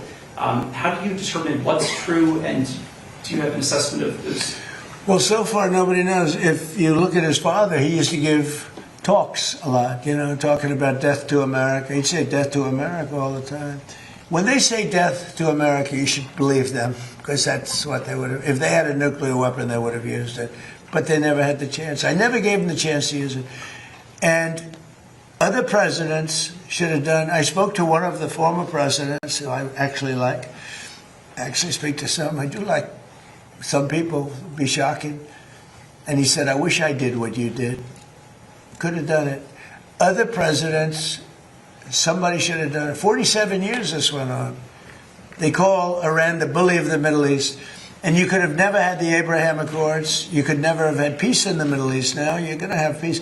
You could never do it with the dark cloud of a nuclear Iran. But Iran is a shell of itself. It's no longer a bully. It's the one that gets bullied. It's a bully that got beat up. We beat the crap out of them. And they deserve that. You know, when you see a soldier walking down the street without his arms, or being helped down the street because he's got no legs, or his face is blown to smithereens with no legs and no arms, those two, no legs, no arms, and a face that got racked. That was done by roadside bombs. That's the favorite weapon of Soleimani, who I killed in my first administration. General Soleimani. Had I not killed him, that was the beginning of their downfall, because had he not gone, it's possible that we would not be this far advanced in destroying Iran, because he was a really good general. He was a vicious, horrible man, but he was a brilliant general. And he was looking to hit that like button for me, guys. Thank you. And welcome. Knock out 5 of our military bases at one time. And the man that died with him was his counterpart in Iraq. And they were working together. And they got hit real hard. And if that didn't happen, we would have had a problem. But maybe more importantly than that, he was really the mastermind behind it. And they never found somebody to replace him in terms of the genius, and knocked him out. And that was a big step, knocking him out. But if we didn't get rid of the Obama deal, I terminated it against the wishes of my then Secretary of State. He was no Marco. Against the wishes of a lot of people at the time. You remember that, Peter? A lot of people. Had I not terminated, remember that, Stephen? You remember? They were all going, no, dude, this is not... That deal was a disaster. That was a road to a nuclear weapon. They would have had it 3 years ago, and it would have been used, I would say, 2 to 3 years ago, and it would have been used in the Middle East. And by the way, after they were finished that, they were coming over here. They never got a chance to do it. I just want to ask you about something very interesting that you said twice today. That you talked to another former president about the Iran strikes. I did. Was it George W. Bush? No. Was it Bill Clinton? I don't want to say. I don't want to say. Because Barack Obama. a member of a party, they have Trump derangement syndrome, but it's somebody that happens to like me, and I like that person who's a smart person. But that person said, I wish I did it. Okay, but I don't want to get into who. Okay. I don't want to get him into trouble. Maybe, hey, you know what? Yeah, I think you probably know. You know, it's interesting. And maybe he'd be proud. And I could even ask him that. Would you like me to reveal your name to Peter at Fox? Well, at least you have high ratings. Your ratings are through the roof, Peter. Yes, thank you for noticing. Congratulations. Can I ask you another question about the war? If Iran, as you said, totally obliterated, got the missiles, got the first 2 rounds of leadership, Air Force gone, Navy gone, can we wrap this war up this week? Yeah, sure. Good. Will we? I don't think so, but it'll be soon. Won't be long. And we're going to have a much safer world when it's wrapped up. It'll be wrapped up soon. We're going to have a much safer world. I had an obligation to do this. I didn't want to... I call it an excursion. I didn't want to make this journey. We had the highest stock market in history. We had low gas prices. Everything was good. And I know exactly. I know what, you're going to do it. And people are going to raise the price of oil. And that's good. But I know that. But that's a very small thing compared to allowing them to have. You want to see a stock market go down? Start letting them hit you with nukes. Okay? I think, I said it this morning, I think it's a very small price to pay. And frankly, I thought it was going to go down much more, if you want to know the truth. I assumed that it was going to go down much more, only because people don't understand to a large, it's a big chess game at a very high level. It's a very high level chess, the highest. And I'm dealing with very smart players. These are smart people. They don't get there. You know, when you deal with some of these people, you're dealing with high level intellect, very high IQ people. These are not Jasmine Crockett and her group. These are smart people. These are really smart people, and violent people, and vicious people, and some very nice people. And some are very nice but violent. They turn violent. But you know what? If I didn't do what I did, we would have been hit. Number one, very important, was the termination of Obama's horrible deal, and number two, this beautiful plane hitting them 8 months ago, whatever it was, and taking out their nuclear capacity. That totally threw them for a loop. If they had that bomb at either time, 5 years ago or 7 months ago, if they had that bomb, that bomb would have been used almost immediately. Mr. President, two questions on domestic policy, bringing it close to home. First of all, the Save America Act, what are you expecting this week when this vote takes place in the U.S. Senate? Will the Vice President's vote be I think it's necessary? imperative that it gets done. I'm not sure it is. You know, the Democrats have horrible policy. It's just incredible. But they stick together. It's the one thing they do. Their Supreme Court members stick together. Those appointed by a Democrat stick together.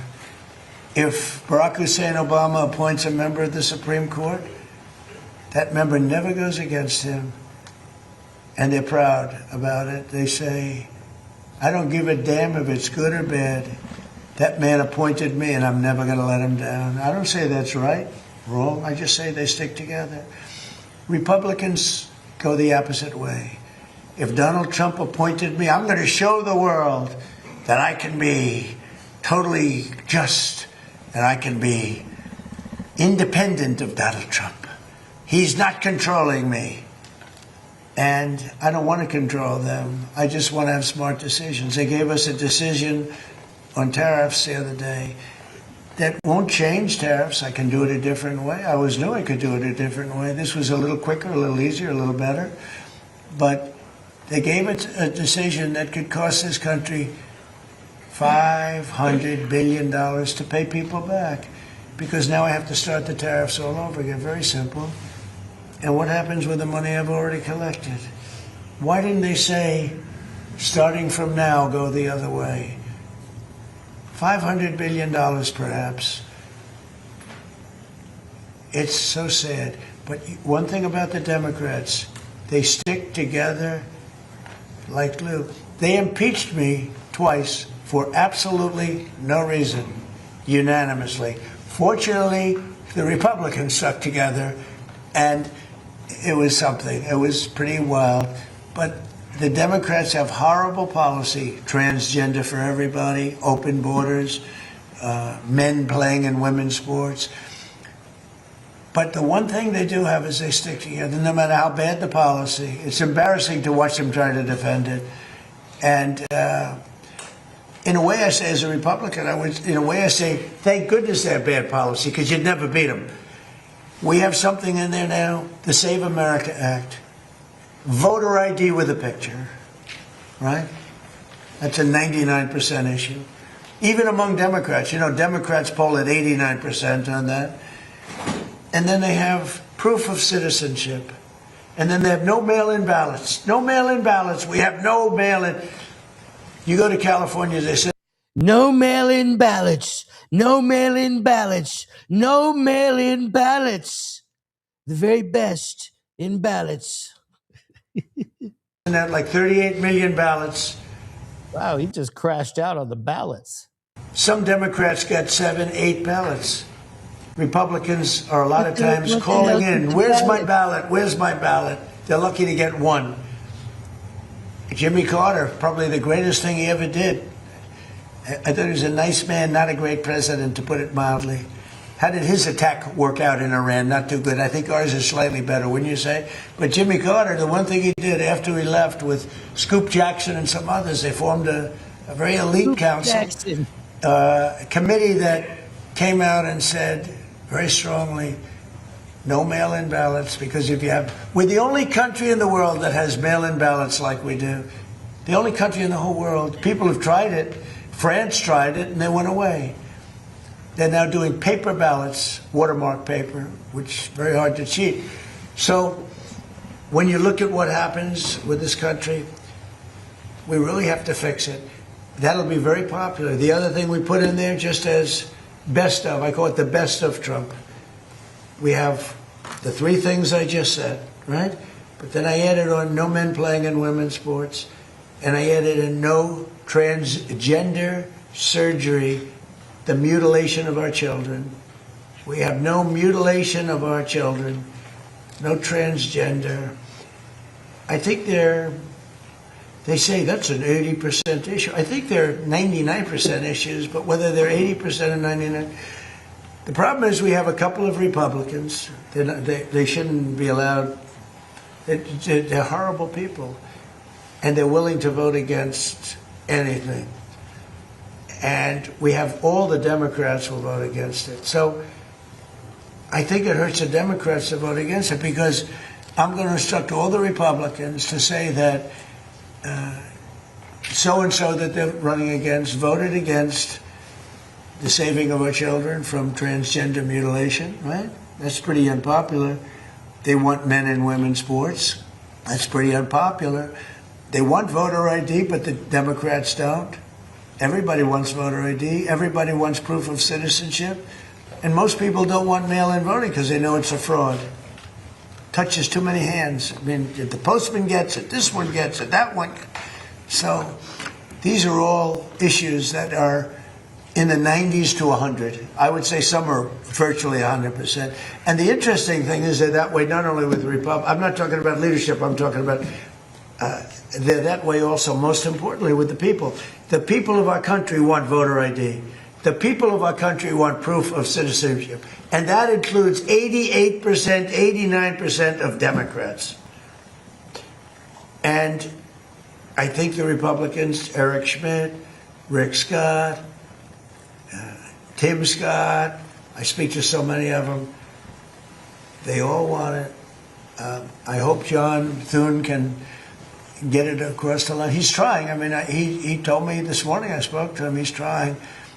I think it'll be a very, very bad thing for our country if they don't. We're just asking for basic things. Think of it. You can't have voter ID. Do you know in California, if you ask a person to show their identification, they have the right to put you in jail. If you're an official and you say, "May I please see your identification?" you're subject to going to jail. That's how crazy it's gotten. With a low IQ person, you know, because Gavin Newsom has admitted that he has learning disabilities. Honestly, I'm all for people with learning disabilities, but not for my president. I think a president should not have learning disabilities, okay? And I know it's highly... I think that he is correct about that. Controversial to say such a horrible thing. The president of the United States, Gavin Newsom, admitted that he has learning disabilities, dyslexia, everything about him is dumb. But then he looked at the audience and said, "What, I'm smarter than you," or something like that. That was pretty silly. So now on top of everything else, I call him a racist because it happened to be a black audience. I will tell you this. I think it was the worst interview I've ever seen of any human being in my life, okay? Anybody else have any questions? President, on Iran, will it be necessary to use even a limited ground force to secure whatever nuclear material remains? When this is over, I'm going to show you guys the B-2 bomber. It's badass. In Iran? Oh, well, we also have a White House event coming in hot. Hold Part on. of that threat. Yeah. And secondly, have you made a decision? You mean to go in and get it? Yes, sir. Why would I tell you a thing like that? And secondly... You know, I can't say to reporters, "Sir, will you attack Karg Island? Will you occupy Karg?" They ask me these questions. And I don't want to be mean, but they're stupid questions. If any president answered those questions, they shouldn't be president. And secondly, sir, do you still plan to travel to Beijing at the end of this? I don't know. We're working on that right now. We're speaking to China. I'd love to, but because of the war, I want to be here. I have to be here, I feel. And so we've requested that we delay it a month or so, and I'm looking forward to being with them. We have a very good relationship, but because of the war, there's no tricks to it either. It's not like, "Oh, gee, I'm waiting." It's very simple. We got a war going on. I think it's important that I be here. You know? So it could be that we delay it a little bit. Not much. Peter? When you say Cuba is next. Cuba. Is Cuba, whatever you do with the military there, it seems like something. Will that look more like Iran or Venezuela? Can't tell you that. I can tell you that they're talking to us. It's a failed nation. They have no money. They have no oil. They have no nothing. They have nice land. They have nice landscape, you know. It's a beautiful island. I think they have great people. You know, I know so many people from Cuba that were treated terribly, and they're over here, and they became rich. They're very entrepreneurial people, very smart. I know a lot from Florida, especially. There's so many people. A friend of mine started over with nothing. He's now the largest owner of gas stations in the country and stuff. I mean, Cuban. I also know, I was just with a fantastic person who's Cuban and made a fortune in sugar. You know, Fanjul family, right? And this family wants to go back to Cuba to visit it. They haven't been back in like 50 years or something. They largely come from Cuba. And we'll see what happens. They were asking me about that. They want to go back. Not only Fanjul, a lot of Cubans have said, oh boy, would they love to go back. I think Cuba, I don't know, in its own way, for tourism and everything else, it's a beautiful island, great weather. They're not in a hurricane zone, which is nice for a change, They won't be asking us for money for hurricanes every week. But I think Cuba's seen the end. All my life I've been hearing about the United States and Cuba. When will the United States do it? I do believe I'll be having the honor of taking Cuba. That'd be good. That's a big honor. Taking Cuba. Taking Cuba in some form, yeah.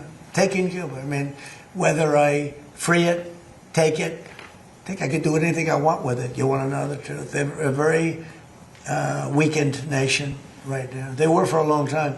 Very violent leaders. Castro was a very violent leader. His brother's a very violent leader. Extremely violent.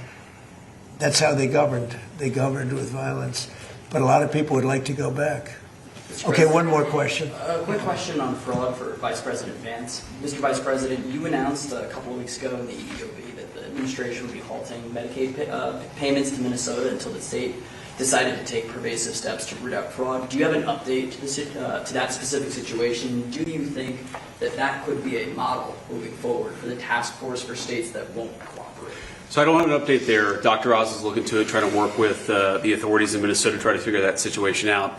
But yeah, I think there are two obvious tools that we have to stop the fraud that's happening against the American people. One is that when we see evidence of fraud, we stop the payments. Pretty simple, right? We know that the American people are being defrauded. Let's try to stop the payments and ensure that whoever's making these payments is actually complying with some basic due diligence and making sure the payments are going to the right place. I think the second tool, of course, is we have, as the President mentioned, is we have law enforcement options. We know that some of this fraud is just bad. Some of it's criminal. We know that people are intentionally trying to defraud the American people. It's not just in Minnesota, it's all across the country. 99% is criminal. Yes, sir. So this is one of the reasons why DOJ is such an important part of this, is because we have to make sure that where we see criminal conduct, we actually prosecute it. And the President's talked about this a lot in the past. I don't need to repeat it, but it's worth noting that so many times when we find people engaged in really, really bad conduct, the local judge or the local grand jury tries to stop it. One of the cool things about what we're doing is we're trying to take some innovative steps to ensure that when we find criminal fraud, we can actually prosecute it all the way to the end. Mr. President, she wanted one question. She's over here, and you guys are over there. Where's your main camera? Is it this one? Which one is the main camera? Okay, good. Nice center, good. I thought it was that one. Go ahead. Mr. President, remember with Daily Wire, not CNN. We just wanted to ask about DHS, still not funded, but we reported earlier today that 80% of the primary task force that focuses on investigating terrorism is working without pay. So should that impact Democrats' decisions? The Democrats aren't paying. The Democrats, we have a deal. They just said we're not going to pay. We're not going to do anything, and it's terrible. The Democrats are terrible. It'd be nice to get along, but for years this has been going on, not just with me. For years it's been going on. Different ideology, but also different tactics. Here we are, we're fighting big battles with a very tough enemy and winning nicely. And we're not allowed to have security in our country. It's crazy. The Democrats don't want to pay. These are bad people. These are not people that love our country, I can tell you that. Very sick people. Thank you very much, everybody. Thank you. That's what he's done. So we're going to jump over to this White House event. This just came in recently. This is the dinner with the Prime Minister of Japan. So this is pretty interesting. We get a peek inside the White House, and this is part of, the pomp and circumstance of, the political dance with the other world leaders that Trump does within the confines of the White House, Mar-a-Lago, and other places. You got to entertain a little. So let's get a look, huh? I'm interested.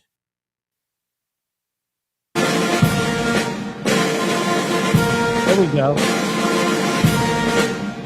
The diplomatic dinner at the White House. So if you ever get invited, this is what's going to happen. Ladies and gentlemen, the President of the United States and the Prime Minister of Japan. We're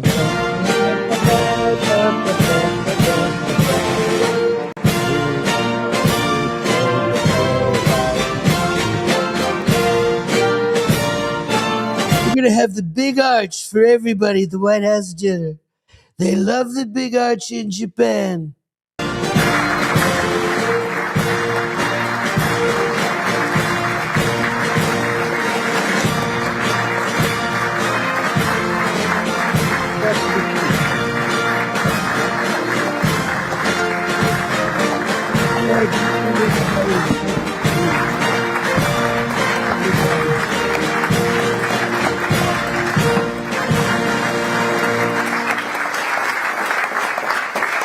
Thank you very much, everybody. Please, we have a very special person with us tonight, an amazing person. Tonight, I'm delighted to welcome a great friend and partner for her very first visit to the White House. We've become very close, so close that I endorsed her for her election. And she did well. She got the highest number ever gotten by somebody running for the highest position in Japan, beating out a lot of our friends, and it's a tremendous tribute. And that's our really amazing friend, the Japanese Prime Minister, who's going to speak in just a few minutes, but we're very honored to have you with us tonight. Thank you. Thank you.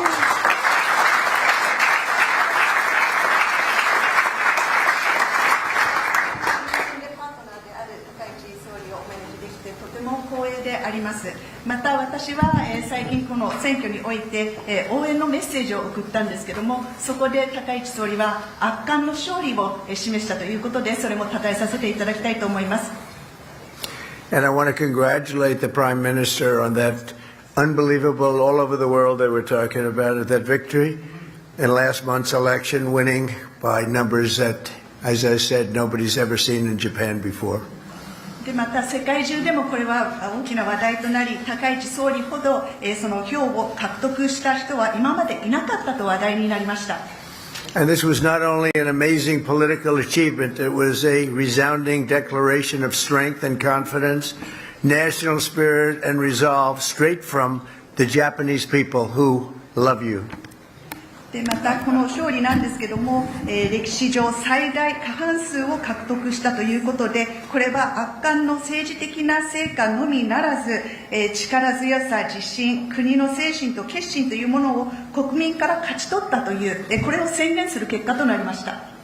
And the Prime Minister's visit comes as we're just days away from the most beautiful season here in Washington, which, by the way, is a crime-free city, just about. And we're very proud of that. We have done a great job, and it's a very safe place that people are coming to in record numbers. And the blooming of the Japanese cherry blossom trees is something very special. For more than a century, this magnificent explosion of pink and white has graced America's capital. I mean, it's been something that really represents Washington so well as a living symbol of the cherished friendships between two of our world's most extraordinary nations. また総理は、ちょうど最も美しい時期にここ DC を訪問されています、これは日本の桜の木が満開間近になる時期であります。そしてここで加えさせていただきたいのが、今ここでの DC での犯罪率ゼロということで、非常に安全な場所になっていて、観光客もかなり記録的な数になっています。そして100年以上なんですけども、この桜の木、という、その爆発的な彩りですね、これを、私たちは鑑賞することができました。これは日米の友情の生きている証、象徴であると思います。And this year we're honored to receive an additional 250 cherry trees, and they're very big, beautiful trees from the great people of Japan in recognition of America's 250th anniversary. and they will remind every future generation of our timeless bond, and they'll be planted near and around the Washington Monument, and it's going to be something very special. They've already started the planting, but it's 250 beautiful specimen trees, and we'll get you over here. We'll check them out after they're planted. We'll get you back. でまた今年はアメリカ建国250周年記念ということで、日本からさらに250本の桜の木を寄付していただいています。これは未来の世代にも永遠の私たちの絆を思い起こさせるものになることでしょう。これからワシントンモニュメント、またこの近隣で植樹をする予定ですけれども、それが実際に植樹された後に確認をしてまいります。 Americans and Japanese come from opposite sides of the globe, but since the earliest days of commerce between our two countries, we've always recognized that despite obvious differences, we share a great deal in common. また、日米なんですけども、地球上、全く反対の場所にありますが、昔ながら、その通商というものを行ってまいりました。違いはあれど共通するものも多くあるということが言えます。 Both of our civilizations have been defined and propelled by proud cultures deeply committed to excellence. All right, this was quite a show, huh? We're at the White House. What are they having for dinner? Let me see here. Let me get to something. Boom. Hell yeah. So, Netanyahu looks like he's alive, back at the center of making Israel's war decisions. Trump doubling down on the oil and talking like this is a win for energy vision. And the Iran war. Still, Big Max. It is still erupting across the Middle East with zero guarantee that it's going to stay contained. You think it's going to be burgers? So if this helped you make sense of any of what's going on, hit the like button before you go so people actually see it. Subscribe, put the notifications on. This live stream has over 800,000 views. And I want to appreciate you, and I want to say that I appreciate you guys. I want to appreciate you guys, and I'm doing that right now. So I definitely want to thank everybody for joining me today. It was quite a ting. Make sure you hit those notifications so you catch my videos when they are horizontal as well, because I'm going to be doing some Epstein stuff on the horizontal. Again, thank you guys for coming out. Thank you, mods. Thank you, everybody who gave jewels, memberships. Over 1,000 likes, over 800,000 views. I appreciate you guys. There's a record for this channel, and I couldn't have done it without you. So I hope I see you on the next one, because I'll see you on the next one. And the truth is a moving target. Stay aware. Okay? Not everything is what it seems. Oof. See ya.